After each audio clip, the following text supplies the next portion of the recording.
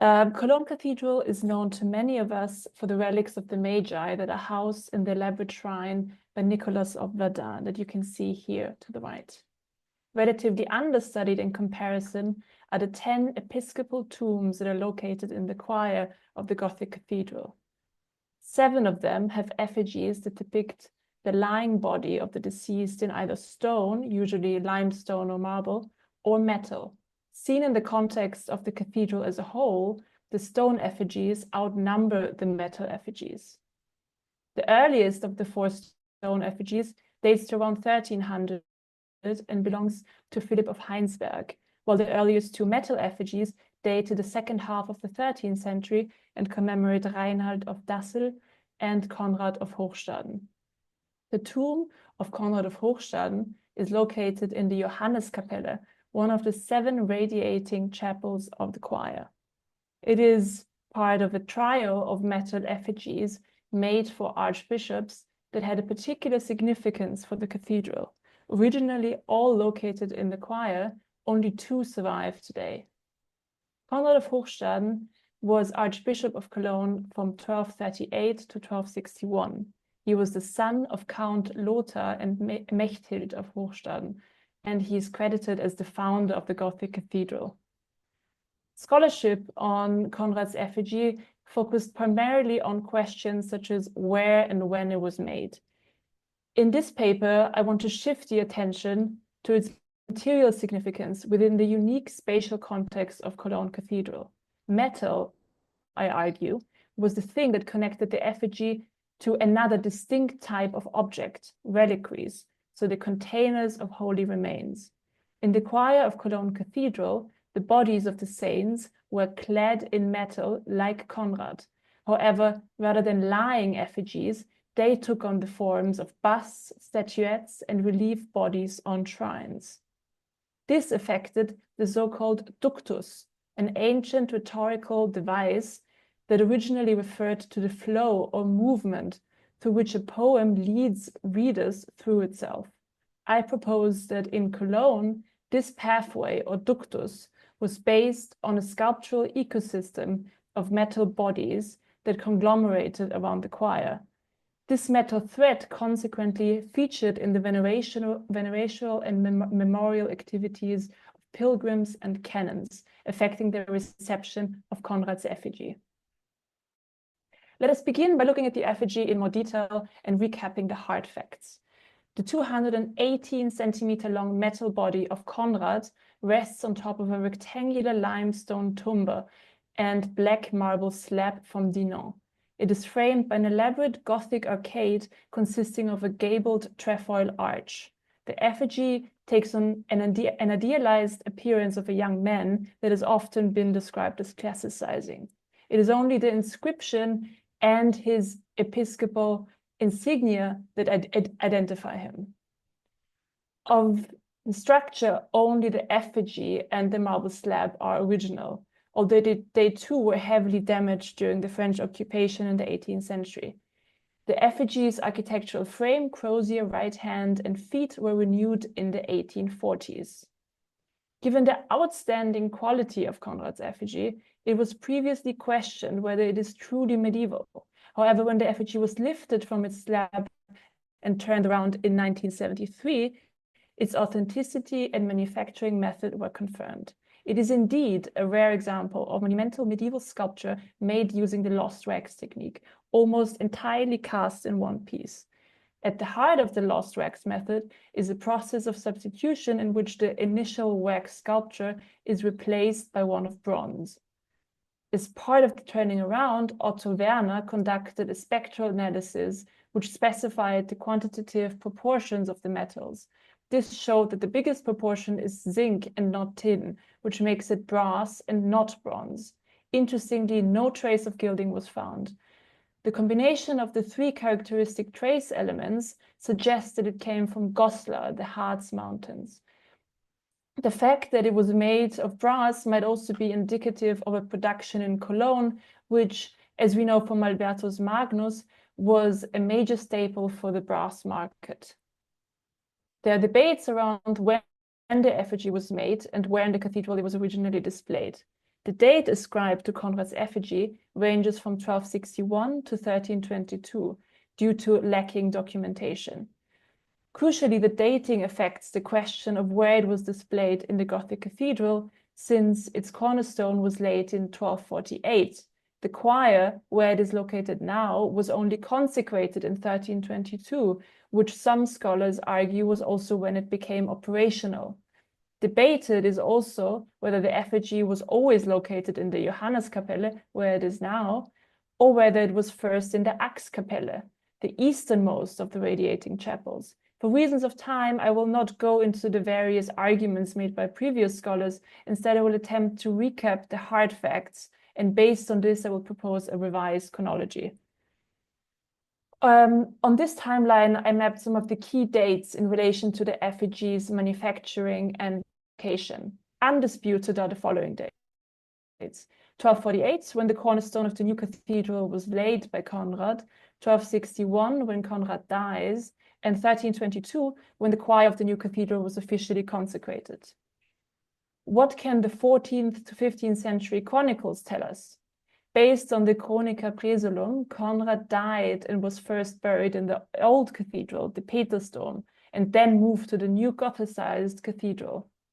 The Chronica Regia is the first that refers to a cast effigy, which, according to the source, was made for the new cathedral when Conrad died in 1261.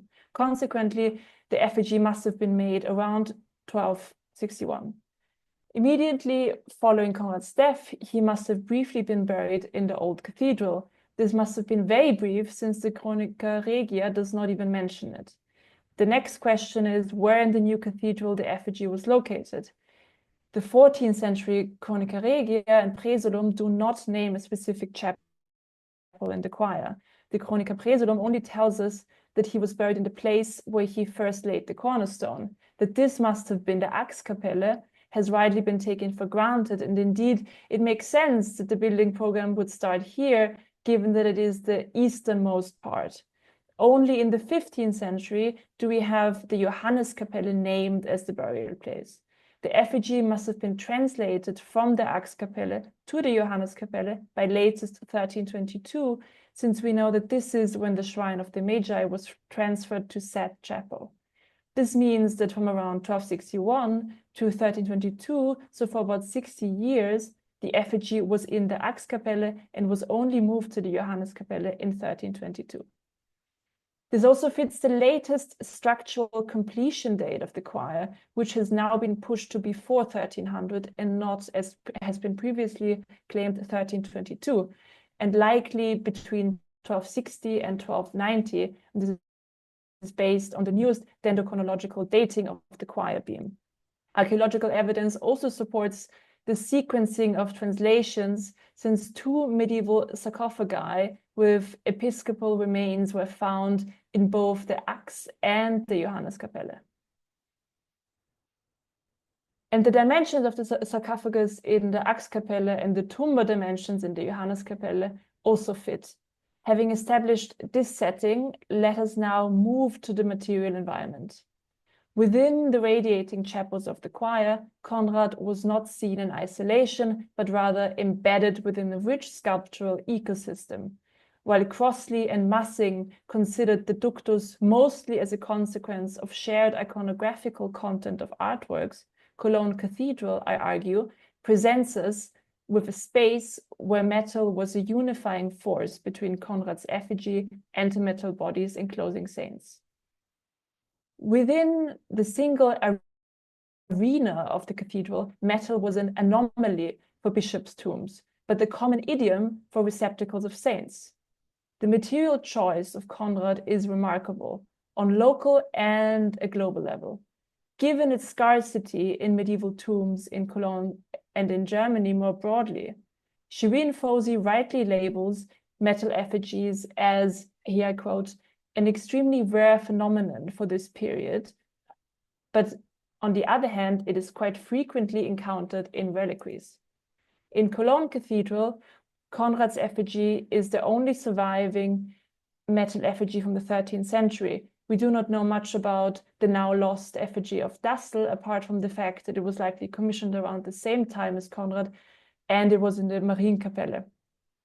The only other metal effigy that would follow is the one of Friedrich of Salverden, made around 1420. Konrad's metal effigy read differently to the stone effigies of his peers. The marble stone absorbed light, while metal reflected it. Material differences were also noticed by viewers, such as the canon from Utrecht, Arnold Buchelius, from the year 1587. Furthermore, metals such as gold, silver, as well as copper alloys, brass and bronze, had distinct material associations, which I do not have time to expand on, but which certainly made them stand out vis-a-vis stone. What set Konrad's effigy apart materially from the rest of the stone effigies connected it to the reliquaries recorded in Petrus Schönemann's Pilgerblatt from 1671. They too were metal bodies that enclosed physical remains, albeit scaled down and vertical rather than horizontal. Within the Pilgerblatt, many figural reliquaries are recorded, but in the interest of time, I will focus on the shrine and the reliquary busts. The Shrine of the Magi was commissioned by Archbishop Philip of Heinsberg around 1181 and contains the relics of the Magi and Saints Felix, Nabor, and Gregory of Spoleto. The shrine is both the metaphorical body of the saints within and also literally, since it is filled with 74 high-relief hammered sculptures, including a miniature bust of Dassel on the backside. Different to Konrad's effigy, the metal bodies here are hammered and not cast. Materially speaking, they are also made with more exclusive types of metal, which are proportionate to the standing of the saints. They are made with thin sheets of gold and copper in varying size. The main elements used for the majority of the sheets were silver, copper, and zinc. Only the sheets for the Epiphany sides, or the front, consist almost entirely of gold. Both the shrine and Konrad's effigy are made of copper alloys with a high content of zinc, but the type of metal chosen for the former is significantly more expensive than the brass used for Konrad. Like the metal used for the effigy, the lead-heavy copper came from the Rammelsberg and the silver from the Upper Harz. Also recorded in the Schönemann Pilgerblatt are the 4 15th century Brustbilder, or bust images, of Saints Gregory, Nabor, Felix, and Sylvester, which are gilt and decorated with many precious stones. In the Pilgerblatt, they are flanking the Shrine of the Magi, which is particularly fitting, given that the relics of the martyrs Saints Nabor and Felix and Gregory are also inside the shrine. Of these 4 busts, only the reliquary bust of Saint Gregory survives today in the cathedral treasury. Made of hammered silver, it is partially gilt and decorated with engravings. The Ordinarius tells us that on the feast of Felix and Nabor, the heads were taken from the sacristy and brought to the shrine, where they also featured iconographically on the backside of the shrine. This is significant since it speaks to the multiplication of saints' body parts who are now both present in the shrine and in the busts. Materially speaking, Konrad was connected to these reliquaries, albeit with qualitative differences, being made of brass rather than silver and, crucially, lacking gilding. Although materially similar to gold due to its yellow shine thanks to the high zinc content, it did not quite have the same purity and incorruptibility and all the heavenly associations attached to that of silver and gold. It is as if a similitude between the effigy and the shrine and the reliquaries was toned down to ensure that there was still a recognizable difference between the archbishop and the saints. How did this metal thread play out in the various activities that took place in the choir, and how did it direct the movements of the participants? The metal thread played a role both in the pilgrimage routes and in the memorial practices of the canons.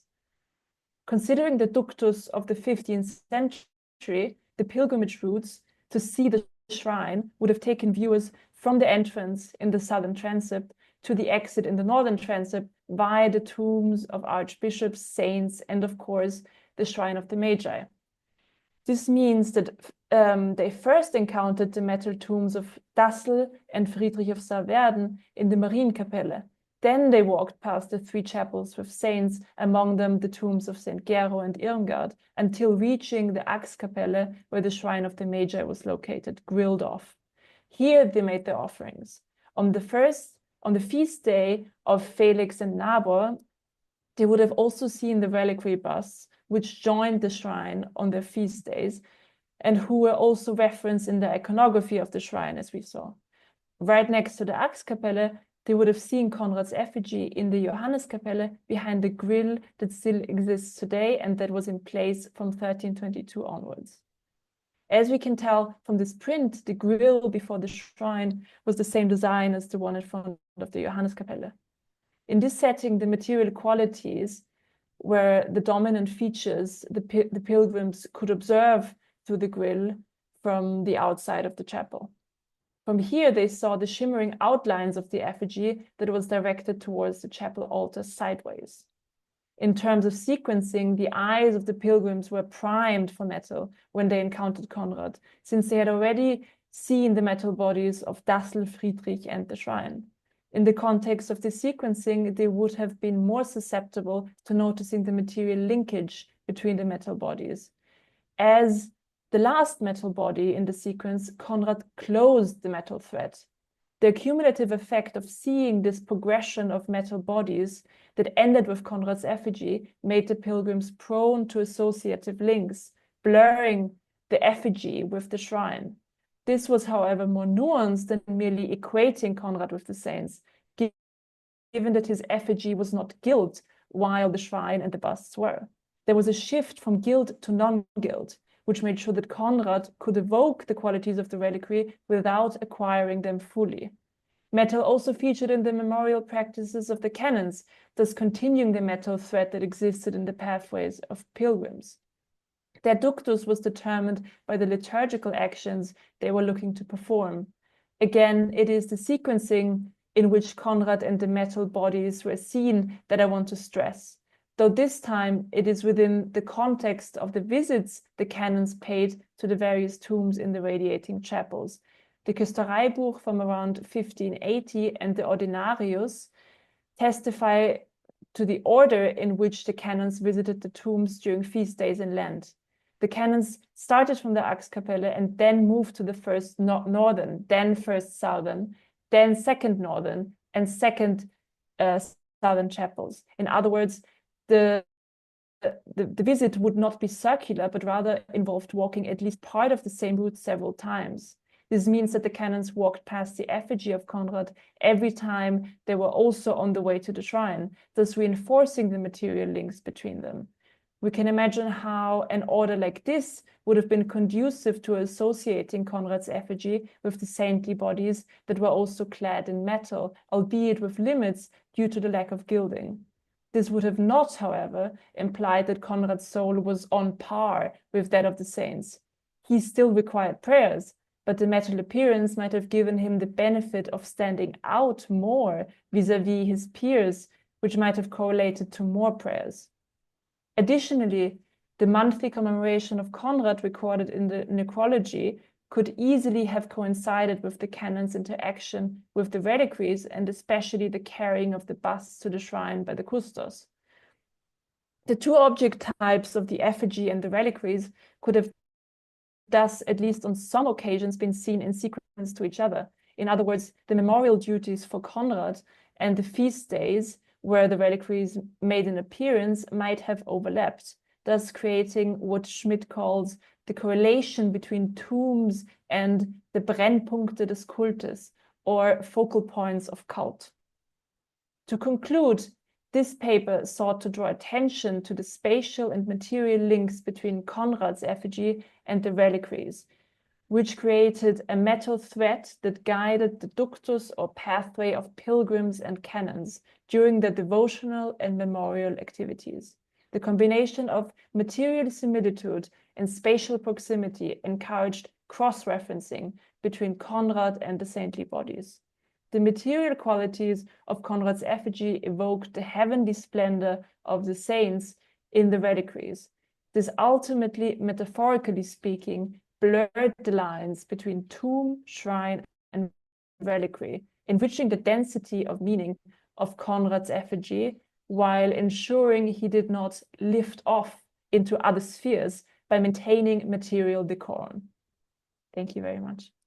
So next up, we have Claudia Schneizek, who is a PhD student at Jagiellonia University. I've been practicing there, but I think I said it wrong, sorry, in Krakow, currently conducting her doctoral research on the form and function of two tower facades and porticos in sacred architecture in Europe from the 10th to the 12th century.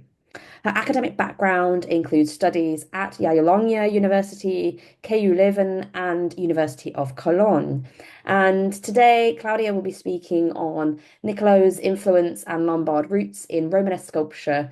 The medieval abbey church in Czerwińsk stands as one of the most significant examples of Romanesque sites in Poland.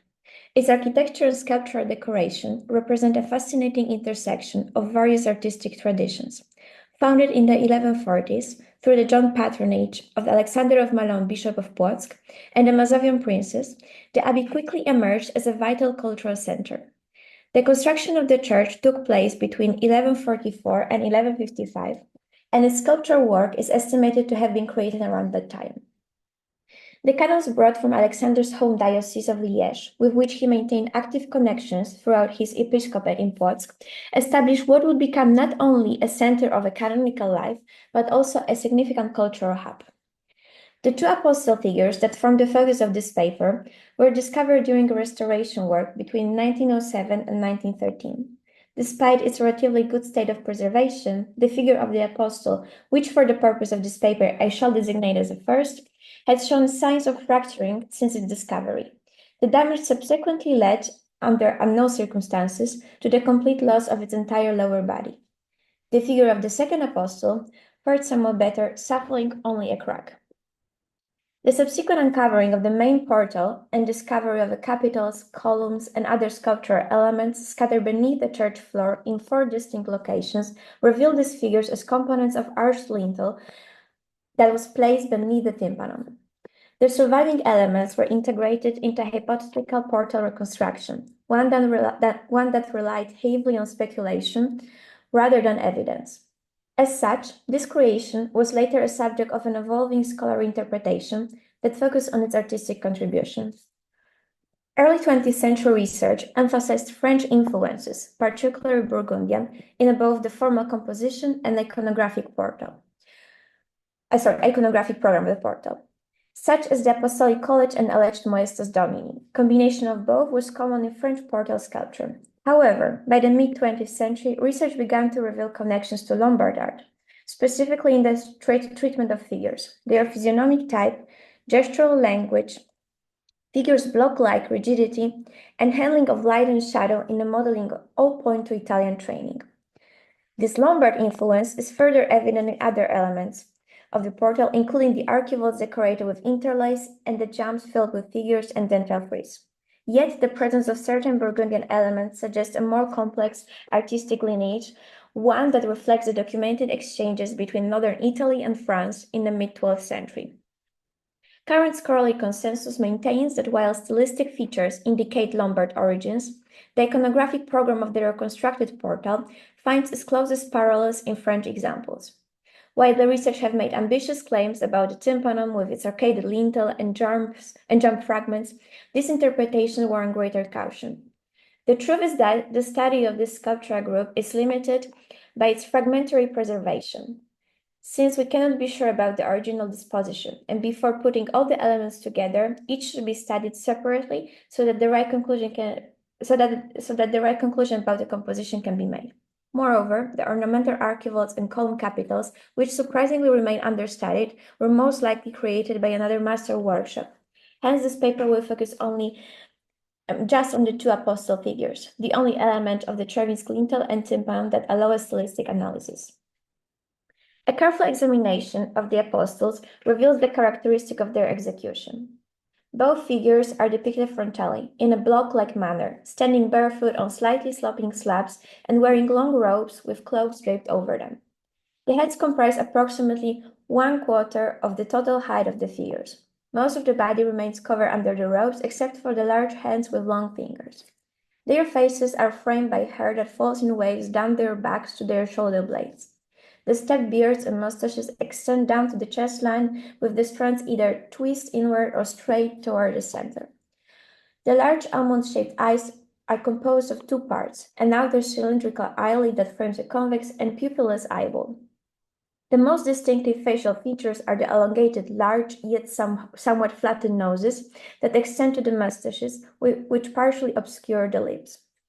Despite their block-like execution, the bodies appear narrow, contrasting with their massive hands and faces. Their shoulders barely exceed the width of their heads, with the difference becoming apparent only at the bent elbows. The figures derive their volume from their cloaks and the straight candelabers of the drapery. Only one apostle maintained feet. Though half hidden by fabric layers, they appear to emerge from the stone block. Previous studies have demonstrated that the work of Lombard sculptors played a significant role in shaping these forms. Indeed, the characteristic physiognomy of the Chervinsk apostles, with their massive hands and block-like bodies with unnatural proportions, belong to a set of features known from Lombard works. Scholars most often link the apostles with the workshop of Viligelmo, who had a considerable influence on the development of sculpture in the Po Valley, and his contemporary artists. The most important of the Viligelmo's oeuvre is the sculpture of Modena Cathedral. The attribution was based on the formal features and a modest self-inscription on the facade that reads, "Among sculptures, your work shines forth, Viligelmo, greatly worthy of honor." While indeed conventionally attributed to Viligelmus, only a few relief friezes were actually sculpted by him. The other fragments were identified as works of different artists, Maestro Dartu, Maestro di San Gimignanus, and Maestro Diaconos Dei, maybe by the time members of the workshop led by Viligelmo. While the physiognomic features and figural proportions might be relevant for us, another Lombard master proves more crucial for understanding the Chervinsk sculpture. This is Nicola, whose identity is documented by inscription at San Zeno in Verona that credits him responsibility for the portal's execution. The inscription also mentions a certain Guglielmo, whom some research identified as Viligelmo himself. This fact, along with the formal analogies between the portals of Modena Cathedral and Nicolo's work, has led scholars to propose that Nicolo was trained by Viligelmo and accompanied him in the Modena Cathedral campaign. While this hypothesis remains a subject to scholarly debate, there is no doubt that the sculptors were familiar with each other's work, whether through direct or indirect contact. Nicolo is known as a very fruitful artist, and despite obvious contradictions, he was attributed more works than any other Lombard sculptor. The Chervinsk figures draw from this repertoire, combining elements of sculptures by various artists traditionally identified as Nicola or his workshop. These elements include, among others, the characteristic facial physiognomy that can be observed in the profiles from the jambs of cathedral portals in Ferrara and Verona, dated respectively to 1135 and after 1139. The almond-shaped eyes, prominent noses, and beards constructed of thick strands reaching the chest are reminiscent of the Chervinsk figures. Particularly interesting are the representations of John the Baptist above the northern portal in Piacenza and Isaiah, located in the left jump of the main portal in Ferrara. The beards of both figures curl in strands in a similar way as we see in the case of the second Chervinsk apostle. The matter of proportions and arrangement of figures located in the jumps of cathedral portals in Ferrara and Verona, as well as those flanking the apse window in Piacenza, is also noteworthy. They are positioned frontally, have narrow shoulders and large heads, which constitute approximately 1/4 of the figure's height. Very short necks or their complete absence is usually concealed by the body. Consequently, the apostle figure seems to reinterpret Lombard patterns in their own, sometimes clumsy manner. This is particularly evident when comparing our second apostle to what may have been its source of inspiration, the aforementioned Isaiah from Ferrara. Similarities in the frontal arrangement of the figure, the proportions, elongated face, shape of beard and mustache, and gesture of the hand pointing to the left, suggesting that the figure of Isaiah was well known to our sculptor. Similarly, a series of analogy can be observed in the physiognomy and the proportions of the first apostle. The long mustache and beard with characteristic strand-like division resemble those of the prophet in one of the southern jumps in Verona Cathedral portal. Moreover, the way he grasped his cloak recalls the gesture of Balaam from the apse window in Piacenza. These common features, noticeable in other works attributed to Nicola and his students, may suggest direct contact between both sculptures. However, several uncertainties remain regarding, among others, the draperies of figures. Their compact stating arrangement and simple, almost column-like candelabres give a somewhat primitive character to the figures. It stands in contrast to Nicola's work, which is characterized by more subtle and flowing drapery that suggests movement. In this context, the pulpit in Fano offers the closest analogy to the Czernysk figures. The pulpit was assembled in 1941 from Romanesque panels that were originally attributed to Nicola, but now widely accepted by scholars to be the work of one of his students. The figures depicted in Fano are characterized by physiognomy typical to the Lombard sculpture. What distinguishes them among Nicola's workshop production is their massive hands and immobile poses, defined mainly by simple, uncomplicated gestures and static drapery. An integral element of the Czernysk apostolate is the lintel, with arcade niches in which they were originally placed.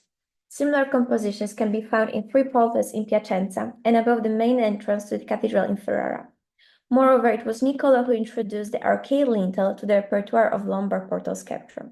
Nevertheless, in all these cases, the arcades separate narrative scenes, while the lintel in Czernysk most likely represented the Apostolic College, a theme that in this form had not yet appeared in a Po Valley. The best analogy, already proposed by scholars, is Burgundy, where this iconography developed from the 11th century. Assuming that the tympanum in Czernysk indeed represented Maestas Domini, the composition, along with the Apostolic College, better argues for French provenance. Christ in mandorla, accompanied by apostles, appears already in some 1590, while the full theme of Maestas Domini, with the participation of evangelists, occurs in the Romanesque cathedrals of Saint Etienne in Bourges, Le Mans, and many others. Although the influence of French sculpture of the work of Po Valley master has been proven, it is difficult to agree that the lintel decoration in the form of the Apostolic College reached Czernysk through indirect inspiration from across the Alps. One hypothesis suggests that the sculptor of Lombard origin worked for some time in Burgundy before arriving in Mazovia, and there he assimilated French motifs. Scholars debate whether Nicola himself could reach north of the Alps during his career, and considering his years of activity, just 1122 to 1141, and short or no breaks between the major works, it is hard to believe that the master would personally undertake such a journey. Nevertheless, there is one theory suggesting that Nicola's workshop crossed the Alps and in 1135 began works on the imperial cathedral in Königslutter. Some scholars even propose that during his stay in Piacenza in 1132, Emperor Lothar personally met with the sculptor to jointly plan the decoration of the church that was to serve as the imperial burial place in the future. While it is perhaps too far-reaching conclusion, the other research more cautiously attributed the sculptures in Königslutter to a workshop associated with the master. On this occasion, a number of sculptors centered around Königslutter were supposedly trained, who then, delegated to other commissions in Lower Saxony, spread the Lombard linguaggio. Hence, it is very easy to hypothesize that the Czernysk master was somehow associated with the Königslutter workshop, or even arrived in Mazovia from Saxony. This solution, however convenient for our considerations, would not explain how Lombard physiognomy features or nearly copied beards of prophets from Piacenza and Ferrara reached Czernysk, especially that these elements do not appear in Königslutter. Unless our sculptor drew his inspiration from pattern books produced by Nicola's workshop, of which we have no knowledge, we must assume that he found inspiration for his work directly in the Po Valley. Perhaps trained in the artistic tradition associated with Nicola, or as his direct student, he went north in search of a new commission or along with a group of other trainees at the master's direction. Given the scale and number of new architectural campaigns in 12th century Lombardy, the demand for sculptures appears to have been immense. Nevertheless, numerous workshops with long-standing traditions and excellent reputations fully satisfied these needs. Perhaps then, the creator of the Czernysk figures, of average ability himself, unable to secure employment among the excellent artists of Po Valley, crossed the Alps, carrying with him the artistic achievements of Nicola's workshop. Accepting this hypothesis, however, one unresolved issue persists: the iconography of the Chermsky portal, which, as previously noted, finds no precedent in Lombard art. Nevertheless, taking into account the patronage of Alexander of Malon, Bishop of Płock, his origin, and intensive contact with Western centers, the solution seems simple. Deeply involved in his foundations, Alexander not only brought to Mazovia the workshop responsible for building the abbey church, but also ensured the proper patronage over the monastery. Rhenish peaks, bronze lion head door knocker from Saxony, and the binding of the Anastasia Evangeliary with clear mosaic features, just like the Płock bronze doors, testify to Alexander's rich contacts with European artistic centers. The architecture of the Chermsky Abbey itself draws inspiration from Rhineland, Moselle, and Saxon territories, and most likely resulted from bringing a construction workshop from the west. The monastery, meanwhile, was settled by canons from Liège, Alexander's home diocese. In this context, it is difficult to imagine that the matter of portal sculpture was neglected. Perhaps the bishop himself was responsible for developing the iconography program, which he knew from first-hand experience. Finally, the dating of the Chermsky portals supports proposed argumentation. The years 1144 to 1155, during which work began on both the church construction and sculptural decoration, fall within the period of activity of Nicola and his workshop. Almost all major Lombard projects from which the Chermsky master drew inspiration from had already been completed by the time. The activity of the workshop in Val di Susa, Fano, Ancona, and especially in Königslutter demonstrates that from the 1130s, Nicola's students were seeking employment outside the Po Valley. In conclusion, the Chermsky sculpture appears to be a joint work of the founder and the workshop he brought, and like the abbey's architecture, combining tradition of many artistic environments, represents Alexander's ambitions and desires to equal Western centers. The workshop, associated with Nicola, drawing from the master's repertoire of forms, created a thoroughly eclectic work, perfectly fitting into a broader context of artistic exchange in Europe. From our local perspective, the figures of the apostles, along with other portal elements, constituting the first such large sculptural realization in Poland, open a new chapter in the history of Polish Romanesque art. Thank you very much. Now we have Dr. Tanya Kleiser, who is currently a research associate at the Department of Art History at the University of Trier. In 2023, she was awarded her doctoral degree in art history from the University of Cologne, hopefully with her dissertation to be published in 2025, so keep an eye out for that.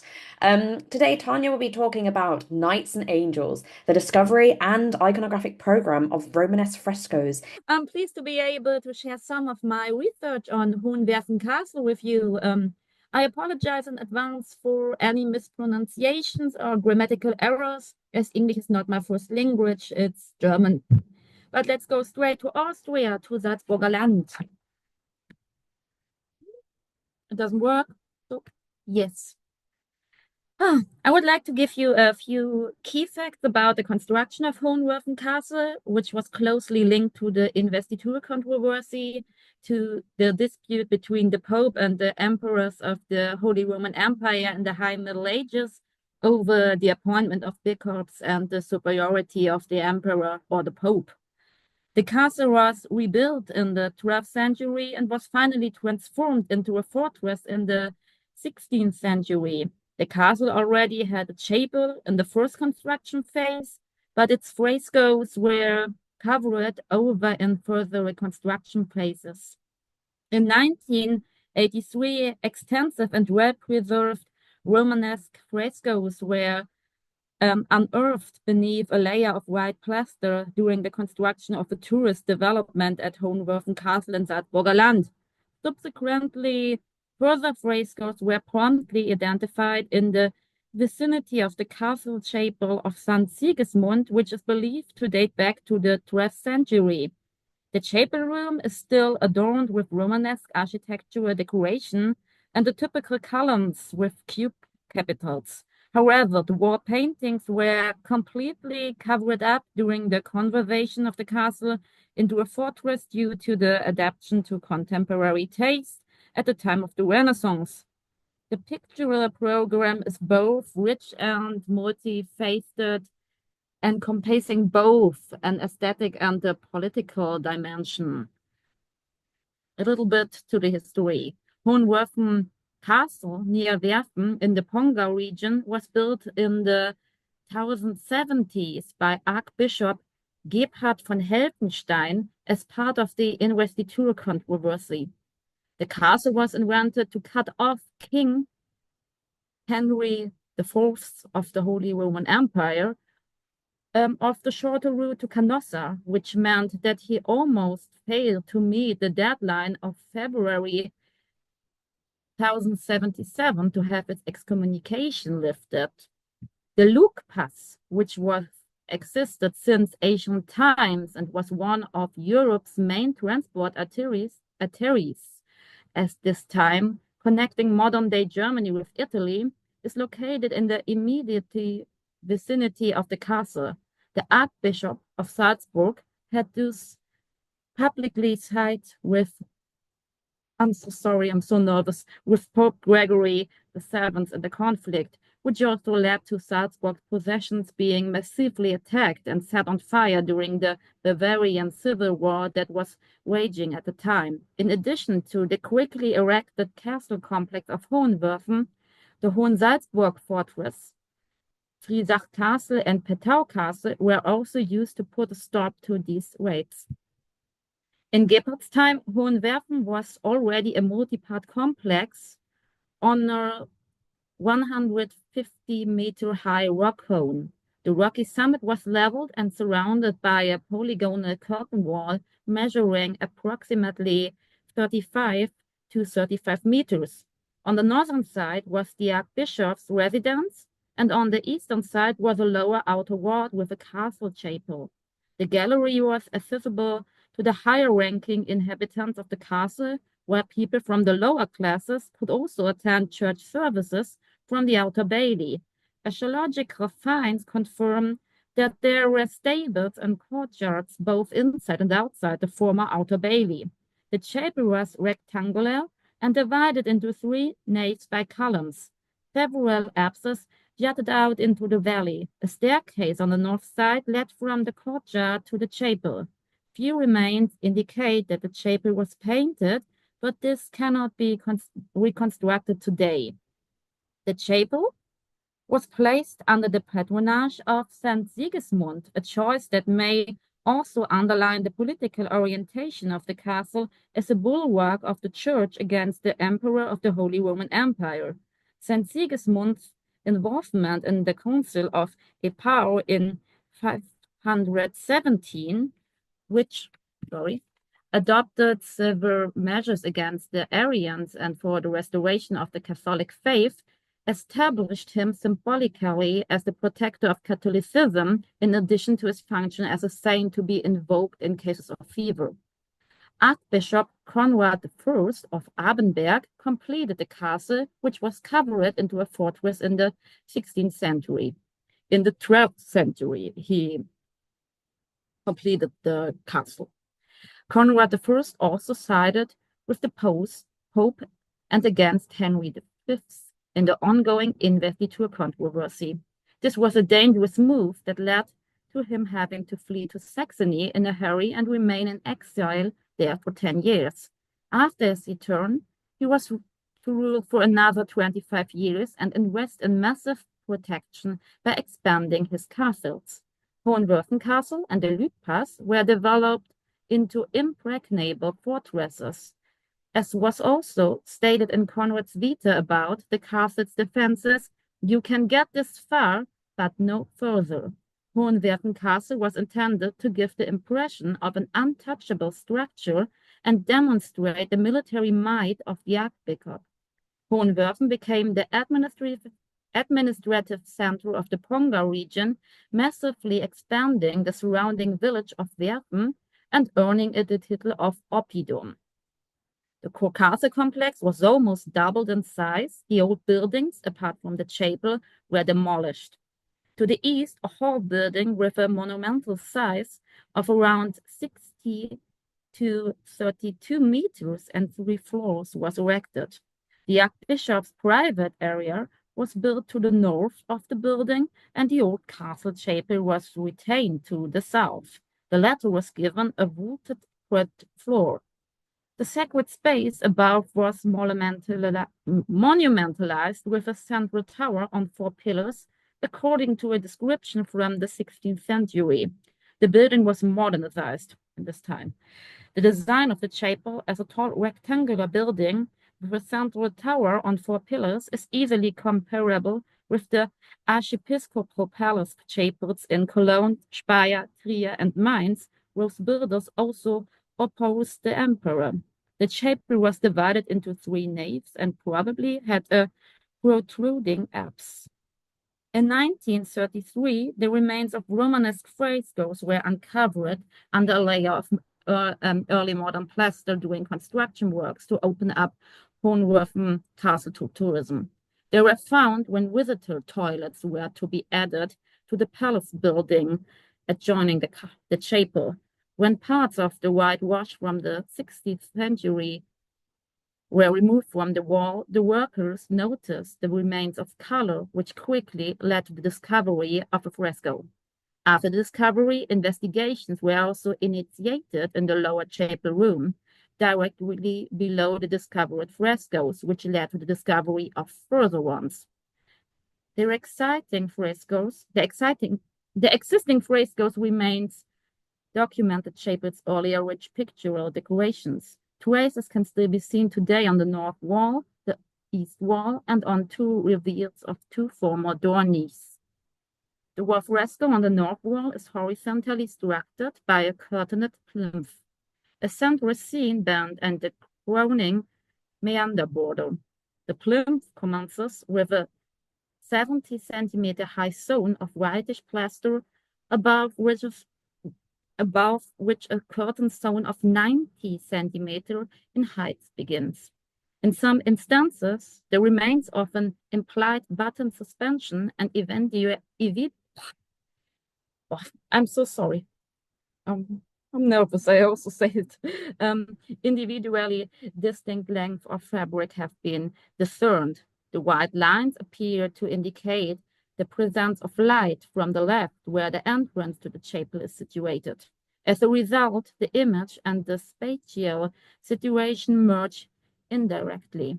The picture frame features a notable egg and dot ornamentation, complemented by painted round columns. The principal subject depicted on the wall is not entirely intact, comprising a series of figures arranged in a linear configuration that appears to interact with one another. Centrally positioned is a horse body with 5 preserved horned dragon heads. 2 additional heads could be accommodated within the incomplete area, resulting in a 7-headed monster with a lavishly decorated saddle, a side saddle, draped across its back. The footboard is golden in color. A person in a distinguished garment sits on the horse, wearing a whitish robe with heavy drapery and a red outer garment. The monster is completely scarlet in color. The scene iconographically depicts the biblical passage from the Apocalypse of John, and I saw a woman sitting on a scarlet-colored beast full of blasphemous names, having 7 heads and 10 horns. There are 3 human figures on the left side of the painting, of which only the lower body has survived. 2 are striding towards the monster. The person in the center, on the other hand, is facing the viewer head-on. Their clothing is of high quality and precious, with emphasized pointed shoes and ankle-length robes. The center figure also wears an open coat with a red border. The drapery is richly detailed and follows the implied gestures and the direction of the figure's steps. They are moving towards the monster, suggesting a confrontation between the 2 groups of figures. Let us return to the Apocalypse of John for an interpretation of the scene. In chapter 12, verse 7 to 12, the archangel Michael fights with his angels against the monster, which he finally defeats and throws into the depths. In front of the scene, close to the door, there's another picturesque scene that is related to the large-scale depiction. It shows a bent figure picking up a stone from the ground. If we stay in the scenic context, there is an equivalent in Apocalypse 18, verses 21 to 24. Here an angel throws a stone into the sea, which he had previously picked up from the ground, and cried out, "So Babylon, the great city, will be thrown down with force, and it will be found no more." Upon entering the chapel, visitors are immediately confronted with the iconographic program, which is gradually revealed upon further entry and continues the biblical narrative. The selection of the motive, the battle against the Whore of Babylon, can be interpreted as a political iconographic work that reflects the turbulence of the investiture controversy. The Whore of Babylon can be understood as a metaphor for the Roman Empire, which, as the adversary of Christ's witnesses, was responsible for their persecution and death. The biblical text identifies the disgraceful actions of the kings and counsels them to disassociate themselves from these rulers and turn to God. The image can be interpreted as a manifesto for resistance against the imperial party and as a turning to God or to the position of the church. Notwithstanding the conventional view of Babylon as a symbol of anti-Christian and secular authority, it is therefore evident that the emperor of the Holy Roman Empire, who succeeded the Roman emperors, can be identified as a symbolic transfer character with great rapidity. In this iconographic transfer, the heavenly hosts representing the divine or papal side of the conflicts turn against the royal or imperial position on the investiture question. The knight, situated in the subsequent niche, also designated as the Werfener Ritter, may also be observed within this context. The left-hand panel is entirely occupied by an imposing figure in traditional attire. The costume comprises a ring armor shirt that extends beyond the subject's head. The lower section also displays remnants of a darker cloak, which partly overlap the ring armor. This indicates that a later reworking or addition cannot be ruled out. He brandishes a sword in a defensive posture with his right hand and defends himself with a large shield, which he holds in his left. The shield bears a distinctive banner inscribed with the Latin phrase mundus nullus transibit innultus, which can be translated as "the whole world may come, no one passes with impunity." The statement can be traced back to the construction of Hohenwerfen Castle by Conrad I, and more indirectly to the biblical saying in Job 38. "Up to here you may go and no further. Here your pride must be laid low." The saying is often used as a meaningful saying of the Lord against earthly powers, which are to be given gate and bar. The visual representation of knights with shields and drawn swords become increasingly prevalent in the Holy Roman Empire during the 12th century, particularly following the advent of the Song of Roland in the 11th century and the subsequent proliferation of other literary knightly epics. These works can be regarded as integral components of the high medieval heroic cult. The figure of Roland as a Christian knight who protects the church and fights against unbelievers occupied a prominent position. During the Gregorian Reform and the investiture controversy, the motive was deliberately disseminated by Pope Gregory VII. This was done in order to promote the papal side and its arguments, so that the depiction of a knight once again showed a parallel to the political conflict which was understood by the general public and corresponded to the period. Oops, sorry. Now the east wall. The frescoes on the east wall have only survived in a highly fragmented state. The right-hand panel of the door niche, the interior painting of the small round window, and the wall panel situated between them still display a few remnants of painted decoration. The colored field on the side, which was a similar structural composition to the main motif field with a plinth, is particularly noteworthy.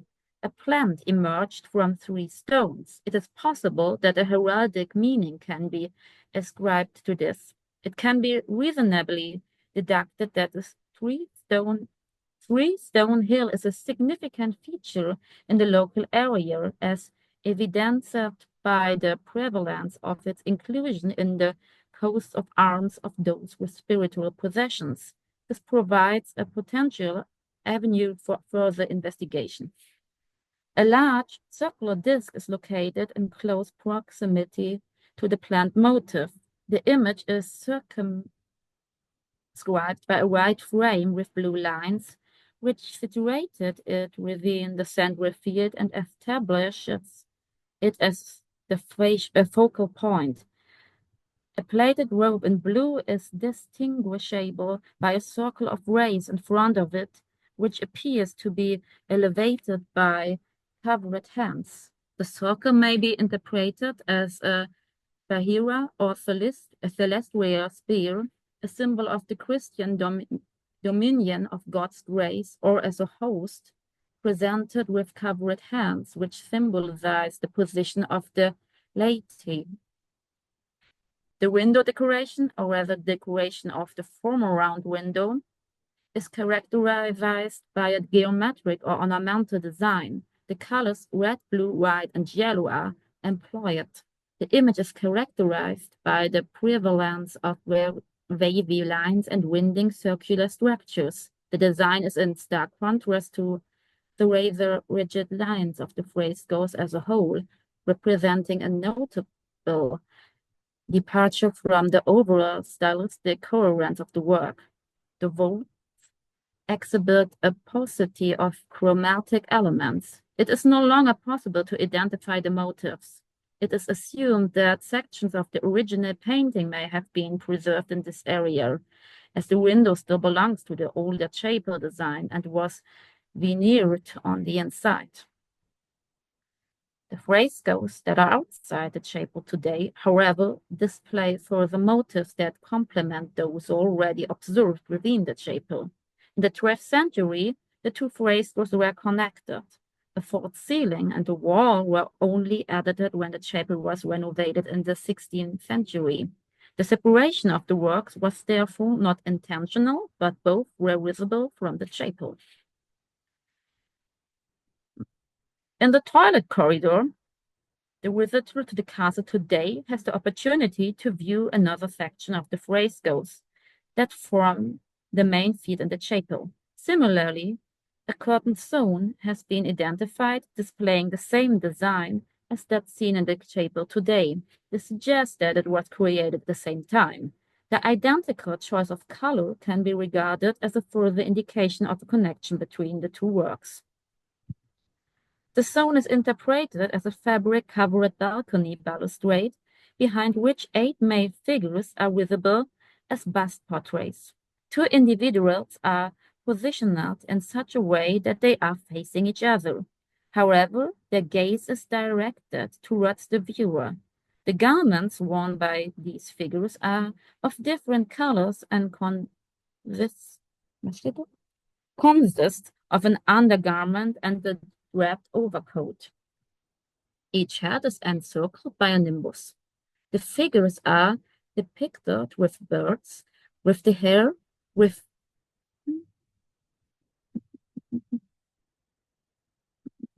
birds.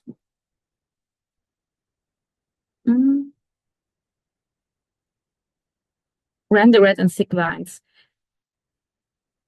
The aforementioned figures are depicted in brown and white hues, which indirectly reflect their respective age.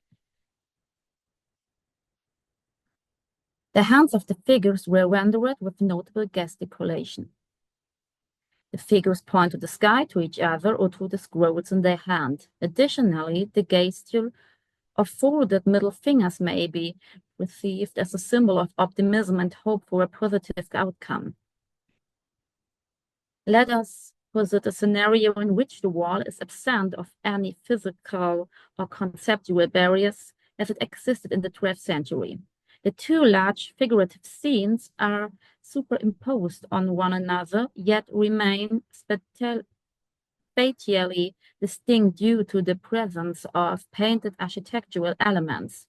The apostles depicted in the upper scene thus appear to be offering a commentary on the narrative of the Battle of the Angels against the Whore of Babylon shown below. The content of the discussion may be interpreted as a potential call for an exchange of ideas and an eschatological interpretation. The discussion of the apocalyptic events can be understood in terms of medieval hermeneutics. The dissolution of the old scriptures is illustrated through scenes from the New Testament. It is notable that the program is characterized by a richness of theological content, which simultaneously conveys political messages and allows for contemporary political interpretations. The combination of spatial structures and paintings is a distinctive feature of the High Romanesque period. The program structures reflect the scholastic ideas and ideals of order and claritas, which emphasize the stackling of missimilarities and the classification of equals. This is evident in the similar depiction and size of the apostle before us. Despite the fortified nature of the building in which the frescoes are located, the quality of the execution of the program has been meticulously considered, which may also be attributed to the financial resources at the disposal of the Archbishop. Thank you very much. Final speaker of today's panel. Next up we have is Jules Teal, who is currently a PhD candidate at Northeastern University based in London, where she is focusing on English parish church doom paintings of the later medieval period. So connecting to what Tanya was talking about a little bit about the Book of Revelation, we've got some more doomish stuff happening now. Jules also has an MA in medieval art history from the Courtauld Institute. And welcome, Jules, if you want to go ahead and present. Thank you very much, Rasheen. This paper reconsiders the perception of Last Judgment or doom paintings as archetypal images designed to coerce viewers into self-regulation and penitence by fear alone. I hope to show that a more nuanced interpretation of Waltham's doom can in fact be sustained through contextual analysis and consideration of the embodied experience of the mural. I have perhaps as many questions as answers at this early stage of my research, so I'd welcome your thoughts on this intriguing painting.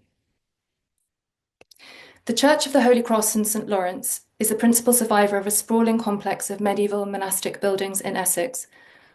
Waltham was the last abbey to be surrendered to the crown during the suppression of the monasteries, ending 350 years of conventual life for a community who had close relations with generations of monarchs and were custodians of a miraculous Holy Cross. The town's population managed and used the devotional spaces shown in this plan from the middle of the 13th century, continuing to worship there after suppression. To the south of the church's Norman nave lies a 14th century structure known latterly as the Lady Chapel. No longer used for services, the interior is still dominated by a monumental late medieval mural of doom on the chapel's east wall.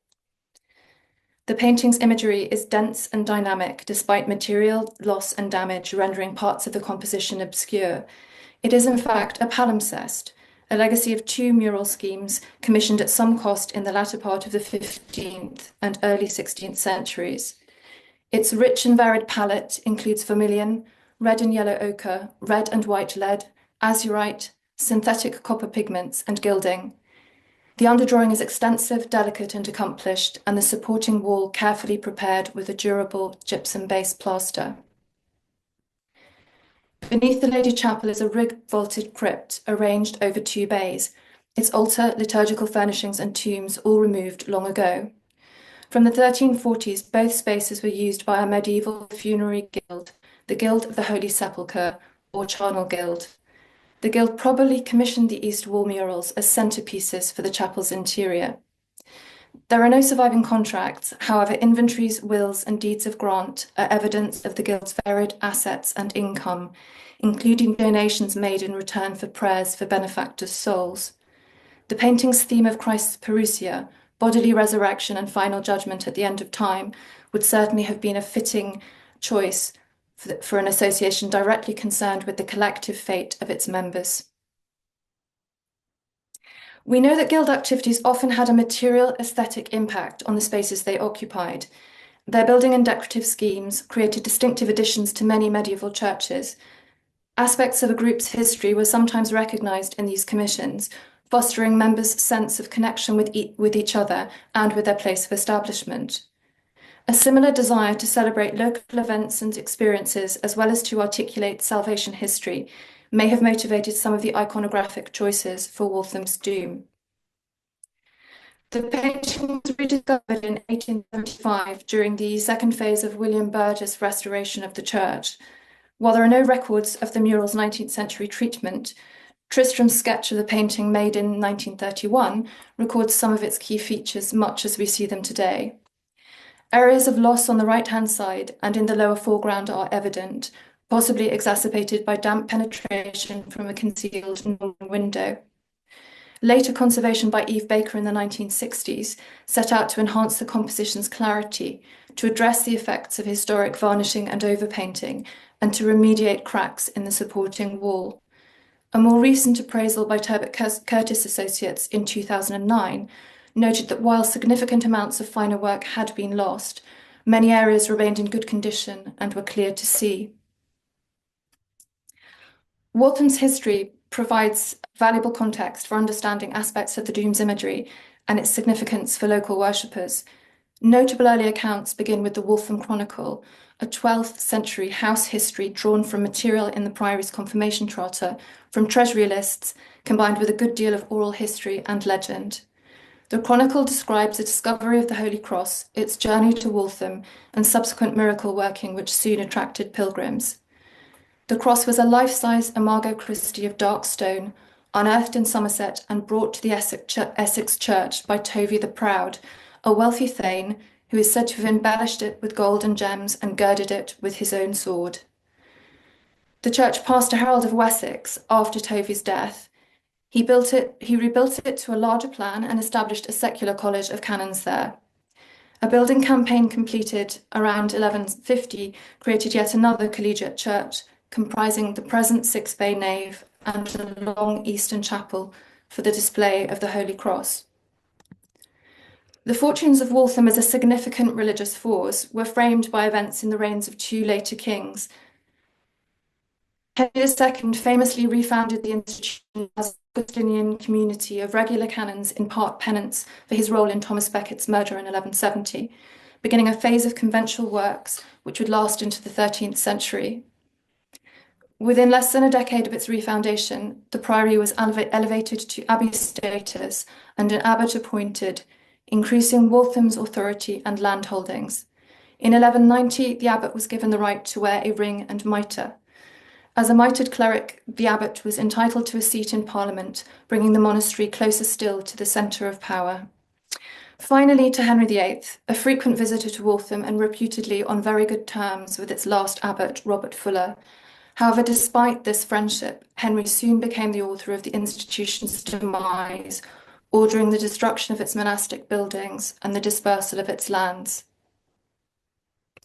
Many of the paintings in the scope of my research are from the later medieval period, when English Doom iconography had settled into a more familiar arrangement of motifs, also found in works in stained glass and a variety of other media. Matthew's Gospel nevertheless remained a key text for the theology and thus the iconography of Doom. Matthew 24 spoke of the imminence of the second coming, and Matthew 25 declared that each person would be judged according to their deeds and blessed or damned accordingly. Experiences of later medieval evocations of judgment were, however, increasingly mediated by the popular belief in purgatory, which offered the faithful the perception of greater agency over their own fate through prayer and good works, the raison d'etre of the religious guilds. The Waltham image reflects Matthew, maintaining a traditional central position for Christ in glory seated on a rainbow, and the typical oppositional distribution of motifs associated with heaven and hell. Christ presents his bleeding wounds with arms outstretched in a gesture of separation. The elect, the heavenly city of Revelation 21, and the blessed of heaven's gate are grouped to his right, while those awaiting judgment, the damned and demons at the mouth of hell, are arranged to his left. Familiar 15th century motifs of a sword associated with judgment and a lily, an emblem of Christ's mercy, appear either side of his head. Just visible to the left of the judge's halo is also part of another image of Christ, his right arm raised to bless the saved. His opposing arm, no longer visible, was probably painted in a downward gesture to condemn the wicked. This version of Christ was also seated on a rainbow, portions of which can still be seen between the arc of the larger rainbow and the flowing red robe of his counterpart. Circumstances leading to the doom's duplication at Waltham remain a matter of speculation, and it's not easy to determine today which elements belong to the mural's first or second iterations. The stratigraphy of the painting was described by in the Curtis survey as extremely confusing. However, much of the surviving mural is thought to be of the earlier iteration, and it has been conserved with an eye to restoring some of its lost coherence. Scale is a possible indicator of the sequence of work. Many of the larger figures may belong to a simplified scheme, and the smaller ones to a more populous, complex composition. High-resolution images taken during the 2009 inspection show areas of medieval overpainting which may indicate that certain larger figures were retained and modified for both compositions. The iconography of the Waltham Doom is as rich as its history. However, in the limited time I have today, I'd like to highlight one or two elements of the painting which I propose celebrated Waltham's contemporary medieval community, as well as its past prominence and sanctity, engaging the faithful in an immediate and very personal way. These elements are the blessed entering heavenly Jerusalem, the nations of the world awaiting judgment, and the cross-bearing angel. The doomed saved souls entering the heavenly city are organised by rank. The first to be greeted by St. Peter is a mitred cleric, possibly one of Waltham's abbots. The other mitred figures are also still just visible within this favoured group. The abbot's mitre is edged in gold. Unusually lavish ornamentation for an abbatial mitre perhaps, but surely appropriate for a leader of an important religious house. In the foreground, among the saved, rising from their graves, is yet another mitred figure, who appears to gaze up in awe as he extends a tentative hand towards the feet of the summoning angel. Clerical figures are not uncommon in doom paintings, where they feature in the ranks of the damned almost as frequently as they feature amongst the saved. Nevertheless, the concentration of mitred figures among the blessed at the Waltham Doom is striking, serving perhaps to acknowledge the key role played by the Augustinian community in the life and fortunes of the town. Picturing the abbot with St. Peter could well have been more than merely symbolic, intended instead to commemorate a particular head of house. The microarchitecture of the heavenly city is carefully considered. It has well-articulated elevations, replete with a substantial porch, pinnacles, a spire, and tower. The city may be an interpretation of the Waltham's west front as it might have appeared after it was rebuilt by order of the abbot at the end of the 13th century. By evoking the heavenly city in familiar architecture, guild members would have been reminded of their parochial responsibilities and might recall that only through good works, combined with proper attendance to their devotions, that access to the kingdom of heaven might be assured. The uppermost group to Christ's left appear to be composed largely of male supplicants, possibly gathered awaiting judgment, as in Matthew 25, verse 32. Overlapping underdrawing in this section of the Doom suggests that it may have been reworked in its second iteration, possibly to highlight specific supplicants. They appear prosperous, expensively dressed in the fashions of the period. One man's sleeve, emerging from his bright red surcoat, is ostentatiously decorated with many buttons. Red surcoats, caps, and badges are worn by several of the figures in the group. Could they be guild members portrayed as in the role of nations, or possibly the patrons of the mural. The cross-bearing angel standing in his long shift is, for me, one of the most potentially resonant motifs in the composition, both as an institutional symbol of the Abbey and the Church of the Holy Cross, and as a universal symbol of Christ's suffering, by which Waltham's faithful would be redeemed. Again, angels bearing instruments of the Passion are established features of many later Doom paintings, but Waltham's cross-bearing angel seems to map the iconography of redemption through sacrifice onto Waltham's sacred history remarkably directly and eloquently. The Hellside's emphasis on sin and punishment tells its own story, and whilst perhaps less impactful today due to loss and damage, its imagery would have been a sharp reminder to the medieval faithful of the precariousness of judgment. Waltham's Hell spoke to the fears of its audience in the service of the Guild's moralising agenda to promote good conduct and personal piety. However, it did so in comparatively conventional iconographic terms when compared to the distinctive features of heaven in the Doom. It is likely that a significant portion of the town's lay population were religious or mercantile guild members. A guild dedicated to the Blessed Virgin occupied another devotional area in the church, and surviving records suggest not only that both guilds prospered throughout their lengthy existence, but that their activities benefited the wider parish, who were often residuary beneficiaries of the gifts made to the guilds. Key activities were the provision of lights, masses, and alms for deceased guild members, together with the promotion of communal sociability and piety for the living. Charitable provision of a decent burial for poorer members was equally important, hence entries found in the churchwarden's record for the maintenance of a crypt, altar, and a priest. The Charnel Guild probably hoped to create environments for the divine offices which paid equal attention to the salvation of all members and their ancestors, whether living or dead. However, no medieval accounts of the chapel and crypt in use survive, nor do we have any contemporary records of responses to the mural. Against the background of Waltham's institutional past, other means of recovering some of the medieval experience of the chapel and crypt, and of the painting in particular, must be explored. A phenomenological approach, taking into consideration spatial and viewing conditions and the relationship between viewer and object, can be revealing in parish church studies, as scholars such as Helen Lunnan have shown.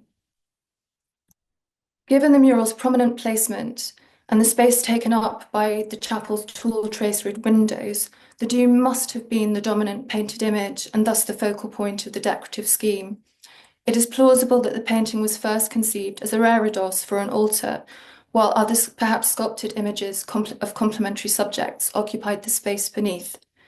The Doom's location was considered unusual by Charles Kaiser towards the end of the 19th century, but its arrangement is not inconsistent with equivalent, much more common chancel arch compositions that we see today. Judgment comes on high out of the east, as it were, in both configurations. Whilst conditions for viewing the Doom are to an extent improved by the adjacent windows, the finer details of the painting remain difficult to see clearly at many times of day, demanding concentration.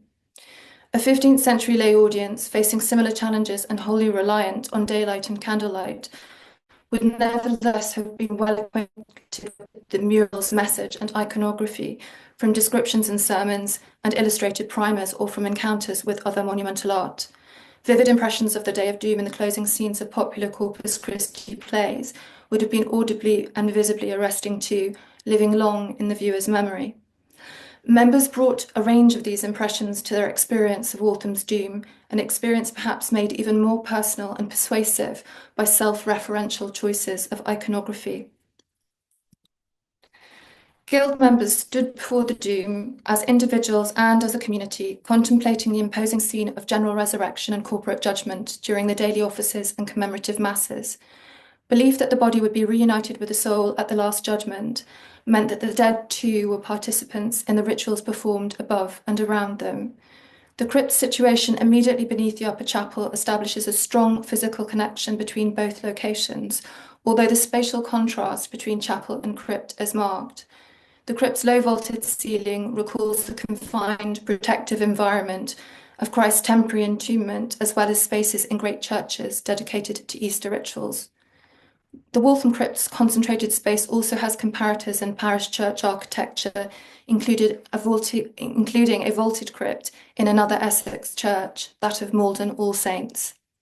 In these spaces, the faithful past and present were brought together at regular intervals for vigils. At Waltham, the experience of the chapel's greater height and of the elevated position of the painting within it dramatically reorientates the viewer. Gazing eastward, the consequence of final judgment are inescapable. The size and complexity of the doom has a humbling effect for its beholders, an effect which Helen Lunnan has described as one of diminution. In the case of guild members themselves, implicated in the process of judgment through their acts of intercession, the experience perhaps of moving from intimate personal contemplation in the crypt to the public arena of the chapel with its panoramic doom must have been profound. Even when commemorating members laid to rest elsewhere, the relationship between the chapel and crypt could still serve as a powerful symbol of the continuing fellowship of the living and the dead. Aspects of the painting which spoke directly to the abbey's pedigree, but also celebrated the identity of the late medieval community, made Waltham's doom effective in communicating a message of solidarity in pursuit of common goals of atonement and redemption. This very brief summary shows that I've still much to do in terms of fleshing out my research, so I've included as a final slide some of my unresolved questions. Thank you very much for your attention. Thank you so much, Jules. Again, the kind of classic hand clapping and all that kind of thing. And thank you so much to all our speakers. So we've come to the end of our 4 speakers now for this panel. So now is the time for questions that anybody might have to our speakers. You are more than welcome to put it in the chat or to put your hand up figuratively or physically, and I'll let you kind of ask your questions. I guess I'll get us started because, very selfish.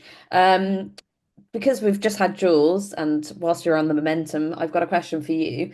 So whenever I've kind of looked at I guess doing paintings or just paintings in general, showing some kind of deathly image or apocalypse image or Last Judgment. Well, a lot of the stuff I've looked at has noticeably been on the west side. And the fact that this is on the east side, right above the altar, I'm just wondering, is this a very kind of standard thing you're noticing in your research, or is this out of the norm? It's definitely an exceptional placement in terms of the corpus that I'm looking at. I mean, most of them are sort of facing east because they're on chancel arches, so they are in that configuration more usually. That said, you do get different placements. There is a west-facing doom that I've been looking at in Norfolk, so there is variety. This is definitely much more of a commemorative setting, I think, for the image. Yeah, and so do you think then as well, is there more of a pragmatic reason why it might be on there? Because there isn't the space or the location or Well, I think the church itself doesn't have a rood or a chancel arch. It did have a rood rather, but it didn't have a chancel arch configuration. So sort of in the absence of having the classic setup of a rood beam and a chancel arch with an image of the doom, they probably had to be a little bit more creative about how they dealt with the placement. So it ended up, I think, in that chapel because it was quite a multivalent image, but it also was a suitable setting given, it's an uninterrupted rendered wall at that stage anyway, once they'd blocked up the Norman window. Yeah. Oh, brilliant. Thank you so much. Got a question from Richard Plant. Would you like me to say it or would you like to unmute yourself? The voice of God coming from above.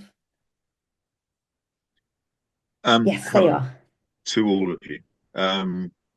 Terrific papers, which really made me want to buy some expensive train tickets. And there are a number of questions I had for all the speakers, but be answered, I hope. Even though slightly off theme, was for Isabella, and it's about the Garrow Cross, the famous image of the so-called dead Christ, and where it hung in the cathedral, and how much it still retained that aspect in the 14th century of being a memorial to Garrow, which in a way sort of starts off the whole process of archiepiscopal commemoration in the cathedral. Thank you, Richard. Yes. So, I mean, I've not looked very deeply into the Gero cross, but yeah, as you rightly point out, it has changed locations. So it was originally in the Stephanuskapelle, like next to his tomb, and then it moved to the Kreuzkapelle in 1270. So yes, like, it also, as you can see, like all the monuments in the radiating chapels moved around a bit.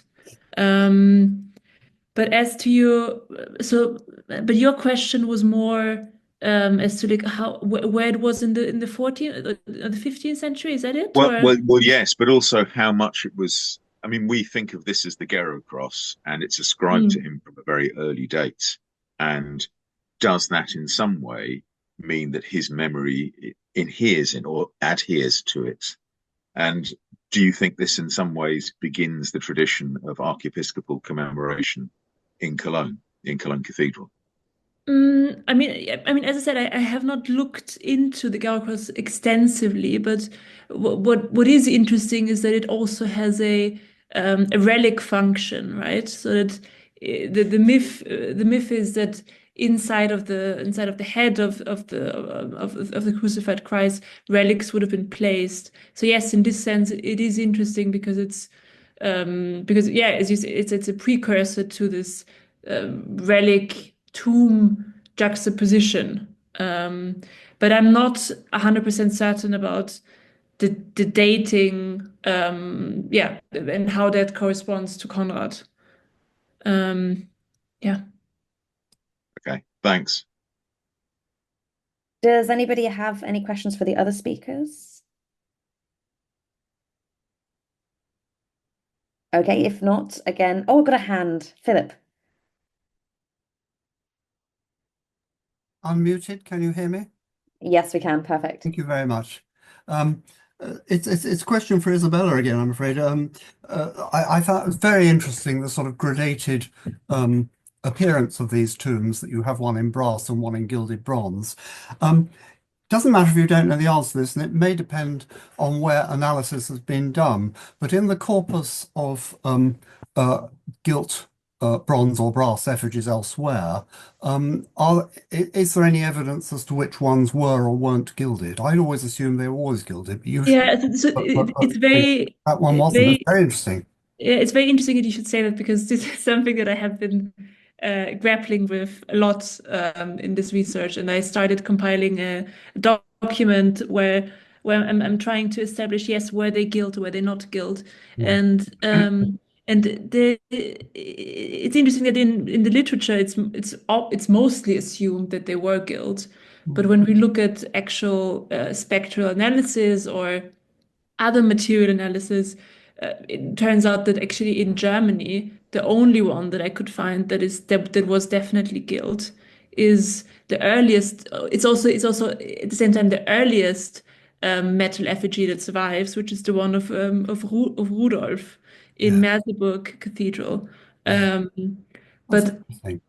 other than that, in Germany, I don't know of any effigies that were 100% gilt, as in where we have evidence that they were gilt. This is very different. For example, when we look to France or in England, there, Yeah. I mean, as you know, there are plenty of examples. So it's interesting that this seems to be maybe like a regional, yeah, a regional phenomenon. Which again raises the question of why were they not gilt, and as to how we can find out whether they were gilt or not. So I think there are two ways: either we really do material analysis, and this is something that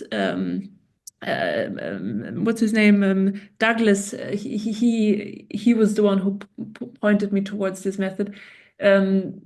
If they were gilt, there would be no cleaning instructions for them in the chapter records, because if they were gilt, they would not require any cleaning, and also because the gilding would be quite sensitive, so this would not be necessary. Whereas if you find cleaning instruction, this is almost certainly an indicator that they were not gilt.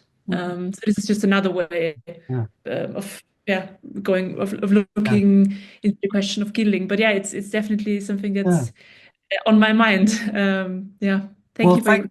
Thank you for that. That's very interesting. A lot of interested to see what you come up with in due course. Thank you. I don't want to be greedy. I have another question Go for it. for Jules, but no, this is not for you. This is for Jules. You asked for a question of the other speakers, so I'm happy to wait my turn in asking Okay. Jules if you want. Well, I've got a question for Claudia, so maybe I'll ask that question and then you can go back to you.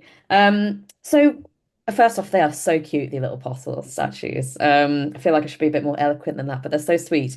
And I noticed on the columns next to where they were originally placed, there were fragments, or looks like fragments of paint. And I'm wondering, is there any evidence that these would have had polychromy as well? Yes, actually, I mean, the only evidence is what I have seen, and it is actually trace of polychromy on the beard, Oh. on a coat. I mean, on their drapery.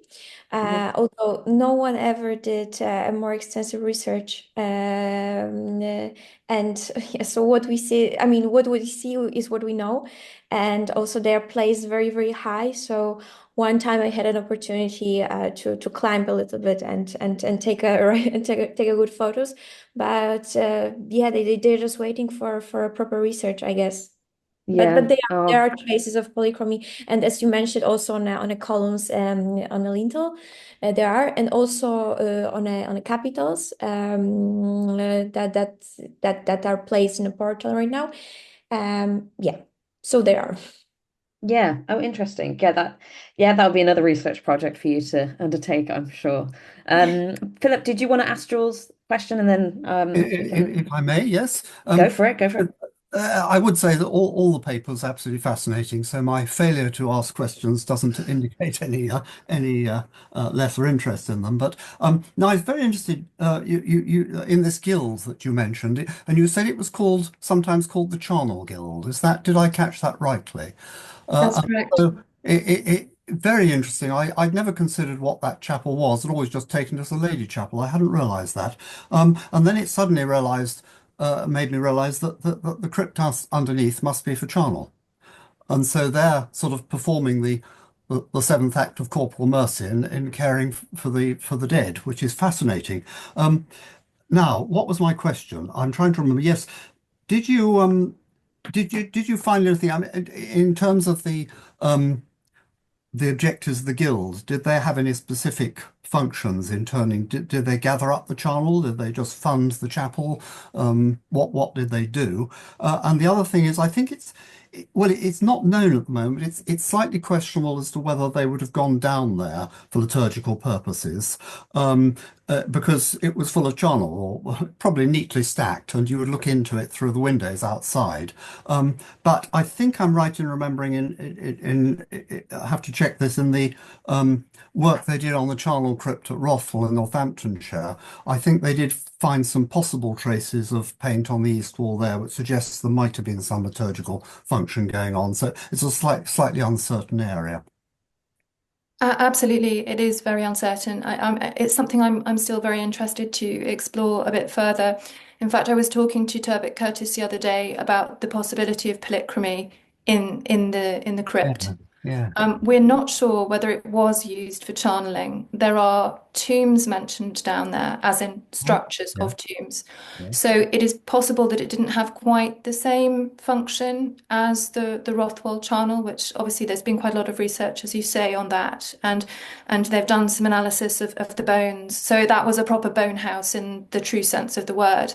Whereas I think it's a little bit more questionable at Waltham, particularly since there is a gap from the sort of dating of the construction of both structures, chapel and crypt, which were coterminous, and when the guild's activities actually started. There's an uncertain period of 30 to 40 years before documented guild activity in both spaces starts. So it's definitely something I'm looking at further, and I'm going to be down in the crypt with my torch trying to find polychromy like Rothwell. But it isn't clear, and I have to say that notwithstanding the reference to the same guild as being the Guild of the Holy Sepulchre or the Charnel Guild, I don't think we can assume channeling because I haven't yet found any evidence that's clear on that point. Right. Well, just to come back on one point of that, I seem to recall that the huge charnel crypt at Hereford Cathedral, enormous, because I think I've never checked this up, but I think none of the churches in the town actually had burial rights. Everybody had to be burial. They large burial ground at Hereford, and there's one tomb down there in the crypt to a chap who funded the repair of the charnel house. Whether there are others, we don't know, but it's not impossible if there were tombs there, it could also have been used for general charnel, but that's just an aside. But that's very interesting. Very interested to see what you come up with. Thank you. Great, thank you. Thank you. Have to watch this space, Philip. So before we close, because I'm conscious of people going for having a break, I do have a question for Tanya very, very quickly. And to be honest, I kept writing questions down and then you kept answering them in the presentation. So that's pretty good. But the one question I had was, so you showed us that incredible, like the kind of old window, which had that incredible like marble kind of like looking designs. And I was wondering the figure, I think, is it a figure in the round or to the left of it? What are your insights into that? Do we have any idea what or who we think it might be? Oh, you're on mute, Tanya. No worries. It's a running gag now. Okay. There are different theories about that because I showed this picture to so many people, and everybody says something different. Some people say, "Oh, it's their hands wrapped with clothing or wrapping, and they're holding a hostia, a hostia in German. I don't know the English word. Hostia. Like a Christ body. A what? Sorry. A hostia is like a body of a Christ. Yes. Oh. And maybe it's something like that, say some people, because they're like it's like a sun behind their piece. The hands are holding, so it's something holy inside, maybe. Okay. And I think maybe it's a person, and there are missing pieces around the face. It can also be a person in a blue dress. Oh, it's difficult because there are missing parts in their picture, and so yes, it's a riddle. Yeah, I mean, it's not helpful that parts are missing. And I wonder if is there anything, or do you think there was anything on the opposite side of the now former window for like some kind of symmetry? Because it would look a bit weird that on its own, right? Maybe. So some people said to me it could be Helios and Luna. Okay. Yeah. But there are all theories. I don't know. It's the East wall is very mysterious because very ornamental, and it looks totally different than the north side. So yeah, so maybe different painting campaigns. Yes, potentially. Yeah. The individual papers will deal with Byzantine devotional medallions, English medieval seal matrices, and medieval jewellery. And it will be interesting to see the extent to which a secular devotional continuum can be read as a sensible way of looking at things rather than perhaps an oppositional approach, which is there perhaps in the older literature, not so much now. But anyhow, let's move on to the first speaker, who is Anastasios Kantaras, right? Who's a Byzantine philologist who has completed his doctoral research at the Aristotle University of Thessaloniki preceded by a master's at the University of Crete. And his thesis was on the Byzantine epigrams on the cross, contributions to the study of the worship of the cross and the holy relics in Byzantium. And he's already got a number of publications arising from this. But the title of his paper today is Incising Copia, which are pictorial medallions, as amulets in Byzantium, magic or faith, which I think is a very interesting theme to pick up on for this session. Throughout the history of human societies, the distinction between good and evil has been strong. In human perception, good associated with anything that promotes life and evil associated with anything that leads to death are in a constant sequence and interdependence. The people of the late antiquity perceive that their world is overwhelmed by invisible forces capable of either destroying it or saving it from its ruin. Religions, realizing the influence of these forces on people's daily lives, exploited them for their own benefit in order to serve their own goals. Thus, often with the complicity of the power in question, evil is interpreted arbitrarily, proclaiming evil and good whatever is convenient for the desired purpose. The new religion of Christianity comes to clarify a hitherto fluid and blurred landscape, giving people specific rules of conduct in order to lead them to salvation. People now have in their quiver prayers, exorcism, and amulets, which help them, on the one hand, in their constant struggle against evil and all its possible forms, and on the other hand, in dealing with every difficulty in their lives. Amulets. The term amulet is attributed to any object which is considered to ward off evil and therefore protects its owner from malevolent influences, physical and mental ailments. The term symbol is defined as an object, or rather its representation, used to represent a concept, idea, or similar information of that object, thus contributing to the decipherment of the meaning it carries. It is a fact that the symbol clearly addresses the mental function of human, speechless and wordless thought, helping in the capture and the memorization of a meaning. Symbols are essentially a compression of messages, visual signs of speech, concepts and ideas into schematic images, forms and types.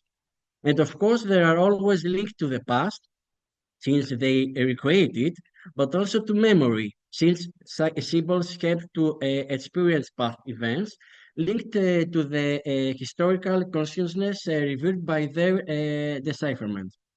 It is not surprising that, as the history of human societies teaches us, symbols have not left religions unmoved, since they quickly understood that their use contributes decisively to the approach of the sacred through precisely this not logical symbolic semiotics.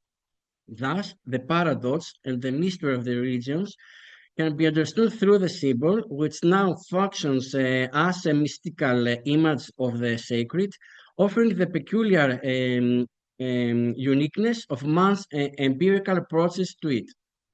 Of course, it is the initiated man who is able to interpret the truth and its meaning behind the language of mystery that uses the symbol, whatever it be numbers, letters, or even names.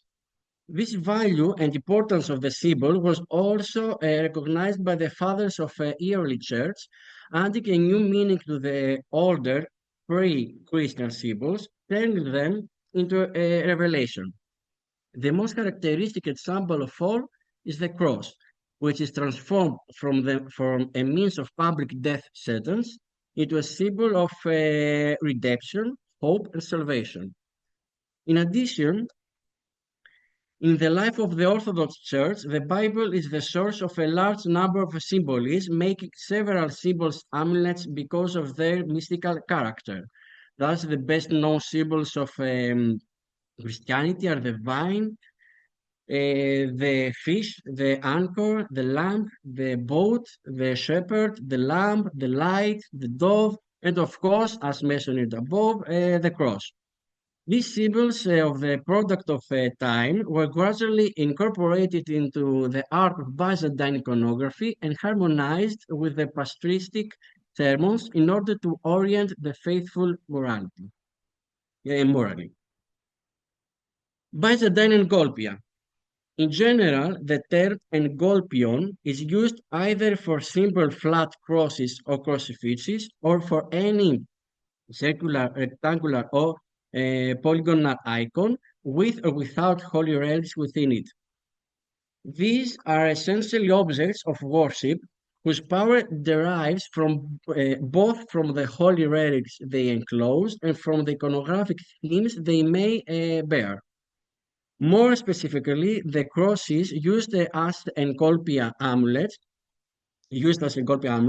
are encountered as early as the 4th century, passing from 6th and 7th centuries as souvenirs of pilgrims from the Holy Land, and continuing in the 9th century, when after the first period of iconoclasm, a more intense production of engolpia as an expression of the Orthodox faith is observed. Their production peaked in the 10th and 12th centuries, while in the following 2 centuries, that is the 13th and 14th centuries, their mass production began to decline. The case of engolpion, of course, presents a peculiarity because they constitute, on the one hand, sacred objects, and on the other hand, purely personal objects, as they were not offered in a table like other sacred objects, for example, icons, gospels, etc. This does not mean, of course, that they could not be dedicated to the cross, to Christ, but also to the Virgin Mary and various other saints and prophets. As for the materials of construction of these small objects, which were intended for suspension with a chain around the neck of the believer, these were mainly precious metals such as gold and silver. At this point, it should be noted that Byzantine engolpia had a variety of shapes, as we find rectangular or circular cistern-shaped engolpia, which must have contained some sacred relics and thus served as reliquaries. Naturally, those that contained parts of the holy wood of the cross of Christ had the corresponding cross-shaped form. As for the way they were constructed, they were made in molds of 2 separate parts, joined in rotors above and below, leaving an intermediate empty space for the placement of the relics. Finally, it is evident that the size of the enclosures is small, a few centimeters, as they were intended to be hung around the neck of the worshipper and often under his clothes. Anastasios, sorry to interrupt. You're still on your first screen. Are you intending to move through the screens, or? I changed the screen, yes. Oh, we can't see it. We're just seeing your Really? Yes, now we can see it. Yay, now we can. Perfect. So we'll stay in this form, okay. Perfect. Sorry about that. Now you can see all no, okay, it's okay. Yes. Now you can see. Yes, we can. Perfect. Okay. Anastasios, perhaps you could actually move to full screen. So press start slideshow and. Yeah, I think he's done that, but I think it's going on to a different screen. I think that's the issue. Okay. Yeah. Whatever works for you. I prefer to be more. We can use this form to be sure that you can see in any. Okay, also here. Undoubtedly, Constantinople, the capital of the Byzantine Empire, was the center for the manufacture and production of engolpia, which must have had a catalytic influence on the formation of other centers of production, such as those of Thessaloniki and some regional centers of the Balkans and Russia. Russia, see, yes.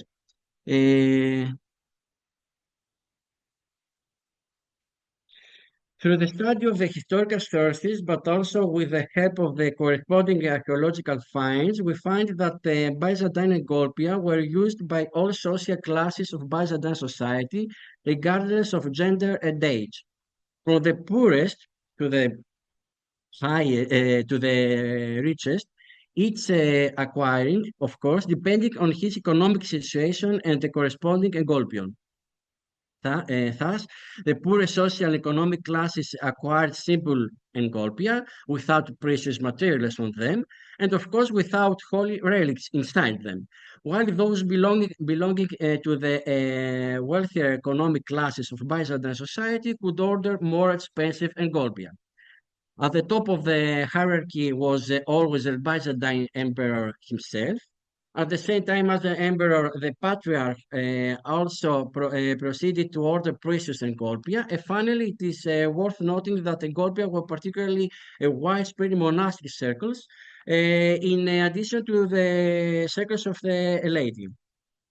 In all cases of ordering and using engolpia, regardless of their socio-economic status, the believers came into direct contact with a particular object, wearing it, hanging from their necks, either as a guarantee of safety, which this conduct provides them from any evil, or as a way of absolution of their sins.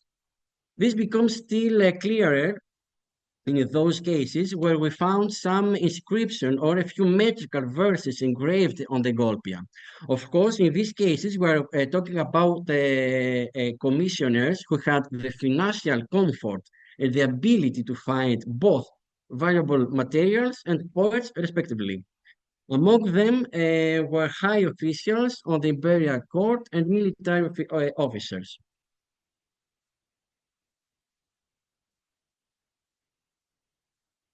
In the verses of the epigrams of the cross and the crucifixion of Christ, we find quite often the motif according to which the cross of Christ is presented as the guardian and protector of every Christian who embraces it with adoration and loves it with special reverence. The authors of these verses state this explicitly and clearly by using words such as phylats, phuros, and phylactir, while at the same time there is the use of corresponding verbs such as frureo and philato. The above protection provided by the cross is also found in epigrams whose verses are engraved on small crosses which were used as engolpia.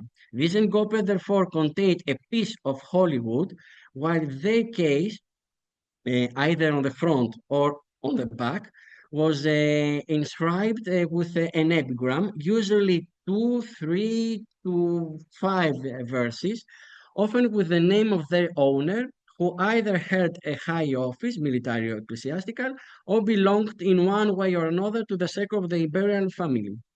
They invoked the powerful power of the cross to claim either their post-humus entry into the Garden of Eden, or protection in their earthly life from every enemy, visible and invisible. But let's look at each of the 4 in total epigram separately, and the information we can draw for them. The first one is this. This is the epigram with a translation of mine.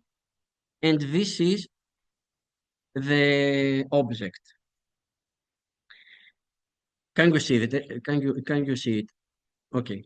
The golpion is placed inside the 3 tiered stavrothiki of gilded silver with a representation of Constantine the Great in the center.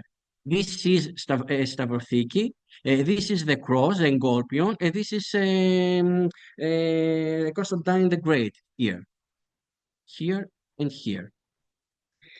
The representation would certainly have been accompanied by the representation of Saint Helen and the archangels Michael and Gabriel, which have fallen off and are now dormant. At the back of the doors of the diptych are the fingers of Christ, Saint Demetrius, and the Virgin, and Saint Panteleimon in the upper zone.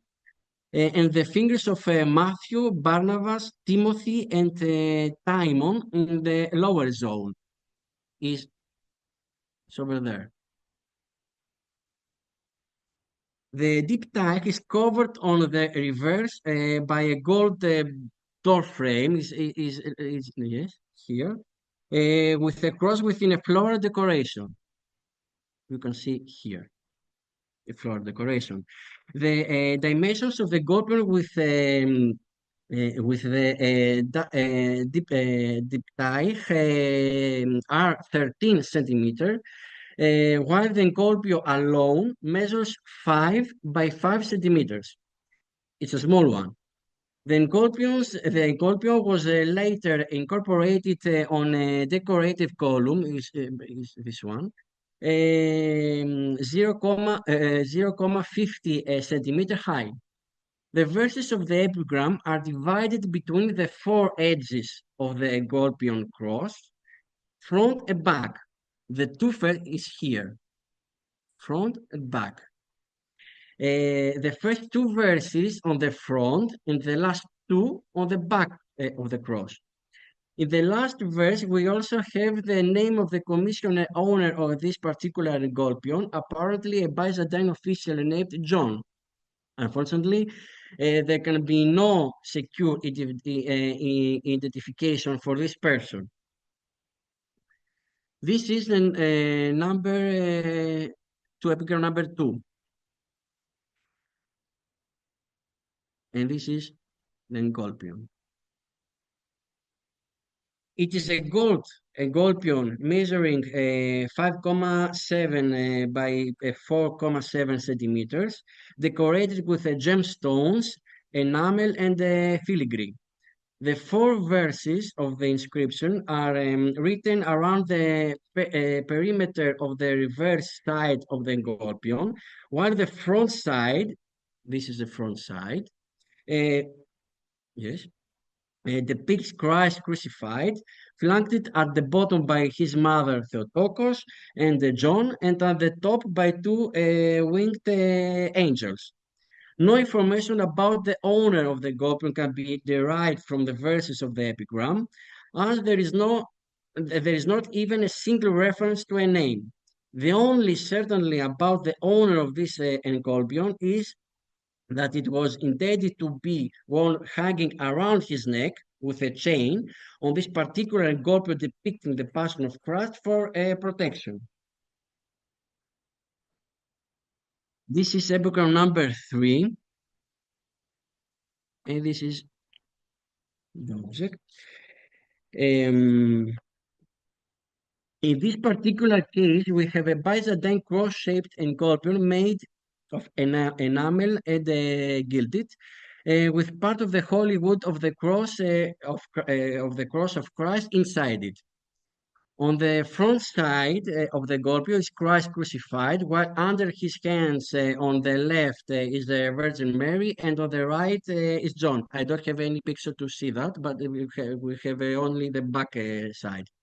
On the reverse side, this one, of the object, we find engraved in 11 lines and in capital letters the specific epigram, which consists of 3 verses. As to the content of these verses, we meet the holder of the Engolpion, John Doukas Nostogon, addressing the precious and holy wood of the cross, underlying its capacity as a weapon against both visible and invisible enemies, essentially speaking metaphorically about the invisible presence of evil in man's life and its negative influence on it. John Lucas Vostokos was a military officer. Epigram number 4.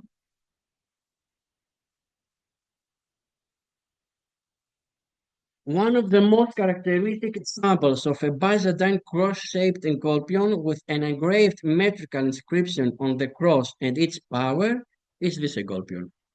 More specifically, the epigram engraved in just 2 verses on the reverse side of the encolpion follows the tradition of previous similar epigrams of the cross and the crucifixion of Christ.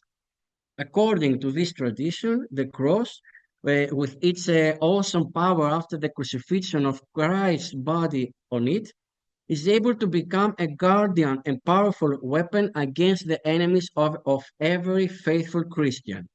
The owner of the encolpion does not hesitate to address the cross directly, urging him to turn himself into a weapon and means of personal protection. The second verse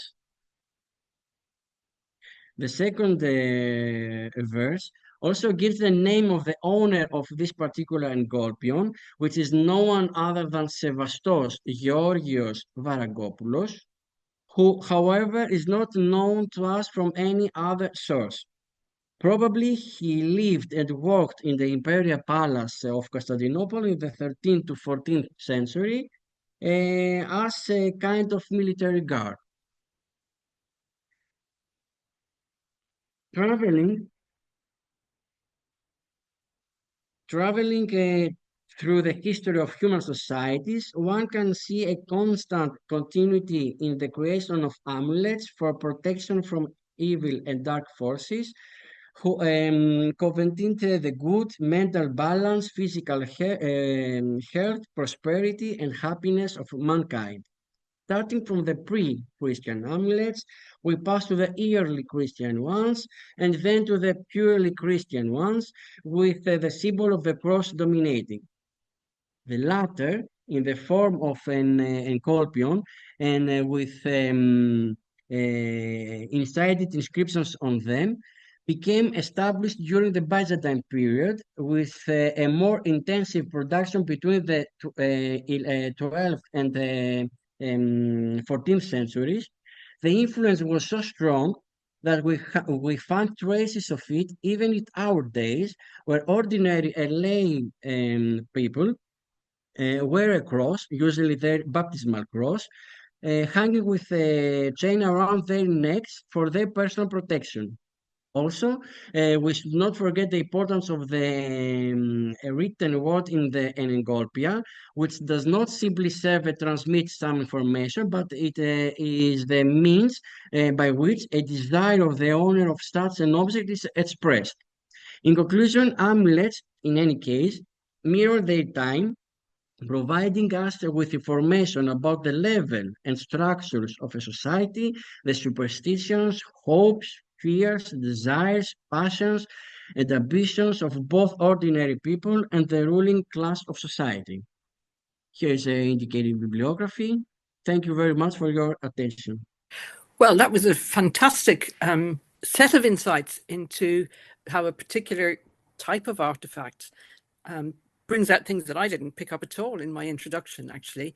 The role of protection in amulets and objects worn on the person, which must have been a very significant, dare I say it, a sense, gave people a sense of empowerment about the power of their faith.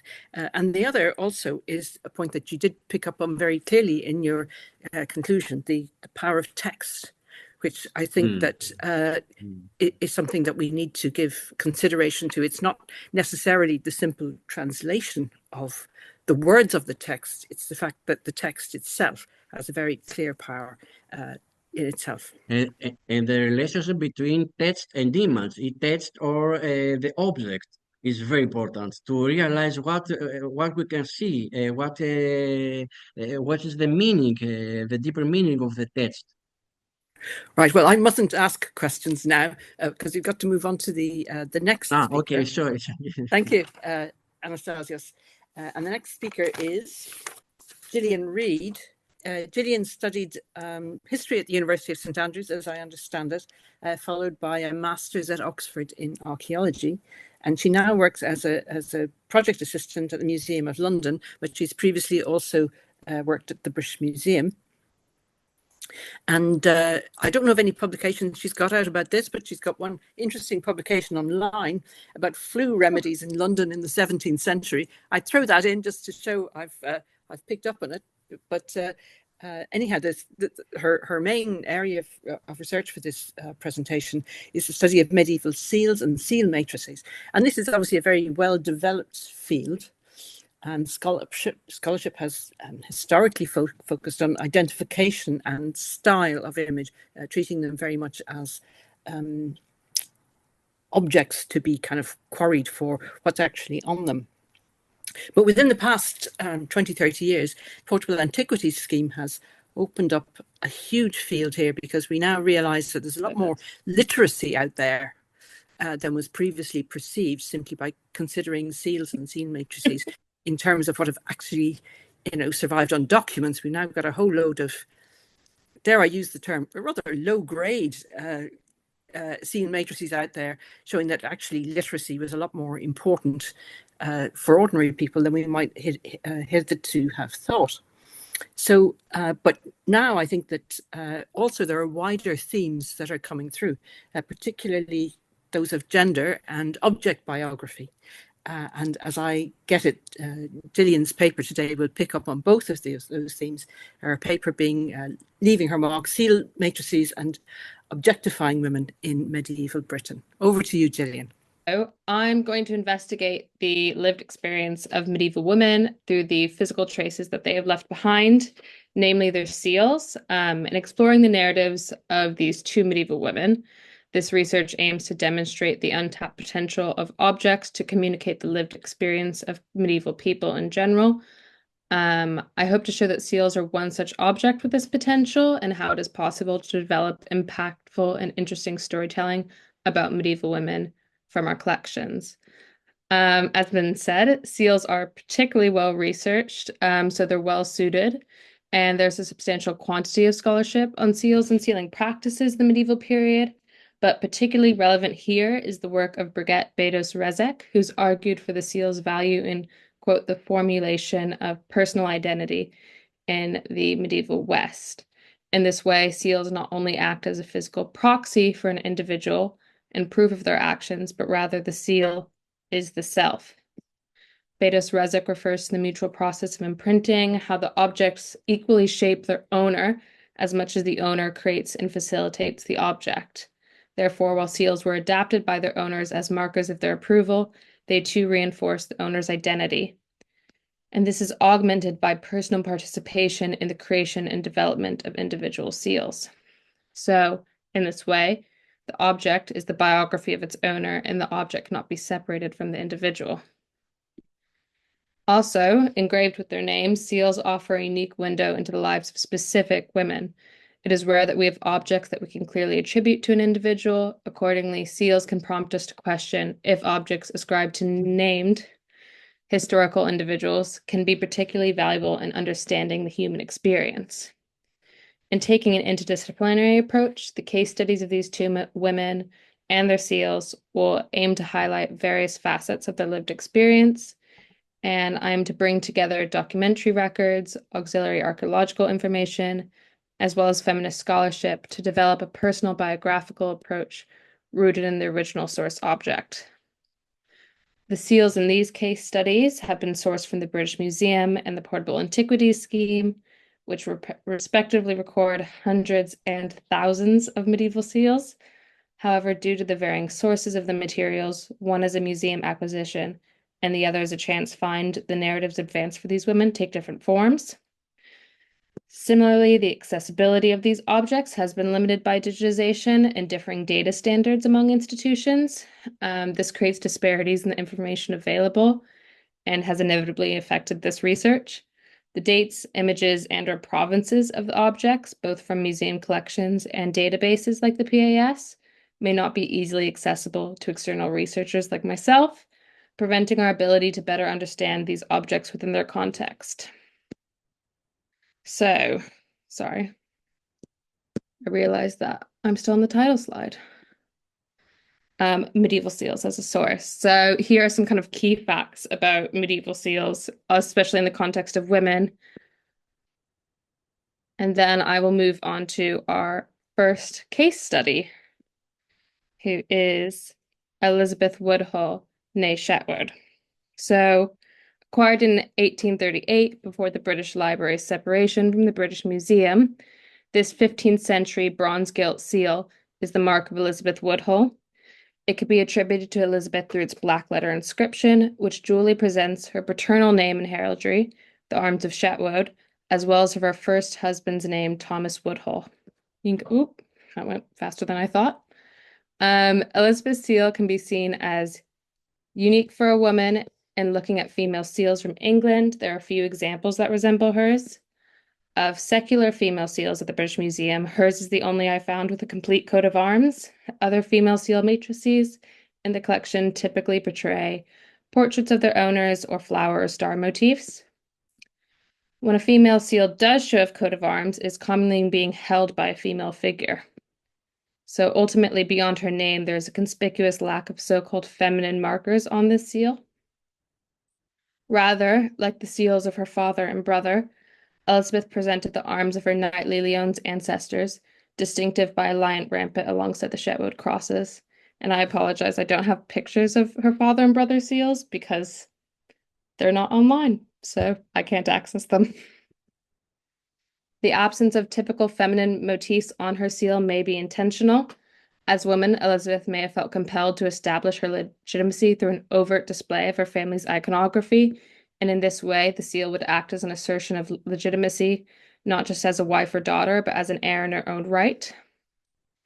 And further, despite a second marriage, Elizabeth went by the title of her first husband, Thomas Woodhull, on the seal.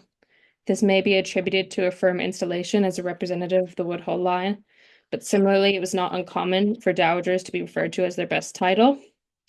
So, indeed, also Elizabeth's second husband, William Ludsop, was her social and financial inferior. So despite her marriage to Ludsop, Elizabeth used her seal to project one of her best assets, her claim as a dowager to the Woodhull estate. This pattern can be seen in assessments of the seals of other high-status women. Jixa Jaspers demonstrates how queens and high-status women use, quote, masculine iconography to craft their identities. Specifically, Jaspers suggests the seal of Empress Matilda is modeled after that of her first husband, the Holy Roman Emperor Henry V. Indeed, after a second marriage to Count Geoffrey of Anjou, Matilda's seal continues to be dominated by imperial motifs such as a scepter, reinforcing this prestige and authority. Like Elizabeth, Matilda's claim was derived from her father and inherited in her own right. So in duplicating her imperial title and her seal, her power as a claimant to the English crown is bolstered. Elizabeth's seal might be seen as an antecedent to this reasoning. So, sorry, next slide. As an elite and wealthy woman, records of Elizabeth's life survive and were therefore able to trace her life course with relative certainty. And it's also useful in inferring when Elizabeth's seal was made. So, to parents Sir John Chetwood and Amabel Green, Elizabeth was likely born in Buckinghamshire in the late 1380s or early 1390s. Not long after marrying Thomas Woodhull in 1410, she had a son, also named Thomas.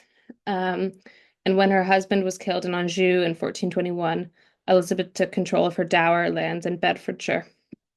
However, her sphere of influence reached its peak when Elizabeth's brother and his two daughters died without issue after 1458, and she inherited her ancestral lands.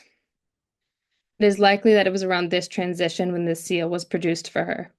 In creating her seal and displaying her family's iconography, Elizabeth would have cemented her own identity, and every use of the device would have emphasized her legitimacy and personal agency as the new head of the Chetwood family, regardless of her sex.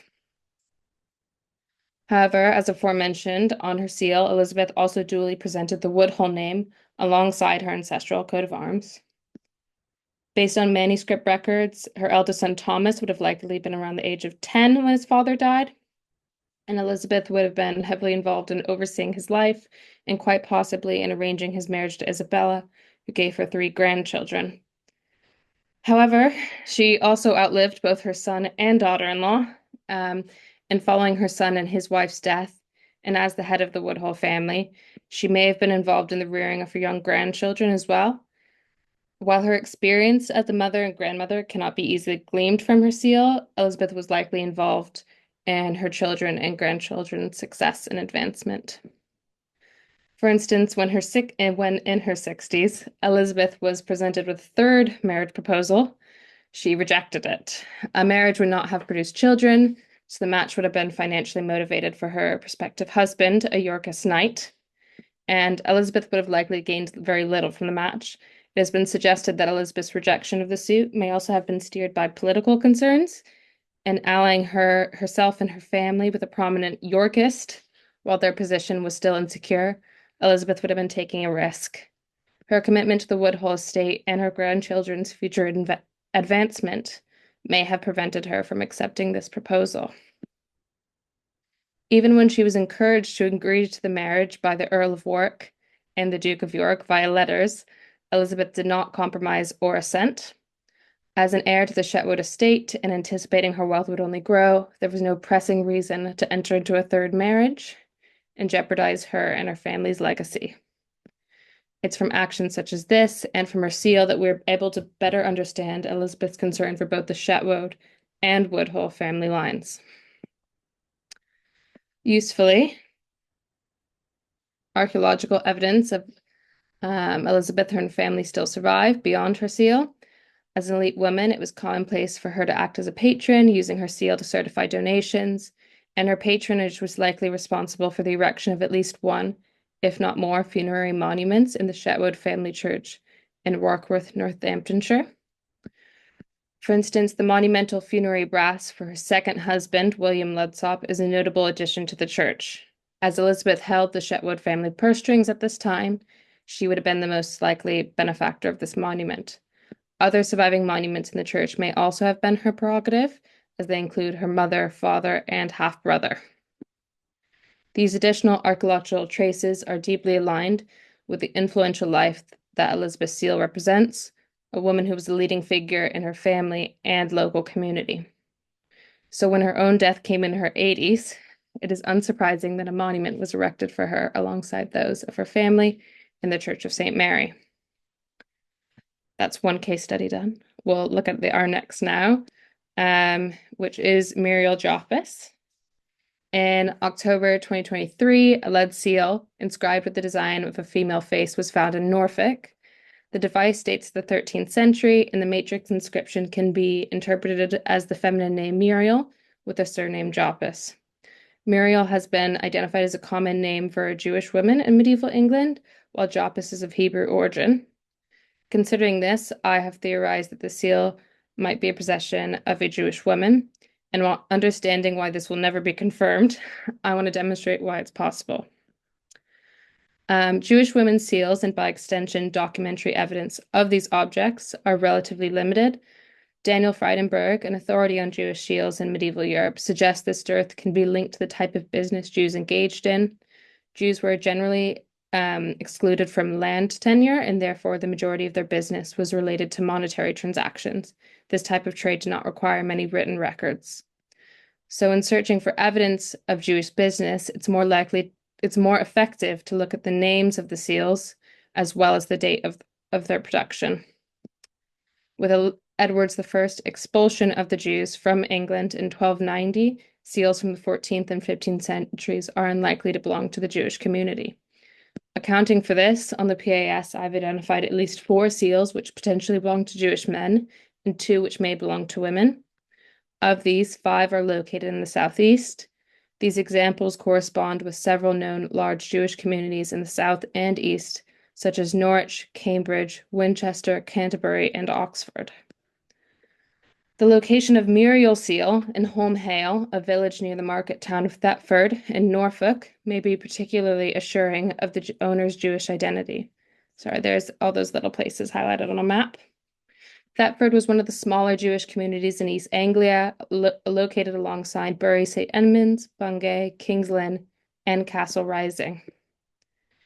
Beyond its correspondence with Jewish communities in East Anglia, there's evidence of Jewish women in the south of England owning and using seals. This is clear from the seal impression of Mildgod, the widow of a prominent Jewish man in Oxford who took control of her husband's business after his death and continued it for a further 20 years. Mildgod's seal is impressed upon a 1271 document recording the lease of a house in Oxford for her son Jacob. Indeed, Michael Adler asserts that in England, quote, the Jewish woman played a considerable part in the economic life of the Jewry. Adler has identified at least 15 Jewish women who acted as moneylenders in the 13th century, including the notable Lucia of Winchester, who engaged directly with the crown. And if you're in London, you could actually see a manuscript referring to her at the British Library's Medieval Woman exhibition.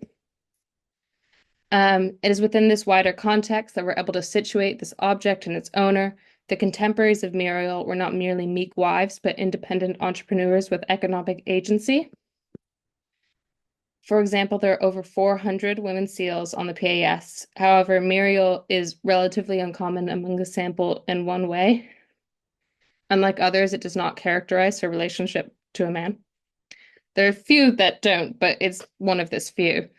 So without further archaeological or documentary evidence, it's difficult to speak to her personal life if she was a wife or a widow or a mother.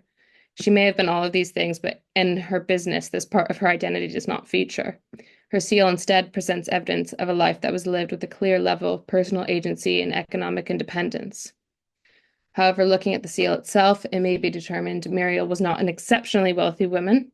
Lead alloy is commonplace. Let me go back to it for you. Lead alloy is commonplace for seal manufacture and accessible to a large proportion of the public, unlike more precious metals, and her wealth and agency may have been limited by her religious identity. As a Jewish woman, Muriel may still have been, was part of a minority group, and in turn she may have experienced persecution from outside of her community and heard stories of anti-Semitic assaults on friends and relatives over the past century. In nearby King's Lynn, William of Newburgh recorded an attack in 1198. Quote, some sailors, however, attacked the Jews who took to flight. Some were killed. Their houses were looted and burned. The violence against medieval Jewish communities in East Anglia is clear in the recent archaeological evidence as well. For example, by linking genetic traits with modern-day Ashkenazi Jews, genome research from a medieval mass burial in Norwich is suggestive of a community that experienced violent attacks attested to in the historical record. This research has also featured on major news outlets such as the BBC and The Guardian, kind of demonstrating a public appetite for these stories of medieval Jewish people.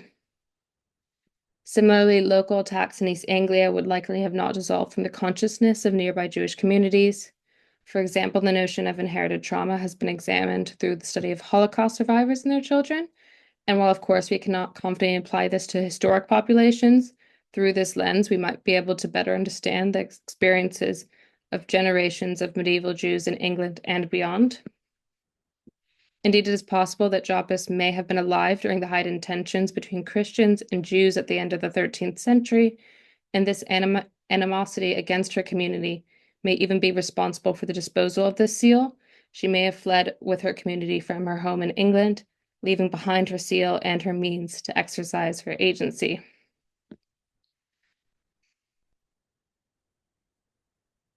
Nevertheless, without this chance find, the memory of this woman might be lost altogether. The survival of Muriel's seal and this interpretation testifies to the existence of Jewish businesswomen in East Anglia and reinforces the idea that women in this community did wield personal and financial independence. So, where does this research get us, and what am I hoping to do with it? Looking at these case studies, there are clear benefits in encountering named individuals in the archaeological record. Through these traces, we're able to extrapolate information about their gender identity, ethnic or religious background, as well as their occupation and status. However, as demonstrated, these narratives can become more inclusive when individuals appear in the historical record, as well as the archaeological record. Accordingly, narratives for Elizabeth and Muriel take different forms based on the available evidence. For example, the life course of Elizabeth as an elite woman is easier to fill in the gaps. However, through her seal, we're able to glean her own approach to and engagement with her power and agency. So while her story may be more familiar to us as an elite woman, it is no less valuable and contributes to creating a well-rounded understanding of the past. However, for Muriel, we must use contextual evidence and our own imagination to construct her story. Both as a woman and as a Jewish person, Muriel's life would have been unlikely to be exhibited through documentary evidence. So in this way, archaeological material, such as a seal, is better suited to exploring her narrative. Minority individuals in the medieval period, such as Muriel, like Muriel, deserve our effort and consideration, not only because they're relevant to modern audiences, but in their own right as active players in their story. I hope this research can be employed in differing ways at cultural heritage sites and museums to illustrate the untapped potential of these kind of overlooked objects to illuminate medieval women's lives. The case studies may indeed have relevance for local communities they originate from and can be shared to help communicate the lived experience of medieval women in their areas. Ultimately, both these women's stories are useful for understanding how medieval women were not just passive players, but quite literally made a mark on the world around them. And despite the quantity and quality of auxiliary information, I hope I have hinted that it is possible to create impactful storytelling about medieval women's lives through object studies, and how there is potential to explore the lives of a range of medieval women, including those who may be overlooked as too difficult to explore. We just had another terrific paper in which the agency of objects relevant to all kinds of people, not just medieval historians and art historians and archaeologists, has been explored very clearly through two really, really interesting case studies, which will be with me, after this afternoon, as things to think about and people to remember.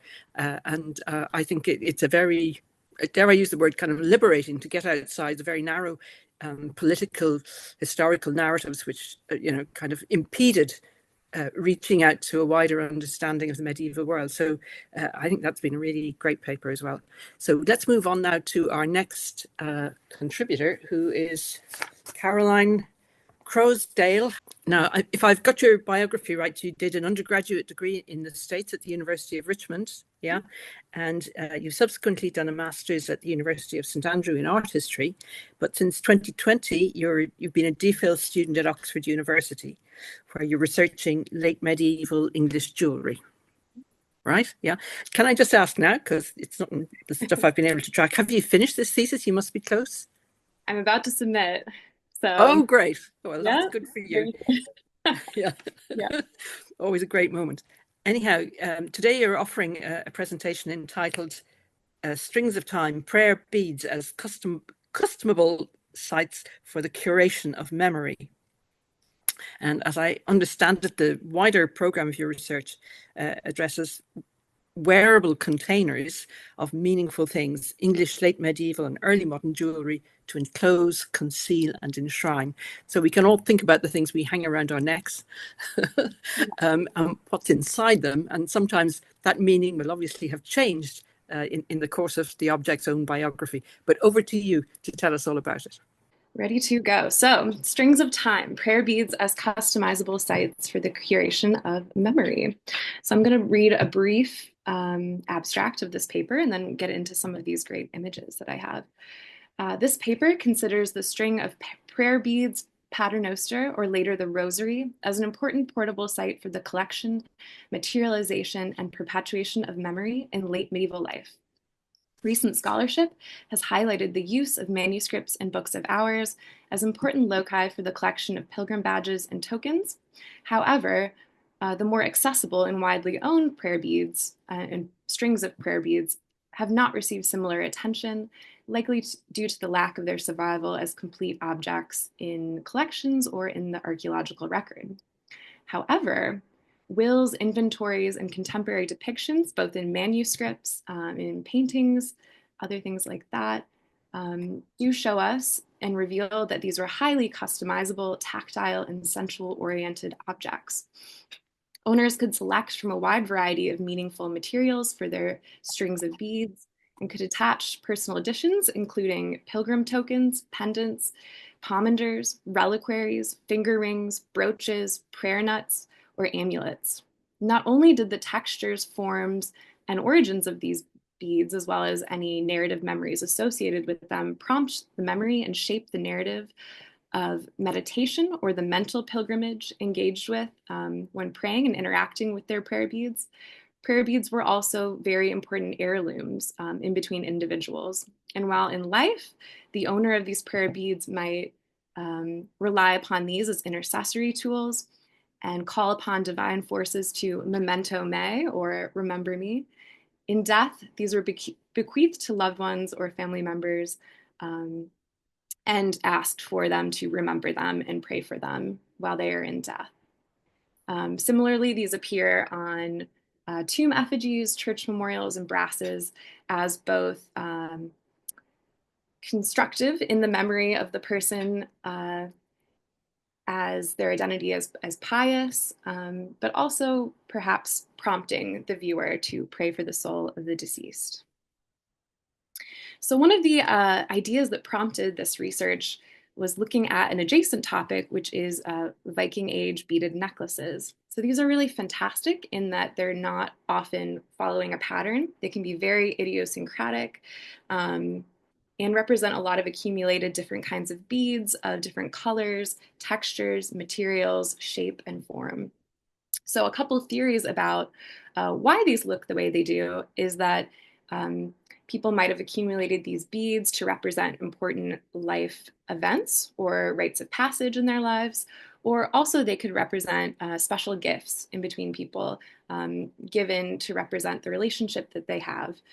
So in this way, they're almost stringing together these memories or these sets of relationships and different points of meaning for them in their lives. So that's sort of one of the ideas and the frameworks which with I approach the prayer bead string in the later medieval years. So recently there's been some very interesting, exciting research on the inclusion of pilgrim tokens inside of manuscripts or books of hours. So here on the right, you can see two lovely examples where the pilgrim tokens have been sewn directly onto the pages of the book. And on the left, you can see an illuminated illustration in the manuscript on the margins where in an illusionistic style, the artist has painted in pilgrim tokens to make it look as if they are sewn into the book, when in fact they are not. And this is a really interesting way that, and scholars have explored it in a way that people might have collected items, souvenirs of pilgrimage, and how they could revisit these items and interact with them as really useful tactile sources for mental pilgrimage within the pages of the books that they had. However, what has been kind of less acknowledged and studied is the prayer bead string as sites of curating objects of different tokens, different prayer bead tokens, pilgrimage tokens, and other special amuletic or devotional materials. So here you can see some images of prayer beads, also illusionistically in the margins of these manuscript pages. And I would argue and suggest that this probably mirrors a very real practice, similar to the last one we saw, where people might have laid their own strings of prayer beads in the margins of books as they were engaging with them and praying. However, of course, people couldn't contain those within the books as these are very three-dimensional objects, unlike the more two-dimensional pilgrim badges that we saw. So while we don't have material evidence in this case, these are some good visual resources. So some of the examples that we can see here on the left, very left image, pendant with the Virgin and Child, pendants that have the letters MA or Mary on them, Marian badges. These are all common things that we see used as devotional pendants and pilgrim badges and tokens at this time and can be found in databases like the PAS and Cunera, which is a pilgrim badge database. On the right, you see that included here are also jeweled rings that someone could have worn the string of prayer beads suspended from, and also a very tiny little piece of paper or parchment rolled up that could have been used as a textual amulet. So on there is probably a prayer, maybe Our Father or the Pater Noster, the Ave Maria, or some of the text of the Gospels, which were all known to be used as textual amulets at this time. So the use of prayer beads developed most likely out of the Christian use of 150 beads for the 150 Psalms. These were used in tandem with psalters. And this was later adapted by less literate or wealthy lay audiences who would have either a string of 150 beads or 50 beads that they would recite, that they would use to say the Pater Noster or the Our Father prayer, which is found in the Bible. And so these were known as sort of the layman's psalter in that way. Later, it became popular to divide these into decades. So here you see there's 10 red beads, probably made of coral, and these are interspersed by gold beads known as gauds, G-A-U-D, so not like the Holy Father, more like the word gaudy. And that's where we think the word gaudy might have come from, because these are usually the more ornamental, decorative, and lavish beads on these objects themselves. So pendants, additions like that, pendants, tokens, could be used as gauds, and we do see examples where they are, but they could also be interspersed throughout, kind of as we see the pendant in the bottom register here. So this probably leads me to believe, at least in some cases, these might have been modified or added on at a later point rather than part of the initial design or program of the object itself. Here we have another lovely image of a woman who is holding her string of prayer beads with 2 tokens here. And we can see that the ones she has can also be found paralleled in material survivals within museums. So we have a German pendant, silver gilt of the Annunciation, as well as the more affordable cast lead version that directly references the rosary or the prayer beads here. So that might have been a very useful destination for where it was held and collected. Part of the issue with studying this is a lot of the times these don't descend to us as complete objects, but we only have the pendants or we only have beads. So understanding them as complete objects can be tricky sometimes. And there we have highlighting objects that we're looking at.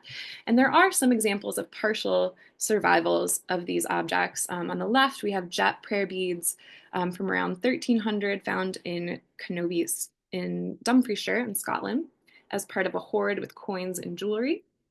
And on the right is a string of wooden prayer beads that has an existing pendant on it. And this was thought to be a mirror frame. So people would visit shrines and they would shine the mirror onto the shrine or the reliquary. In doing so, they thought they could absorb some of that mystical, religious, or magical power that had and be able to take that home as a souvenir with them.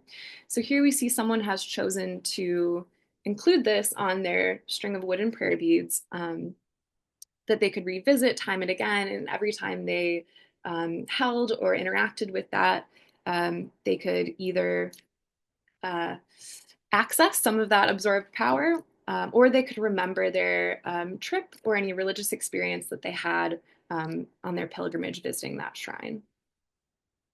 So there are some examples of, and I would say in quotations, complete prayer beads, because these are a lot of the times modified. We don't know if these are exactly what they were like at the time that they were used. We know for sure the Langdale rosary beads have been added to that later in time. So these were really adaptable objects that changed, especially as they changed hands between owners. The one in the center you can see has, in addition to the wooden small beads and god beads, there are small pendants that take the form of the Arma Christi, or the tools that were used to abuse and execute Christ. And this might have been used for a larger narrative of meditation on the Passion of Christ. So how do we know that these were customized and that these weren't just sold as complete objects? So here we have an image of two ladies shopping at a little jewelry stand. And in addition to these strings of prayer beads, we believe that they are as such because they're some of the really typical colors of the materials that were used. Coral was a real favorite at the time for luxury types. You also have some white beads here. It could be pearl or rock crystal, also very kind of deluxe versions of prayer beads. And here you see these women are pointing at different pendants that they look like they're shopping or choosing out. To the left of the head of the gentleman, you can see one that looks very like an Agnus Dei or Lamb of God pendant. These we know were included on strings of prayer beads. So in this way, you could see that people might have been able to shop for these individually to be taken home and added on their own strings of prayer beads, or purchased together and make their own unique personalized object. So beyond the visual record that we have of these, we also have documentation that tells us exactly what was on these or are recorded. So here we have the record of the jewels that were on the shrine of Corpus Christi, and this was recorded probably around the Reformation when they were dismantling a lot of these shrines. And it talks about what was attached to these strings of prayer beads that were really meaningful objects that people had bequeathed or gifted or donated as votive objects to the different shrines. So here we have one pair of beads, silver and gilt, with one crucifix, one agnus or an Agnus Dei, a barrel with a ring and a stone therein. Another, a pair of beads, small and coral, with one heart of gold, probably a gold heart pendant. Silver and coral beads with 2 gold rings, and a pair of silver beads with gods of silver gilt and 2 crucifixes gilt with a stalk of coral. And the coral stalk was a really popular amulet. It had both religious connotations as well as amuletic and health-giving properties. People thought at that time that it could staunch blood, as well as representing the blood of Christ in its red color. Another thing that might have been included are jet amulets. Here you have a couple examples of people using strings of prayer beads or have them in their households with these black objects attached, really highly shiny, as well as some material examples from collections. And the image on the left is taken, it's from a painting of the detail of the birth of the Virgin Mary. So it's really interesting that this object is included in that scene because it suggests that maybe these were objects that were used during births as health-giving objects, as amulets, or as prayer devices to ease and assuage the birth as it was going on.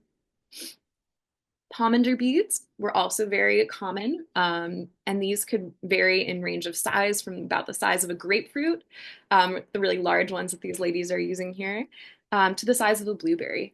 And these could be screwed apart and you could insert aromatic substances. Popular substances might be precious resins like amber, frankincense, and myrrh, which of course have religious connotations.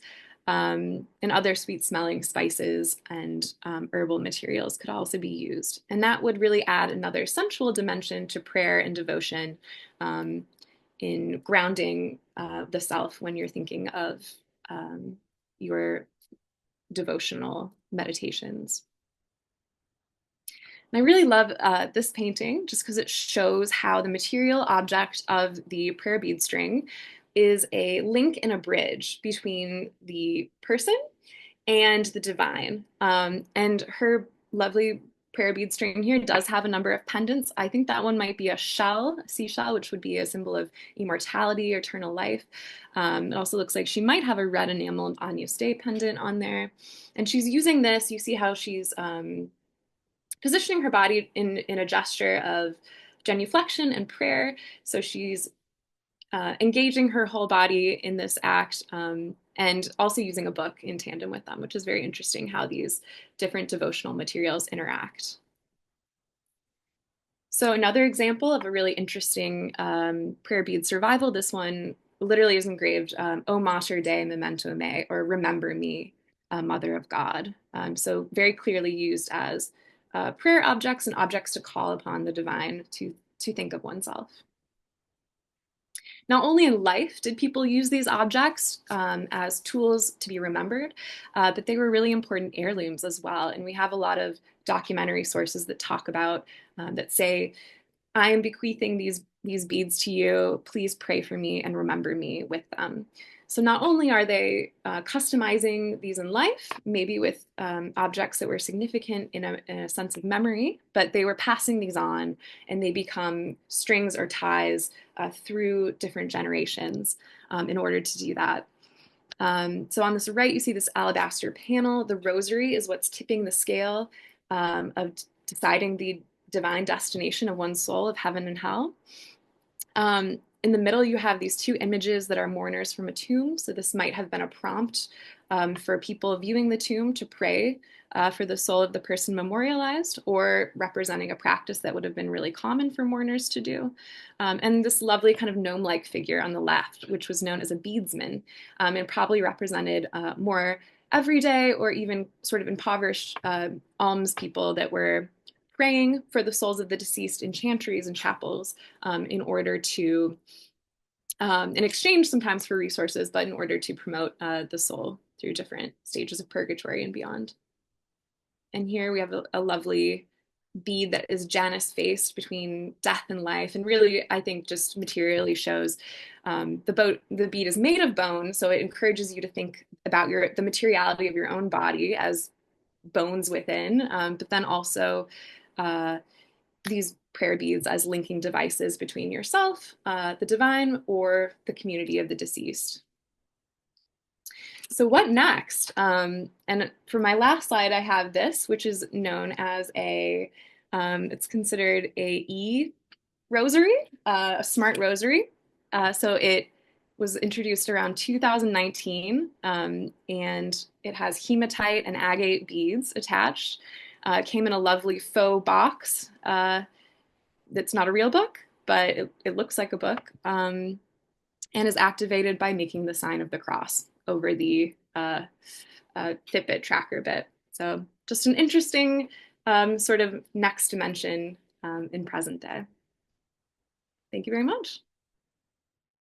Well, thank you very much, Caroline. That's an absolutely mind-broadening scope on the use of prayer beads, because they're obviously such a recognized part of religious practice and devotion in Roman Catholicism into the present and now, but the mapping of the, if you like, the back history of that seems to me that there's still plenty of terrain to explore, and particularly, I think that I'm an archaeologist. I think particularly fascinating are things that never make it into the burial record. I mean, I don't mean human burial, but burial of anything that were clearly important and represented in art and in wills, and it's a whole class of artifact that we need to use that kind of resource in order to get any angle at all on how these things were used. But at one level, a pedestrian and an everyday item for devotional practices,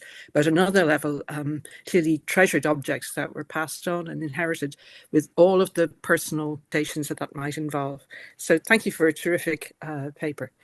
Now, let's go. I've got to open the discussion now to everyone. So let's see if there's anything in the chat. Yes, straight away from Beverly. I'll read this out. For Caroline, you may have mentioned this, but several of the strings of beads seem to be wholly or partly composed of coral beads. Did coral have any symbolic significance other than its being a luxury item, and where did it come from? Yeah, absolutely. So I think I touched on this briefly. A lot of coral would come from the Mediterranean, but it did have both symbolic significance from a religious standpoint. So the red color could be thought of as the blood of Christ. It was thought to be able to staunch blood. You see in a lot of portraits of the Christ child from this period, him wearing an amulet of coral. So it was probably really commonly given to children as well as both teething rings and amulets to protect them as they grew up and were in that stage of infancy.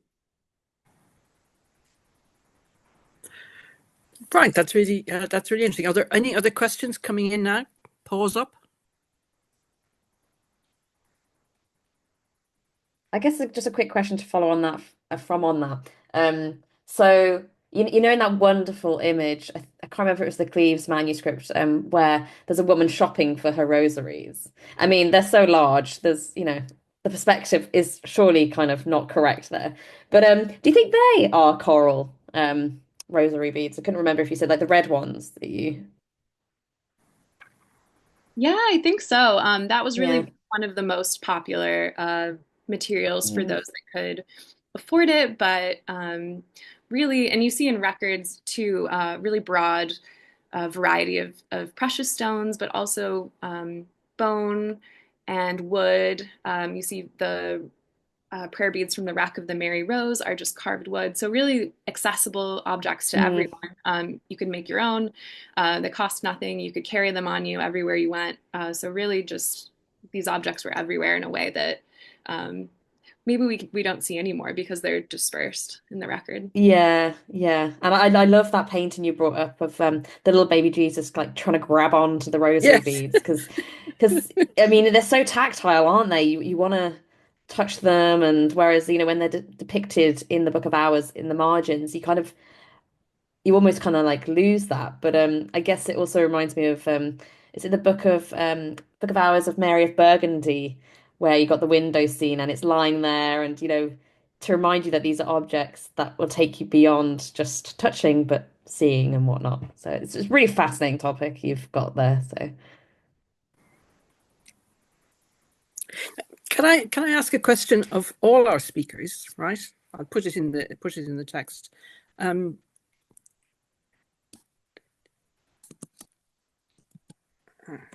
Is a and then classification scheme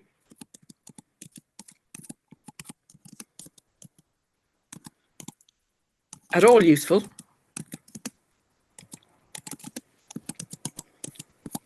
Deirdre, the suspense in approaching devotional objects.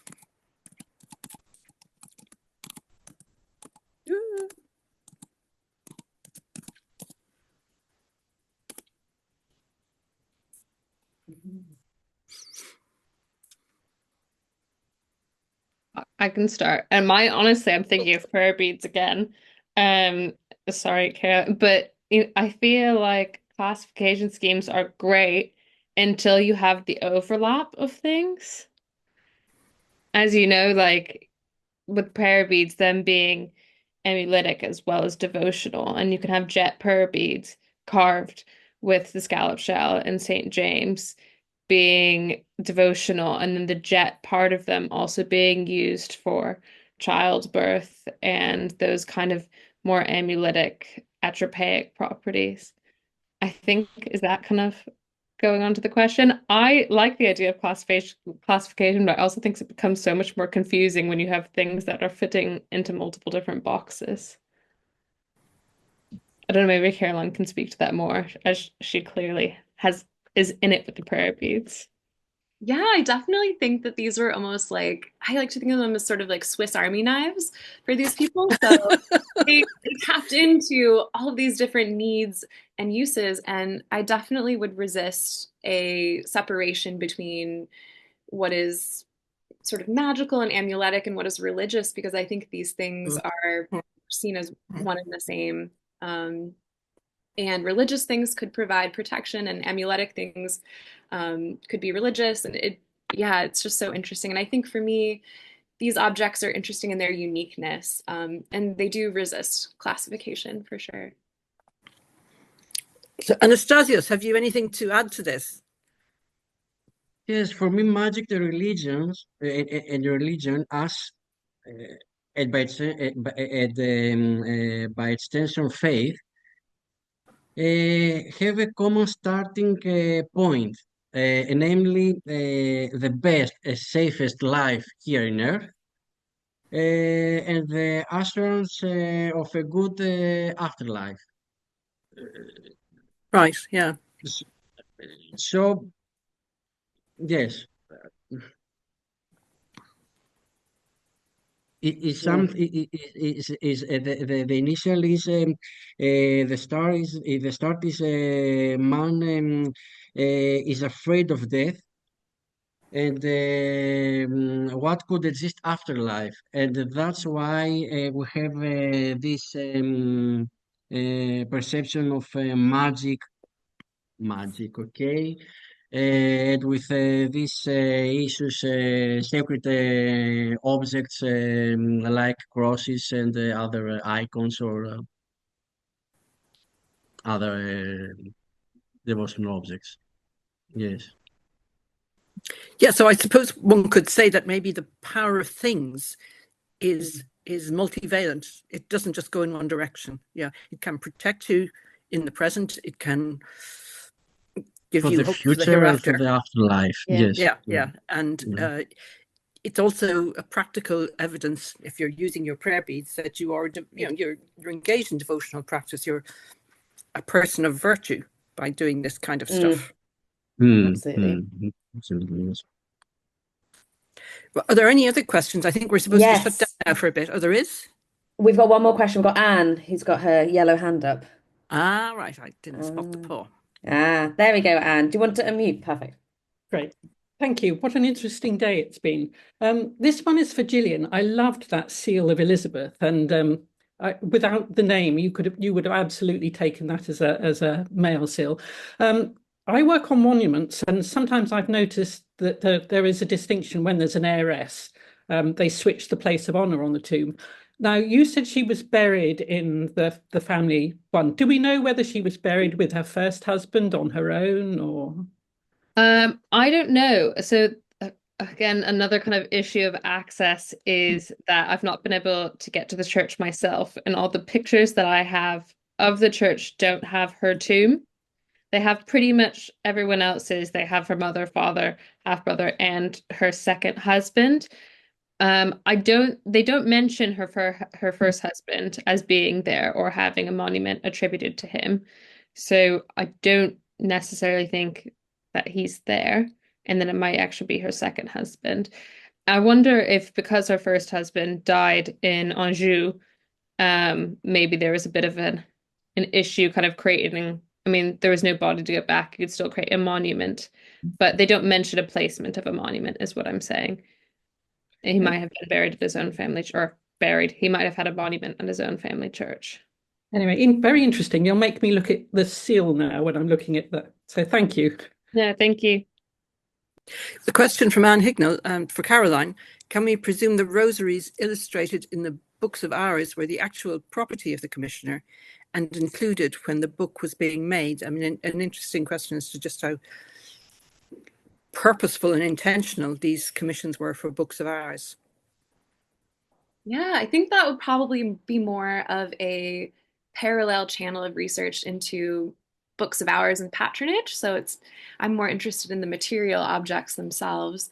But I think some people have suggested that they are based on multiple images of the donor. However, I think, yeah, that'd be something that would have to be looked into more specifically for each individual book to make sure. Right. Now, I think I'm supposed to stop the conversation now because we're supposed to resume in about 10 minutes. Is that right? Yes, we are meant to have a break. So Julian, keep your hand up. For those who want to go for a break, you're more than welcome to go now, obviously. I will have to go at some point to get some more water. So yeah, you're free to go. But Julian, if you'd like to ask a question anyway. Sorry, mine's for Carolyn again. I just was wondering, I really like prayer beads as a concept and have done a bit of research into them, and especially in the context of childbirth. And I was just wondering, if art history is not my area at all, so I haven't actually looked at many paintings, but are there any illustrations, paintings of beads being worn at the waist rather than being held because obviously the waist, you have your womb, protecting the womb and that kind of idea. And I haven't actually looked into the artistic depictions of that, but I always thought that might be kind of an idea. Yeah, there's a great one of the Virgin Mary at the foot of the cross during the crucifixion. She's wearing prayer beads around attached from her girdle. And in that tradition, it's understood that Mary would have experienced the birthing pains that she didn't have at the actual birth during the crucifixion, is kind of a belief during that period. So we can think of her as in that position and attitude of birth, and she's been depicted wearing this girdle with this large rosary or prayer bead string.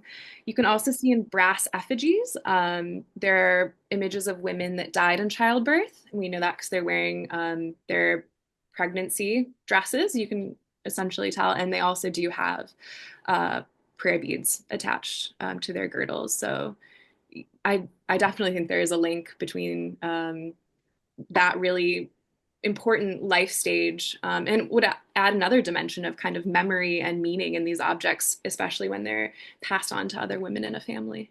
Yeah, especially if they're also so frequently being kind of, you could feel them on you. It's like an item of, an accessory. Anyway, thank you. Sorry. Yeah, no I, worries. I think there's a effigy of Alice de la Pole, who's Alice Chaucer in Ewelme in Oxfordshire. And on her effigy, I think she's got her rosary beads on her waist. And it's one of the earliest depictions or something. Don't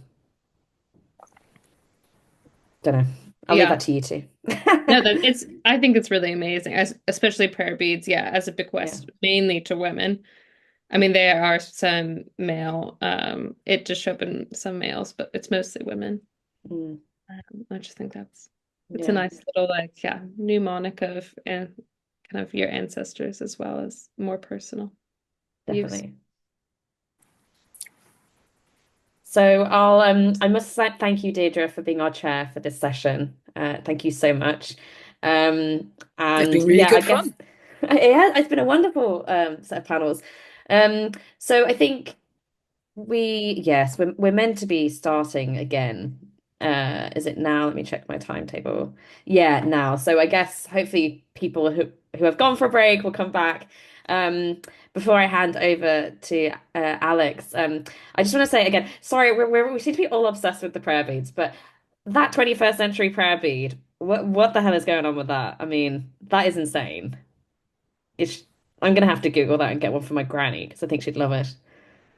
I love that it was actually criticized within the church for being too expensive, but there's this history of these lavish prayer beads throughout time, so it's sort of like nothing's ever new, Oh gosh, I love that you have to turn Can it I just on. add a slight ingredient there? An issue among my many Irish Catholic siblings is that they have parents who are, have died and have left bags full of, maybe you've got the same, Roisin, bags full of rosary beads that they had at various stages in their life. They never had a discard policy. They never went on to Loris or Oxfam, and they're there in the house.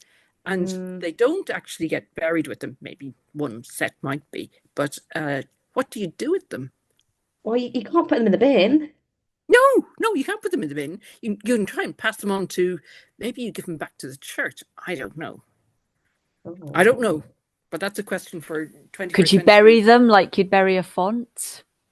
Oh, I'd feel a bit guilty doing parallel. that. Yeah, but I don't know that that's what happens. But I should just, Roisin, you and I, should we just ask people what do they do with them? Yeah, well, see if my granny's got any. Yeah, it's an interesting one. A bag load of them in the wardrobe that she doesn't know what to do with.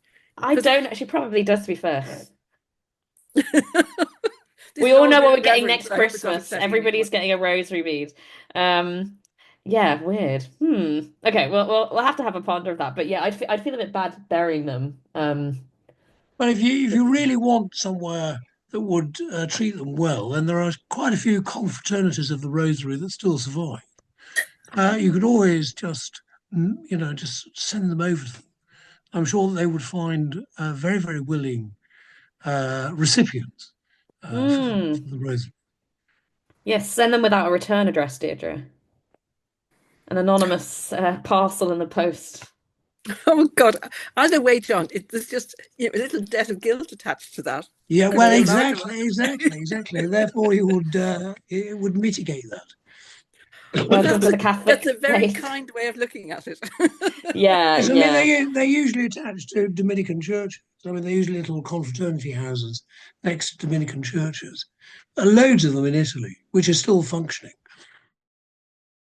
So our first speaker is Sophia Adams from the Courtauld Institute. She's a Chase-funded PhD student, and she's working on late medieval English manuscript rolls. And her research focuses on measurement relics and other practices that involve measurement at work in the 15th century. It's hard to get a sense of a manuscript roll and how it might have been used by a medieval person. When you order one in a reading room, it comes in a narrow box, which you open to find a furled up tube, perhaps wrapped in acid-free paper or tied up with string, the manuscript. Then you start to unroll it, and gradually its contents are revealed to you inch by inch. It's hard sometimes to imagine a medieval reader actually reading one of them. Although we have images of roll readers in manuscript illumination and paintings, who often sit and let the end of the roll spill down and away from them, a small roll like the one I have on screen isn't something that we often interact with today, and so they can be hard to wrap your head around. So, given our contemporary unfamiliarity with rolls, any hint a roll gives us about how it was used, any evidence to suggest how it was handled, manipulated, and encountered by its medieval users is very significant. My research is based around a group of 1 late 14th and 8 15th century English manuscript rolls made in England. Each contains at least one example of a kind of image known as a measurement relic. These powerful artifacts claim to reproduce exactly the length of a sacred prototype, such as the nails of the crucifixion, and thus reproduce some of the qualities of that prototype, the measured image becoming something that very closely approximates that sacred original.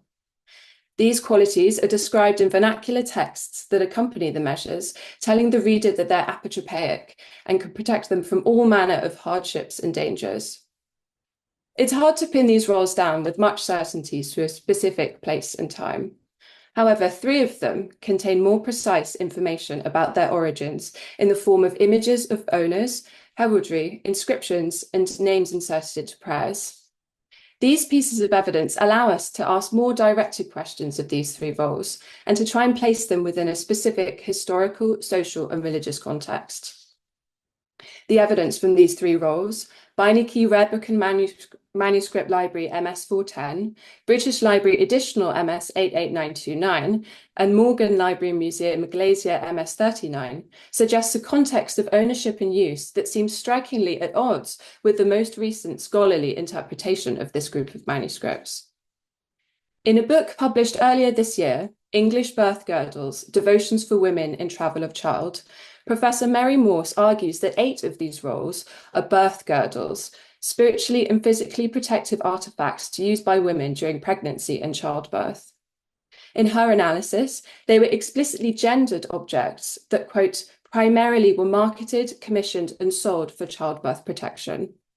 However, all the evidence of ownership from the 3 rolls that I just mentioned points to male, and with one exception, clerical and therefore celibate owners, a premonstratensian canon, a bishop, and a member of the regular clergy.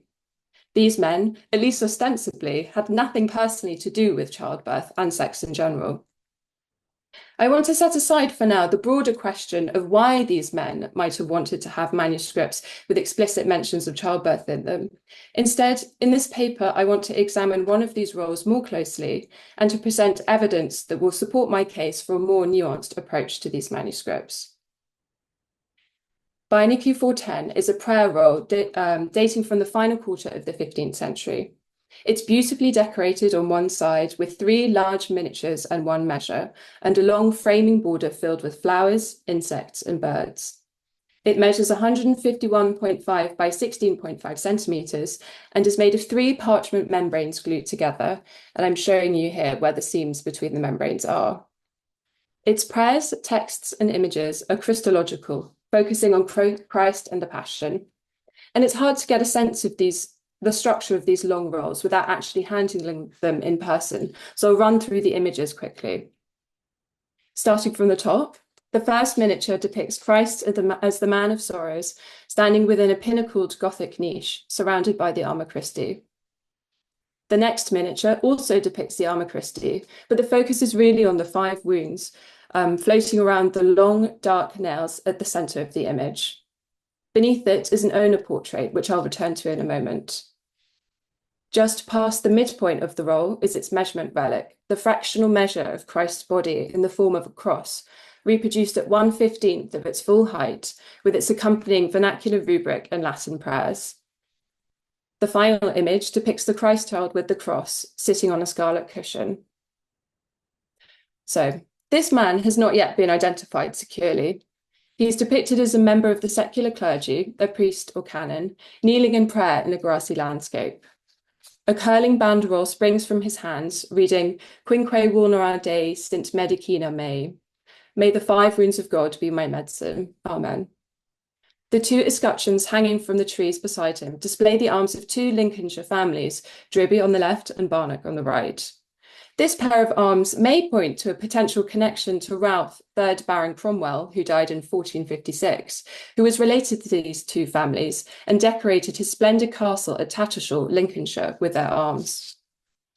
Ralph had also lavishly endowed a large college at Tattershall. Perhaps this man was a fellow there, related in some way to the founder.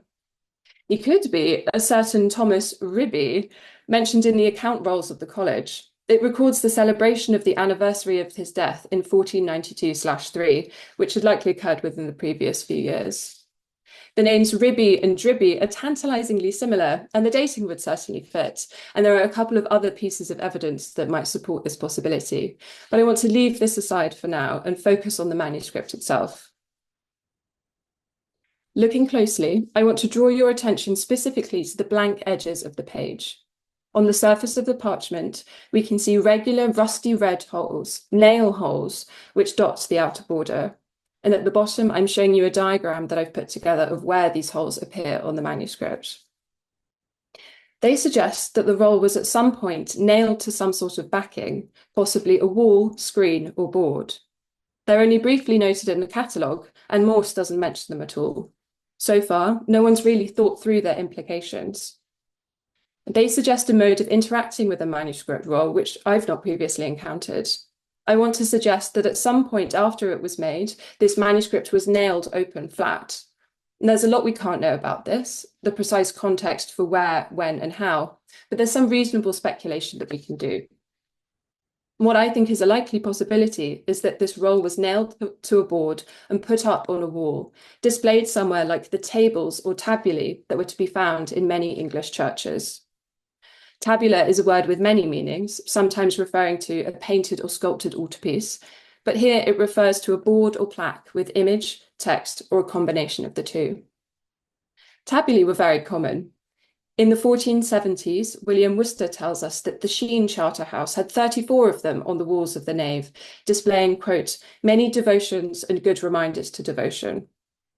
References to other examples that record their contents in more detail tell us that they were often catechistical, displaying the basic tenets of the Christian faith for the laity, such as the Creed or the 10 Commandments. Sometimes we find them depicted in images of church interiors. I have 2 examples here. The print on the left is an English woodcut from around 1500, showing St. Henry VI surrounded by pilgrims and votive offerings. To the right, and in the detail, a board hangs on the wall with a sheet attached to it with text. And the right-hand image is from the Spinola hours from circa 1510 to 20, showing an example of a tabula with an image as well as text. Texts that were displayed in tabular form also included chronicles that recorded the history of the church in which they were displayed. We know of a number from written sources, and the giant tabulae from Glastonbury Abbey still survive. They detail the semi-mythical history of the abbey and its relics, and note the indulgences to be found there. Indulgences and indulgenced images, sometimes but not always with their accompanying prayers and rubrics, were also displayed in this manner. In the late 16th century, William Camden's Britannia describes Christ as man of sorrows with its pardon on a piece of vellum nailed to an oak board in a parish church in Shropshire. Now, these examples that I've given have all been from churches, but prayerful and/or indulgenced images and texts were also displayed in more private settings, as is suggested by details from contemporary Netherlandish paintings. A portrait of a young man by Petrus Christus from the mid-15th century shows a piece of parchment nailed to a wooden backing hanging from the back wall, one corner curling up. It shows the vernacle, and we can read the text of the prayer beneath it. It is Salve Sancta Facies, a well-known prayer to the Holy Face which had 10,000 days of pardon attached to it for reciting the prayer before an image of Christ. Beinecke 410 contains two indulgences, one for praying whilst piteously beholding the arms of Christ's passion, and the other for those who worshippeth devoutly the 5 principal wounds of our Lord Jesus Christ, while beholding or remembering the Arma Christi. And it also has its powerful measure, which comes with a long list of practical gifts that it will give its pious user. Perhaps this manuscript performed a similar function to the sheet in the Christus painting and the panels hung up on church walls. If it were displayed somewhere, whether in a private chamber or in an ecclesiastical space, the manuscript tabula provides a convenient, renewable source of pardon and protection.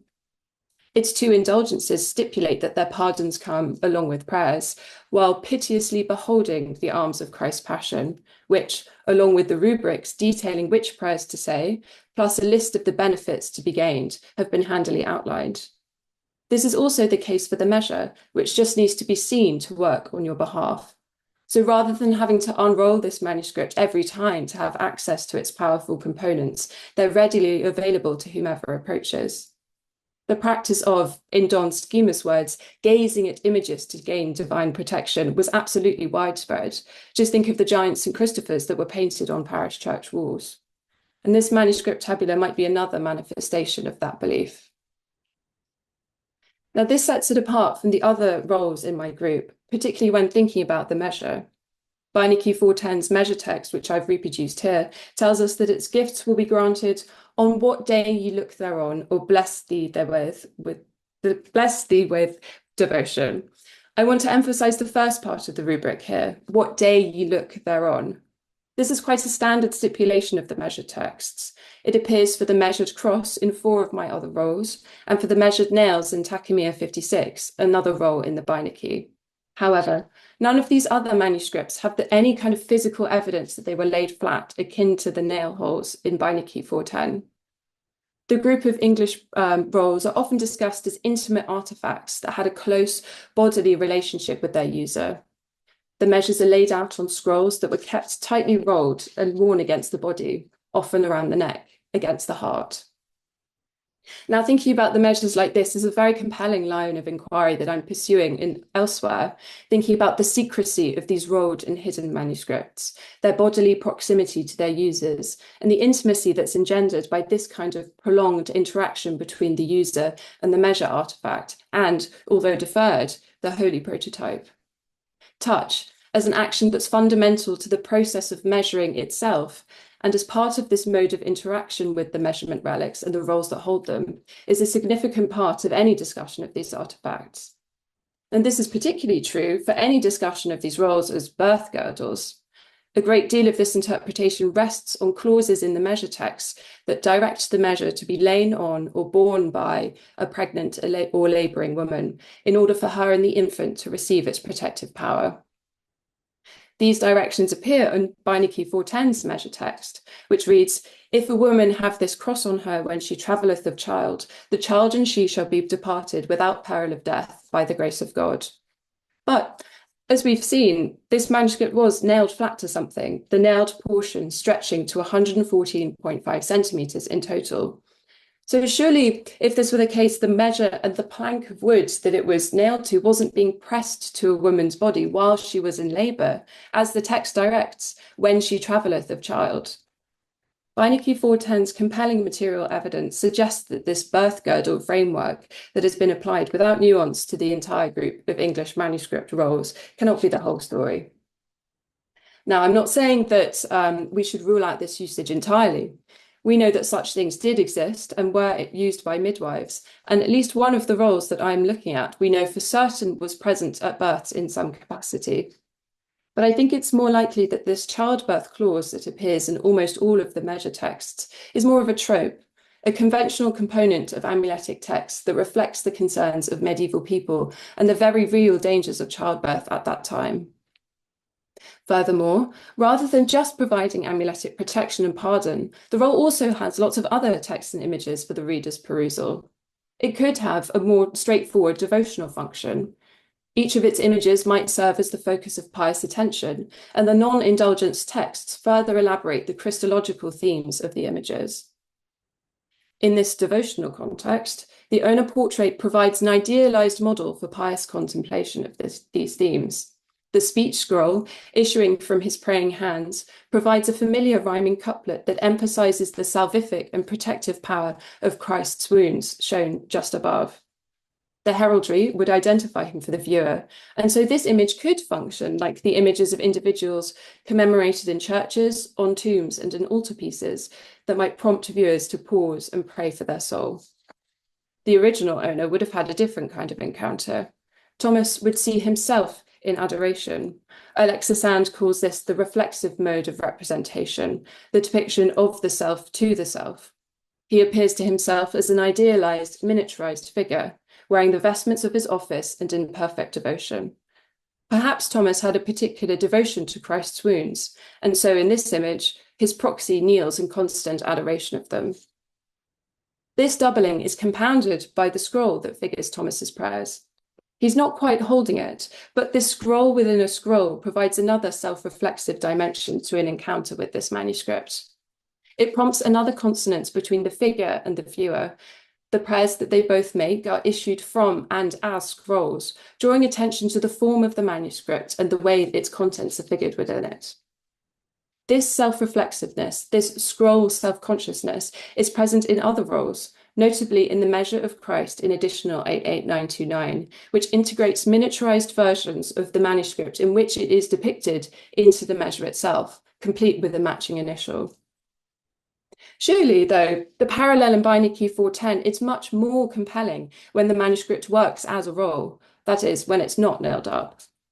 It loses its specific materiality, recalled in Thomas's scrolling prayer, when it's flattened out and unable to move.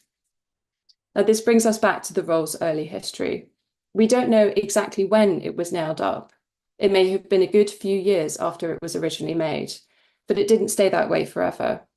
Today, Beinecke 410 is a free-floating manuscript roll with no backing, and we can derive a terminus antiquem for it being removed from that backing by turning back to the manuscript. Now, so far, my discussion has been based around the roll's first two membranes, and this is because the third membrane is a later addition. It has no nail holes, which tells us that it was not there when the first two membranes were nailed down. Rolled parchment wants to curl up. If you think back to the Petrus Christus portrait and the curling corner of the sheet there.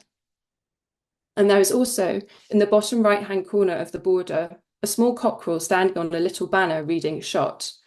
This is a rebus for the name Cockshot, a family name unrelated to the heraldry further up the roll, and probably that of the person who had the image of the Christ child and the two texts beneath it added on to the end of the roll.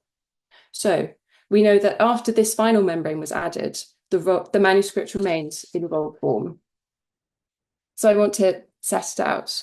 So today we have a manuscript that's formed of three membranes. Its first state, comprising the first two membranes, was produced at some point during the final quarter of the 15th century for the man, Thomas, portrayed within it. Then, at an unknown date, it was taken and nailed down to lie out flat, and we don't know how soon this was done after it was made. And then, at an unknown date, the manuscript was taken off that backing, and then, at some point, probably early in the 16th century, membrane 3 was added by a new owner, the Cockshots. And we don't know if these two events happened simultaneously or whether there was a gap between them. Now, the insight into this manuscript's changing form is very unusual. The changes that we can read into its form and display give us a glimpse into the ways manuscript rolls might have been encountered by medieval viewers. My proposal that this manuscript took this tabular form at one point in its history prompts us to think about manuscript rolls in ways that have been missing from the scholarship on these rolls so far. Rather than being simply a birth girdle or a textual amulet, or indeed an indulgent scroll, as it's labelled in the catalogue, Beinecke 410's function and meaning shifted over time with its changing physical form and display. Furthermore, very few tabuli survive. Indulgence texts and their associated images, along with all other remnants of the Old Faith, were the focus of widespread destruction by reformers in England. This manuscript, then, may be tantalizing evidence for a once common feature of the late medieval visual and salvific world that we have otherwise almost entirely lost. Thank you very much. Second speaker. So this is Akara Takatsuka from the University of Durham, who's going to be talking about the Chertsey Tiles Tristram series, a reappraisal. Her thesis is on recovering a history of sadness, Tristram in the British Isles, circa 1155 to 1805. So we'll be fascinated to hear this long history of the tiles. So thank you, Akari. The Chertsey tiles are exquisite 13th century English tiles. The sophisticated artistry of the red glazed inlaid earthenware pavement is widely acknowledged. However, our understanding of the Tristram series has barely advanced since Elizabeth Eames' work in the 1970s. This paper will introduce and reappraise the Chertsey tiles Tristram series. My reappraisal responds to Roger Sherman Loomis, an Arthurian literary scholar who, in 1916, identified the literary source for the imagery as a version of the story by Thomas of Britain, who was active in the 12th century. Loomis's argument was essentially a literary one, based on interpretations of images. My objective is not only to reconsider the literary source of the tiles, but also to consider what this reveals about the dissemination of secular imagery in ecclesiastical context in 13th century England. I will introduce the Chertsey tiles, then the popularity of the Tristram series in ecclesiastical context will be discussed. I will go on to situate the Tristram series in the context of Henry III's court circle. I will also consider the pictorial strategy. But first, a word about Tristram. Here on the bottom left corner is Tristram's name, abbreviated. The evidence that led to the identification of the imagery. There are many versions of his story. He is the famous lover of the story of Tristan and Isolde. He is an epitome of sorrow, an orphan, a courageous knight, a celebrated musician and a composer, a master of disguise, a chess player, and a master huntsman. The Chertsey tiles were accidentally discovered in 1853 when a Mr. Grambridge was digging at the Abbey site in search of building materials. The inscriptions in Latin and Anglo-Norman French permitted Sherlock to identify the two main subjects depicted as Richard Coeur de Lion and Tristram, now called the Combat series and the Tristram series respectively. Sherlock published 37 reconstructed images in 1885. He bequeathed the Chertsey tiles in over 2,000 fragments to the British Museum. As I mentioned, Roger Sherman Loomis's reappraisal of literary source was published in 1916. In the 1970s, Elizabeth Eames undertook much of physical reconstruction and reassembly of the tiles as seen in the museum today, and published them as part of her monumental catalogue of the museum's tile collection. Recently, the tiles featured in the exhibition Bringing the Holy Land Home in Massachusetts last year. However, consonant with its crusading theme, this focused almost exclusively on the combat series. So that is the Richard Coeur de Lion tiles.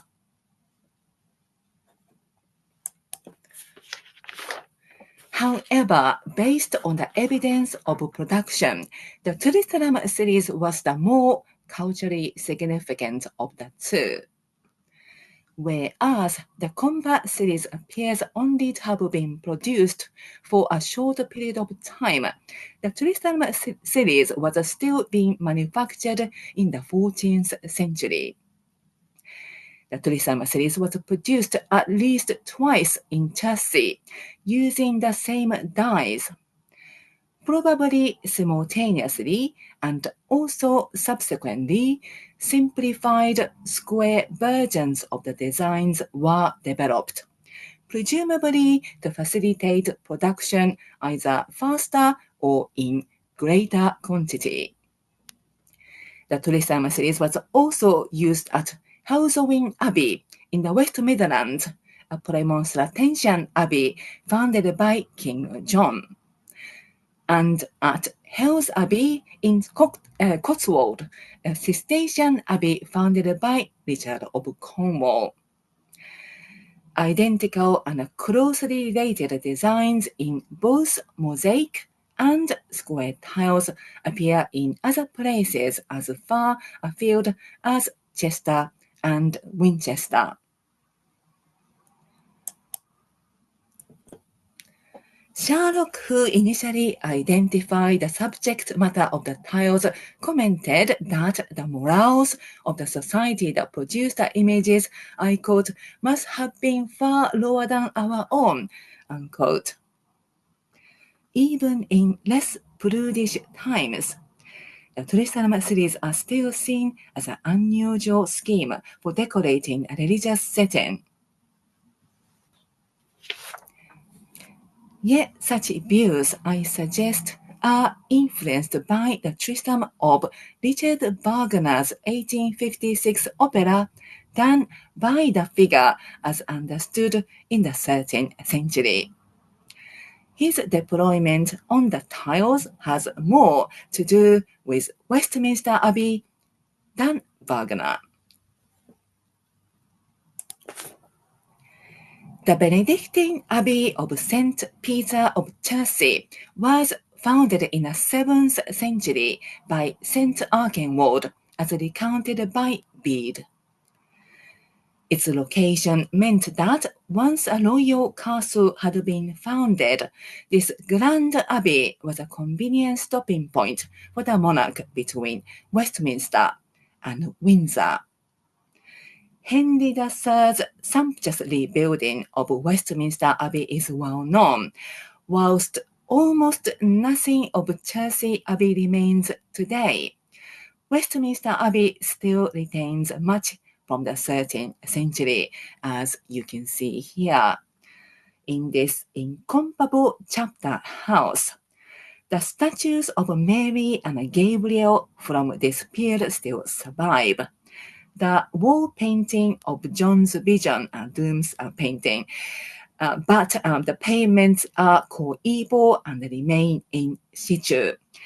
Leatherby suggested that Henry's beloved painter, Master William, a monk of Westminster, was responsible for the designs of the dies of the Tristram series.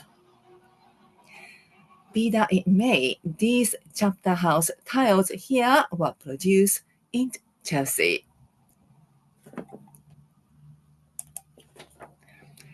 The art-loving monarch Henry III's effective and affective use of art is well known to art historians and need not be rehearsed.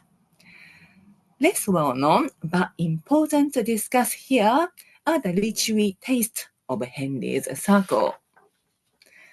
Eleanor of Provence, Henry's queen, commissioned literary works, including French romances. Her grandson, Edward, owned a book of romance which had belonged to Eleanor, one of whose minstrels brought to him in 1298.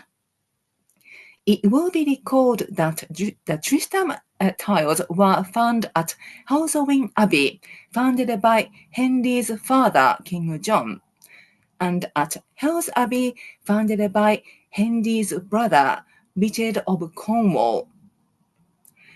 Now, Cornwall is the setting of the Tristan romance.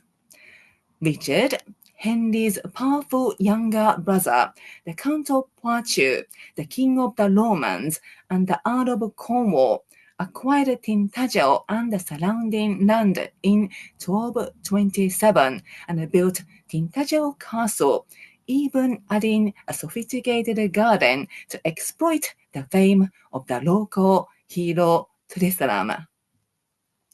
Henry's son, Lord Edward, apparently carried a book containing a Tristan romance on his crusade in 1271-72, and according to Rustichello Pisa, this served as a source for the prose versions of Tristan romances that were compiled as military manual, focusing on duels and combats. Gerard of Amiens composed Escanor at the commands of Eleanor of Castile, Edward's beloved queen. Escanor is a sequel to the prose versions of the Tristan romance. Now to Maria Plazo. Loomis identified the literary source of the tiles as Thomas of Bretton's verse version of the Tristan romance. However, the version that is more likely to have been known in Henry's English court is the 13th century chivalric prose version. Thus, I would like to propose this version as a literary source. The prose version of the Tristan romance, first composed in 1230s in England, over 80 manuscripts of which survive, was extremely popular in the Middle Ages. Evidence in favor of identifying this version as a literary source is that at least 12 manuscripts contain an epilogue claiming it was written at the behest of King Henry, although the veracity of this claim cannot be proven conclusively. This prose version is not studied widely today. There was no reliable edition until the publication began in 1963 and completed in 1997, 10 volumes in total. This may be why this version has not been considered hitherto in relation to the Chelsea tiles. Now, back to material evidence. It is little known that this large panel of Archbishop, Queen, and King is associated with Tristram series. The components of this panel of Archbishop, Queen, and King were found in the Chelsea kiln site, along with the Tristram tiles. I mentioned earlier how the Tristram tiles came to be simplified to square tiles. Now, the simplified version was produced with the same dies to impress the illustrations, but instead of the mosaic arrangement with roundels, the one we saw earlier, the square tiles had decorative architectural columns, as you can see here. Eames suggested that correspondence in size, 9 inches square, and a design with similar architectural columns demonstrate that these two groups were associated.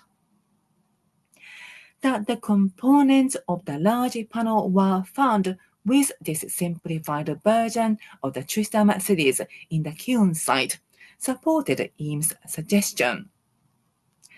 However, what puzzled Elizabeth Eames was the fact that a crucifixion panel was also found in the kiln site. The literary source I put forward might explain this.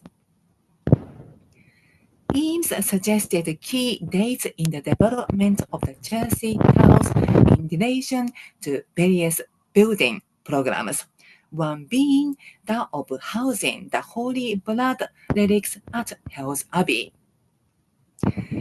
Believed to have come from the coronation regalia of Charlemagne, this was famously presented by Edmund, the son of Richard of Cornwall, to Hell's Abbey in 1268.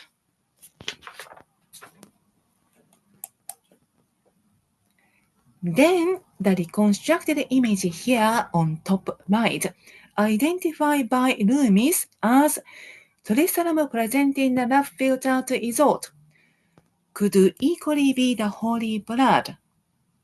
Notice the bare feet in both this image and that of Henry III in 1247, recorded by Matthew Paris. In 1996, a builder dug up some complete tiles in Chelsea. This seated figure holds a similar covered vessel in his right hand. One of the significant developments of the Tristan romance in the 13th century was the impetus to compile a summa or universal history, a sacred history and the redemption of man, and included a prehistory or genealogy section.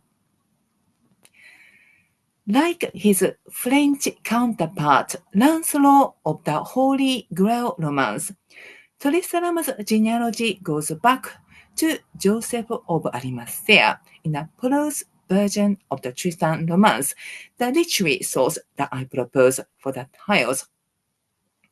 Now, Joseph of Arimathea collected the Holy Blood, thus the Holy Blood might not be out of context.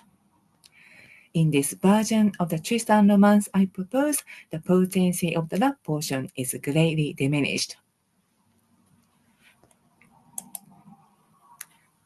The story of Tristan and Isolde has a very rich pictorial tradition in a variety of medias, from German embroidery to Italian frescoes, which regretfully I have no time to go into today. What appears to be distinct about the Chelsea tiles in contrast is the focus on Jerusalem's useful exploit. The Anglo-Norman French inscription here reads Angleterre, sorry, pardon my Japanese French, meaning England.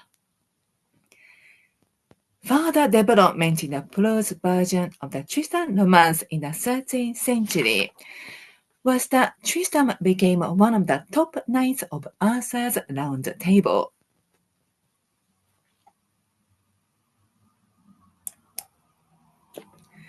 Another distinctive feature of the imagery of the Chelsea tiles is the use of Christian iconography, such as this image here, which clearly draws on the iconography of David.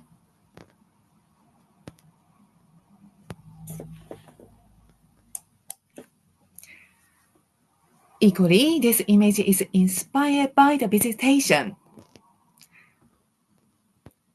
Such borrowings or allusions might imply that the audience were expected to appreciate the analogies between those sacred and secular subjects.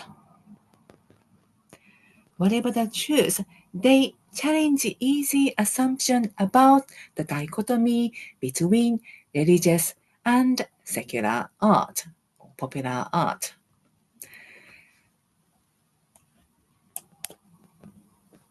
In conclusion, I have reintroduced and reappraised the Chelsea Tiles Jerusalem series. I propose a new identification of the literary source, the prose version of the Tristan romance. It might be possible to see the Tristan series and its association with the panel of Archbishop, Queen, King, and the Crucifixion in the context of the 13th century literary trend for universal history, and a desire for a salvation narrative in 13th century England. Thank you for your attention. Thank you very much, Shikari. That was wonderful. Beautiful, beautiful objects, as you said. Without further ado, we'll move on to our final speaker, Lucia Valdivino, who's a PhD candidate in Lisbon, where her thesis is entitled Fragments of a See-Through History, the Presence of English Medieval Alabasters in Portuguese Museum Collections. We'll all look forward to hearing more about those. So thank you very much, Lucia. Hello. Hello to all of you. Thank you for having me. This paper is based on my PhD thesis, which studies the English medieval alabasters in Portuguese collections. I chose this field of work also because of their absence in international exhibitions, theses, books being published. Having said that, my goal is to bring awareness to the richness and the uniqueness of these alabaster sculptures and plates so that they can add value to the ever-growing chapter in historiography.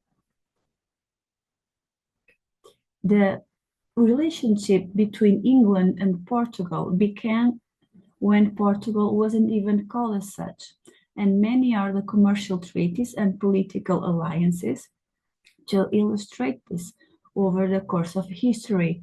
So it is natural that over centuries of dialogue, even with some fallouts, art was a commodity to be shared, offered, and bought between the two kingdoms. Maritime records prove this to be true for the alabasters, as they document their shipment alongside textiles from English ports to Portuguese ones. The cargo manifests don't identify the artworks in itself, but they are clear on the material and typology. The fact is that Portugal counts over 60 English medieval alabaster sculptures and plaques, some still preserved in the churches they were meant for. Their provenance is mostly lost in time, much because of the 1755 earthquake, the 1834 extinction of the religious orders, and the French invasions.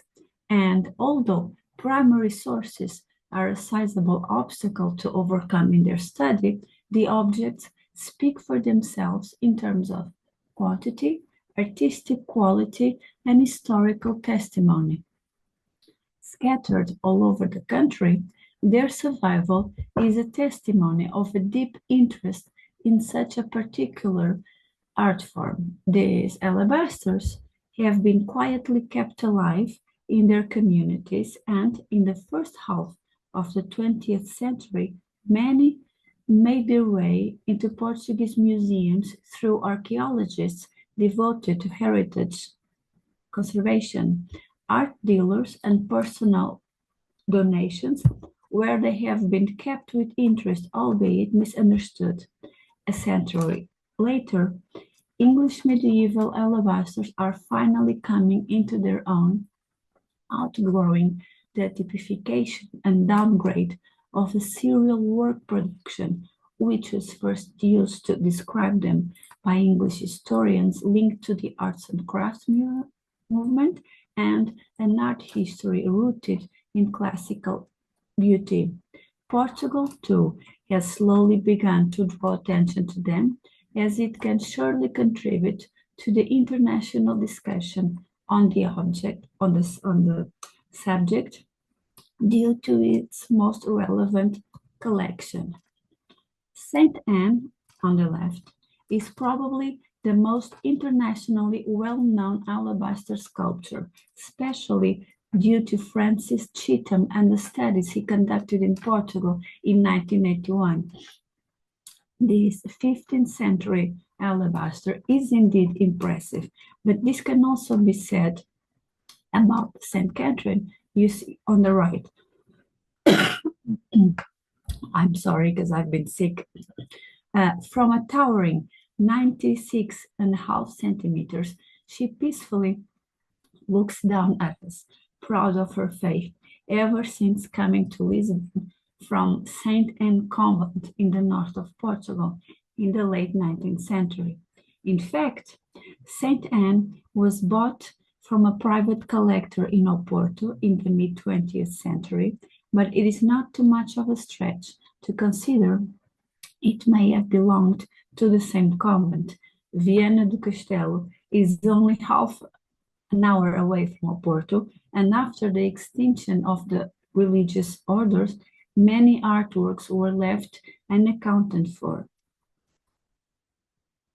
Now let's travel south to the Algarve and meet one of the most unique St. Anne's we'll see. Such an endearing face, far from the regalness of the previous one we've just seen. The importance of education is very well underlined, but how curious that this Virgin Mary is also learning to write. In late medieval times, Lagos and Tavira in the Algarve were very important Portuguese southern ports, and documentations prove that alabasters were shipped there. According to those records that Nigel Ramsay brought to light, some were actually quite expensive. This St. Anne is currently in the City Museum of Faro, as well as a St. Bartholomew sculpture, we'll see after. These are the two biggest alabaster sculptures in Portugal, and I dare say worldwide, both over 100 centimeters in height. This massive St. Bartholomew may not be as artistically interesting as the previous St. Anne, that shows more personality and investment in the decorations, but it still delivers the educational message to the 16th century male Carmelite convent it could have come from, also in the Algarve. The reasons why this sculpture was found inside the wall in 1882 are only a guess. It could have been hidden from piracy and raids that were a real threat to Portuguese coastal cities, and religious institutions were easy targets, or it could have been walled up to escape the French invasion, even though they didn't reach the south of Portugal. But it is more likely to have been used as a rumble in the fortification of the chapel walls it was found in, after the 1755 earthquake destroying the convent. A change of taste can explain why this sculpture was discarded. One of the distinctive characteristics of the English medieval alabasters that exist in Portugal is their stylistic diversity, such as this unique fragment exemplifies. Some scholars argue it could have been part of a funeral monument. Others identify the female figure with St. Catherine and suggest this is a fragment of a panel or of an altarpiece dedicated to the life of the saint. The epigraph has proven to be impossible to read, which would certainly help contextualize this relief, but a comparison with the layout of the 15th century alabaster plaque to Robert Gilbert and his wife can offer some hints on its original composition and purpose. Nevertheless, this fragment seems to be one of a kind. Another example is this panel depicting the coronation of the Virgin. It's still conserved and available for worship in its original church. Located in the district of Coimbra, in the center of Portugal, it's a region with many close ties to England, especially because of King John I's marriage to Philippa of Lancaster in 1387. King John reigned for 48 years, a time frame during which the Windsor Treaty reinforced economical and political alliances, and many artistic goods most certainly flooded into the country, not to mention the court that Philippa brought with her to Portugal, along with a different culture. This is mainly why Guilherme Arnau who came with Philippa and was made lord of the village, is believed to have brought the panel with him and offered it to the church by the time of its refurbishment. This panel has moved around the church several times, primarily due to safety reasons, so do the local chronicles attest. No complete altarpieces remain in Portugal today, but it's not impossible that they may have existed. These panels could be such an example.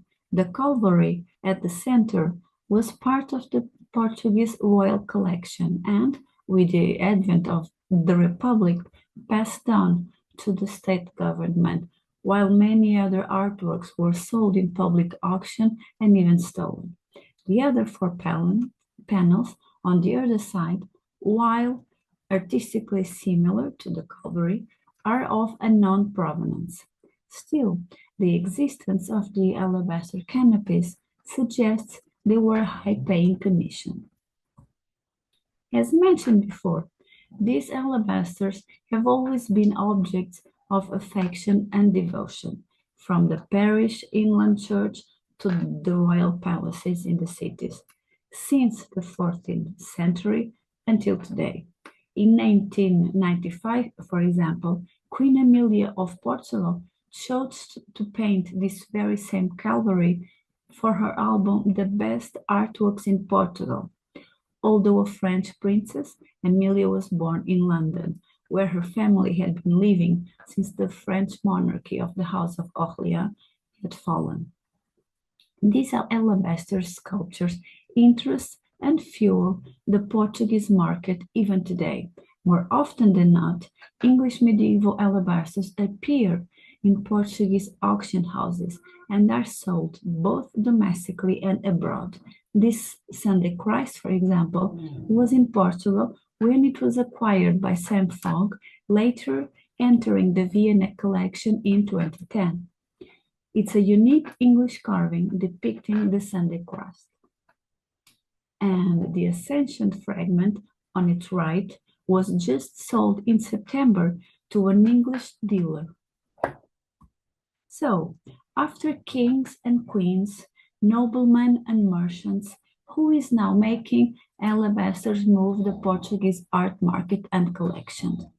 Going back to the 19th century, romantic nationalisms that turned societies back to the Middle Ages. Portugal was no exception. Historians, writers, artists, and even politicians and businessmen took upon themselves the mission of gathering and collecting all that could add up to the meaning of the Portuguese nation.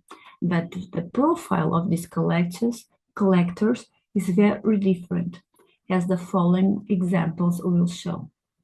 Guerra Junqueiro, that you see on the screen, is one of the most reputed writers of the transition to the 20th century republic.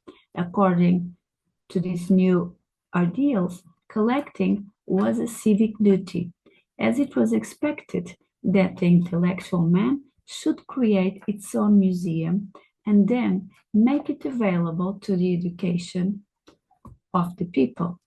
Junqueiro did just that, developing a sophisticated and selective eye that went beyond the Portuguese borders.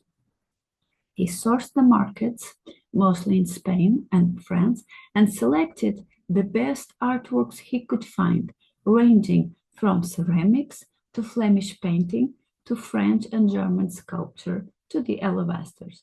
This Annunciation is part of his collection and was donated to the National Museum of Antique Art upon his death, but can be seen at his namesake museum. Commander Ernesto de Vilhena had a very different take on the activity of collecting.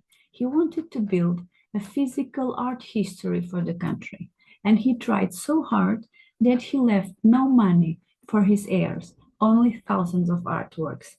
Quality wasn't the only factor. Diversity was also very important. He's the biggest art collector in Portugal and died in 1969. At this time, 1,500 of his sculptures were given right away to the Portuguese government and later deposited at the National Museum of Antique Art. Many more were sold by his heirs in several public auctions in the following years, alabasters included, but his dedication to secure the country's heritage transformed this museum into a vital institution for Portuguese cultural life. João Couto, who was the museum's director from 1938 to 1964, was a pioneer in the attention given by a museum to English alabasters, and together the efforts of both men resulted in the biggest alabaster collection in Portugal. Dr.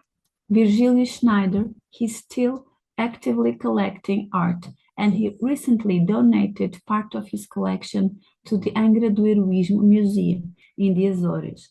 6 alabasters are among the pieces donated, and I've already confirmed the ownership of 3 more, making his the second largest collection in Portugal. So, doing a quick overview on some of the iconographies present in these alabasters, we see the themes that are totally in sync with the devotion of the 14th and 15th century. So, Assumptions and Coronations are the main themes, as well as Pietas. The Pietà you see here is 84 centimeters high. Calvaries and Holy Trinities, heads of St. John the Baptist. We have a total of 13, 14, as well as the representations of the first martyrs, Saint Catherine being the most common. The Saint John Evangelist is unique in its style, and there's yet to be found another representation of Saint Magdalene. So, despite the quality and quantity of the English medieval alabasters in Portuguese collections, they are almost totally unknown internationally.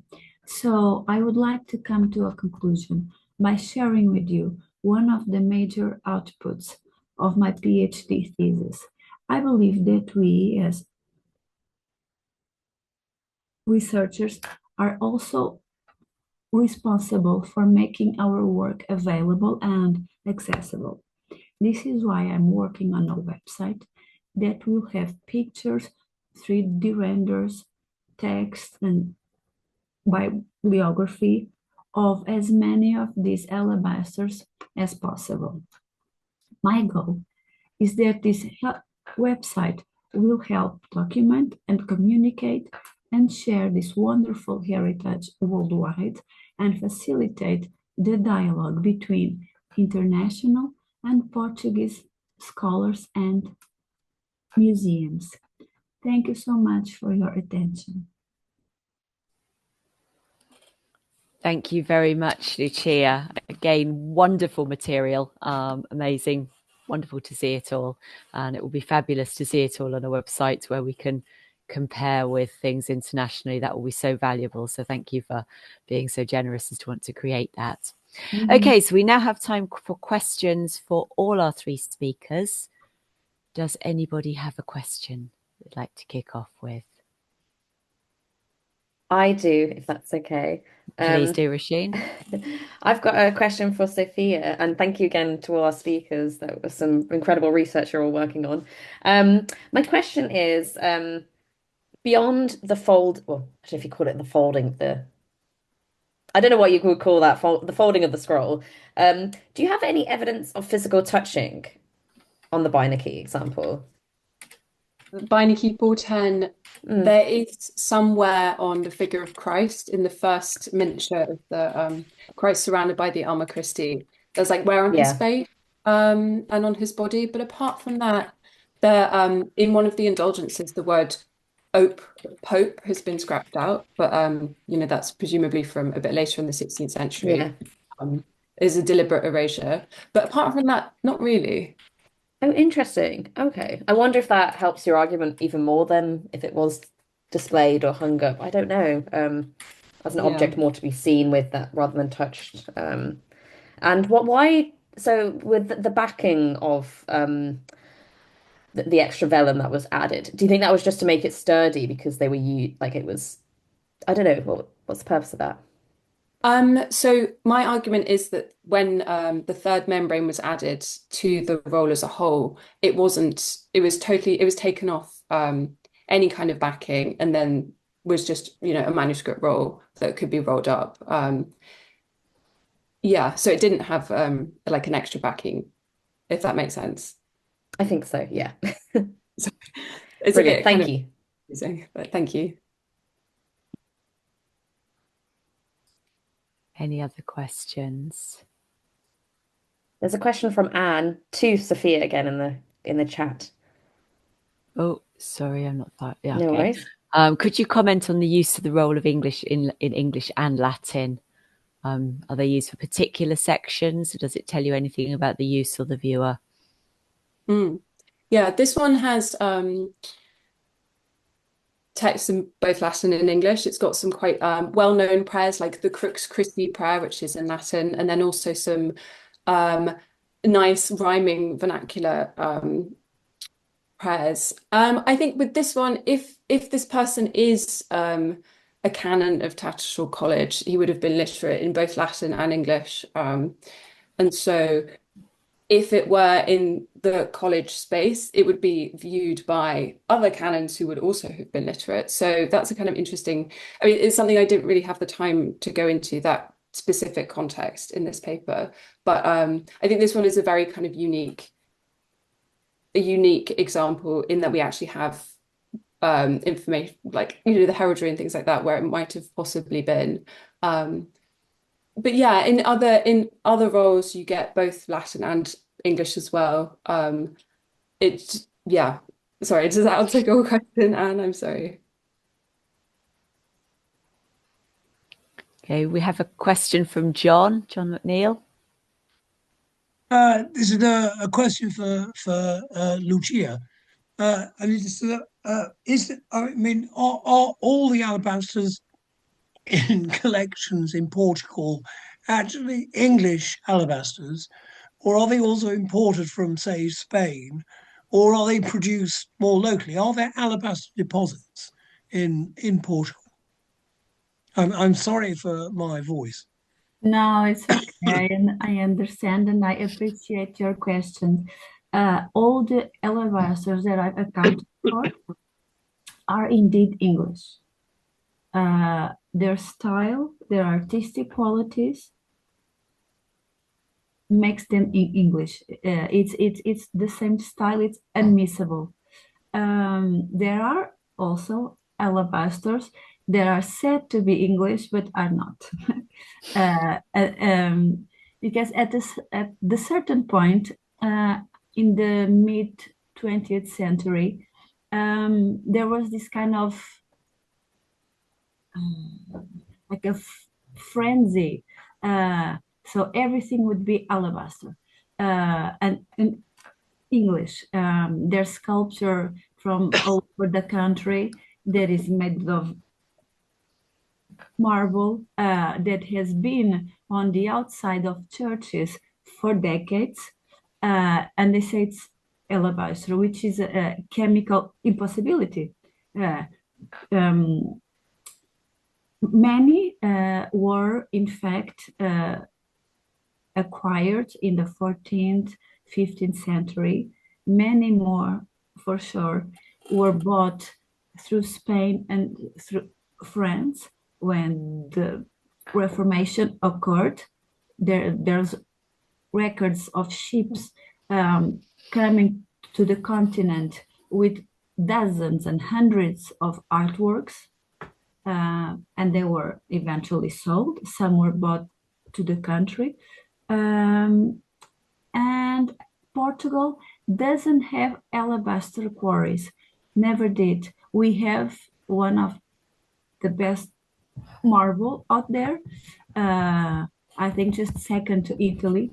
And we have, like in the north of Portugal, this tiny production of alabaster, but I mean, when you have such good marble and limestone, you don't go to alabaster. It was never used as a material, but in the 15th century and in the early 16th century, there's a French sculptor, Nicolas de Chantereine. He indeed came from France and he bought alabaster in Spain. And Spain does in fact have quarries and the big alabaster history of sculpting the stone. And he built an alabaster panel, and that's it. It was like this one-time event, but again, with the marble, I mean, it's alabaster just didn't stack. Mostly that. I hope I answered the question. That was very helpful. Thank you, Yes, Lucia. yes, very, very comprehensive. Well done. Thank you. Thank you. Thank you. Okay, I have a question for Akari. You said that you didn't think that they were about adultery and all the modern values. I thought that was really interesting, that the values we have come more from the 19th century than the Middle Ages. Are you saying you think their installation in monastic contexts is to do with the patronage, that they were speaking to the patrons, or do you think they did have a meaning for the monks? Because even as a courtly knight, that's still not a very monastic reading. Yes, I think so. I think it had a value for patronage, and it could be connected to the popular sort of devotions, not popular devotions, but sort of a popular idea of because the Tristan becomes connected to the sacred history in that that his genealogy goes back to Joseph Arimathea. Maybe that was the way to tell the popular sort of history, whether if it's made up history. So that the veneration, passion, lyrics, reach high point in 13th century, as you know, this secular narrative kind of got not dragged in, but there was a sort of I think there was no sort of division so that I said that prehistory section I just passed over really quickly, but it's actually quite a dark sort of a history between the sort of Joseph Arimathea coming to England and sort of dark history of patricide, incest, sort of going back to pagan religion. The sort of history that this narrative tells in this prehistory section before Tristan is born, and I think it was probably used as a sort of popular sort of narrative of sort of telling the history, the prehistory before the conversion, or sort of that sort of evangelization of England. Right. Yes. So it becomes part of the history of England, that type of thing. I think so. That's my okay. Thank you very much.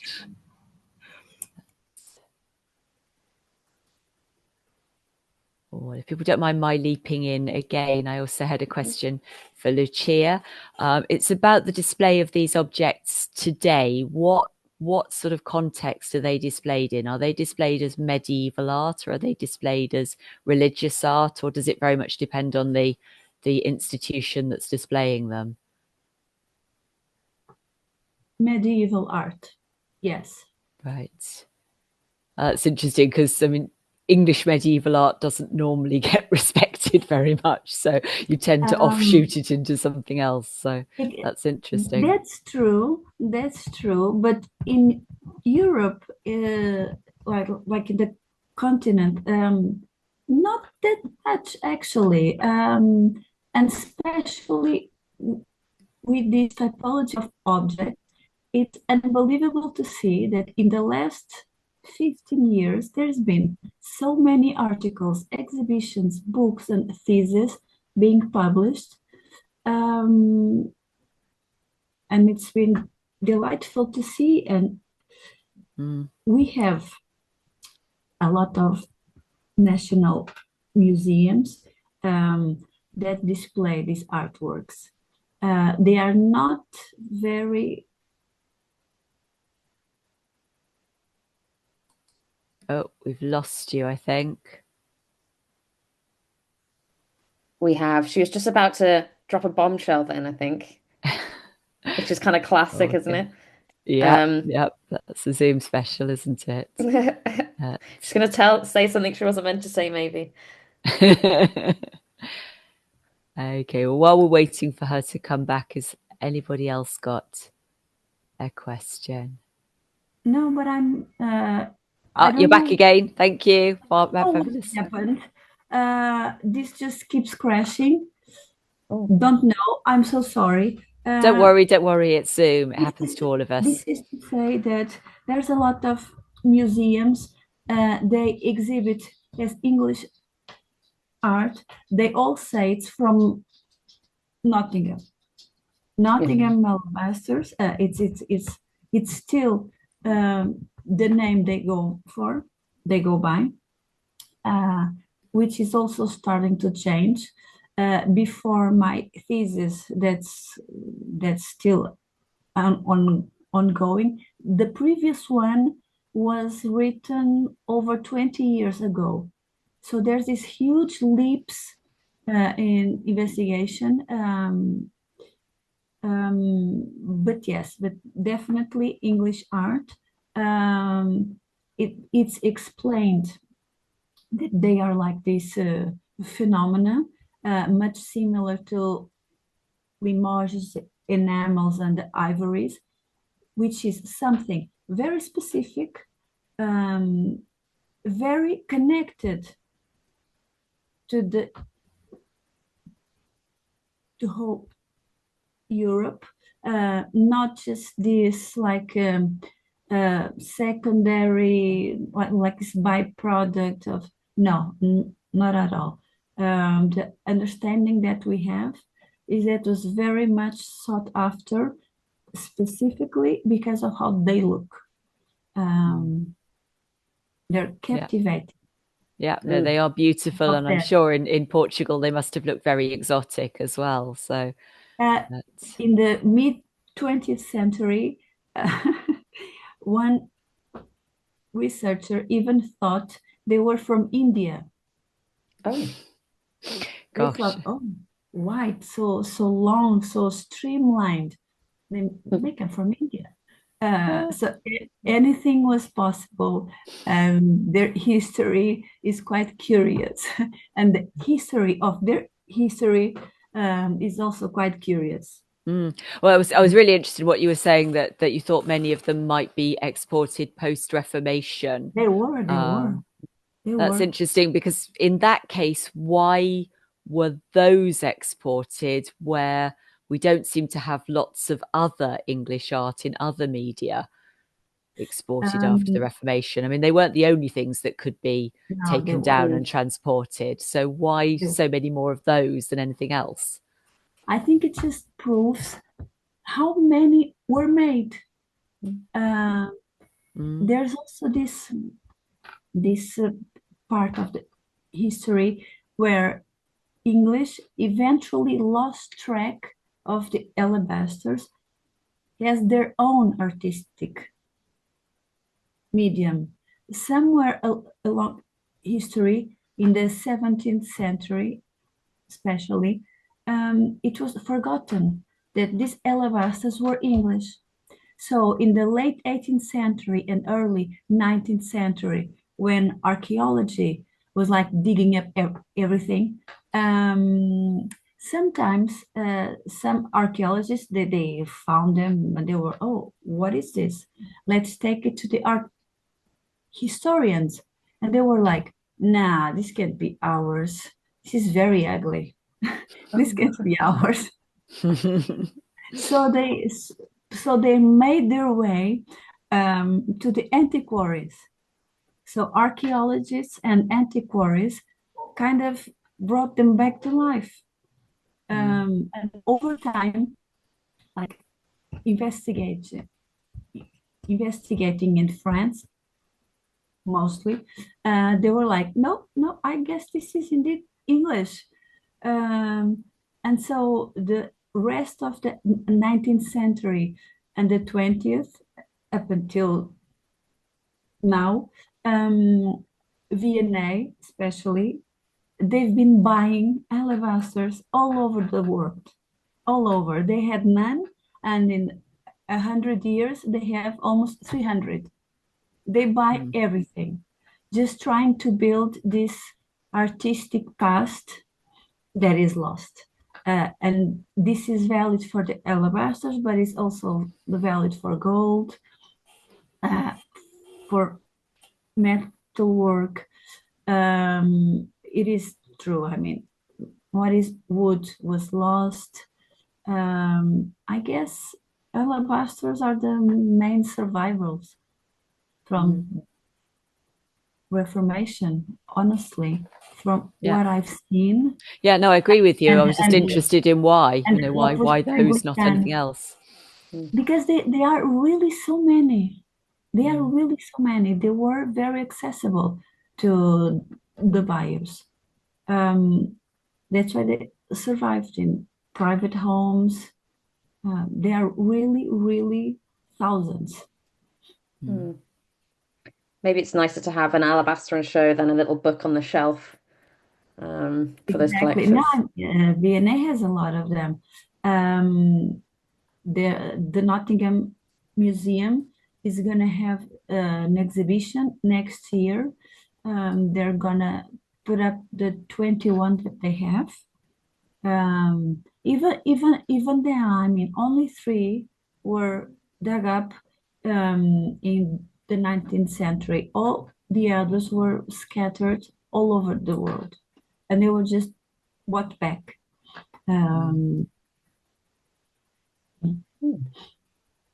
It's interesting, the lives of objects, isn't it? It I is. think we're going to have. Absolutely. Yeah, I think people are going to have to start to go now, aren't they? Yeah. We're now running over time. So thank you again to our speakers in this session, to all the speakers.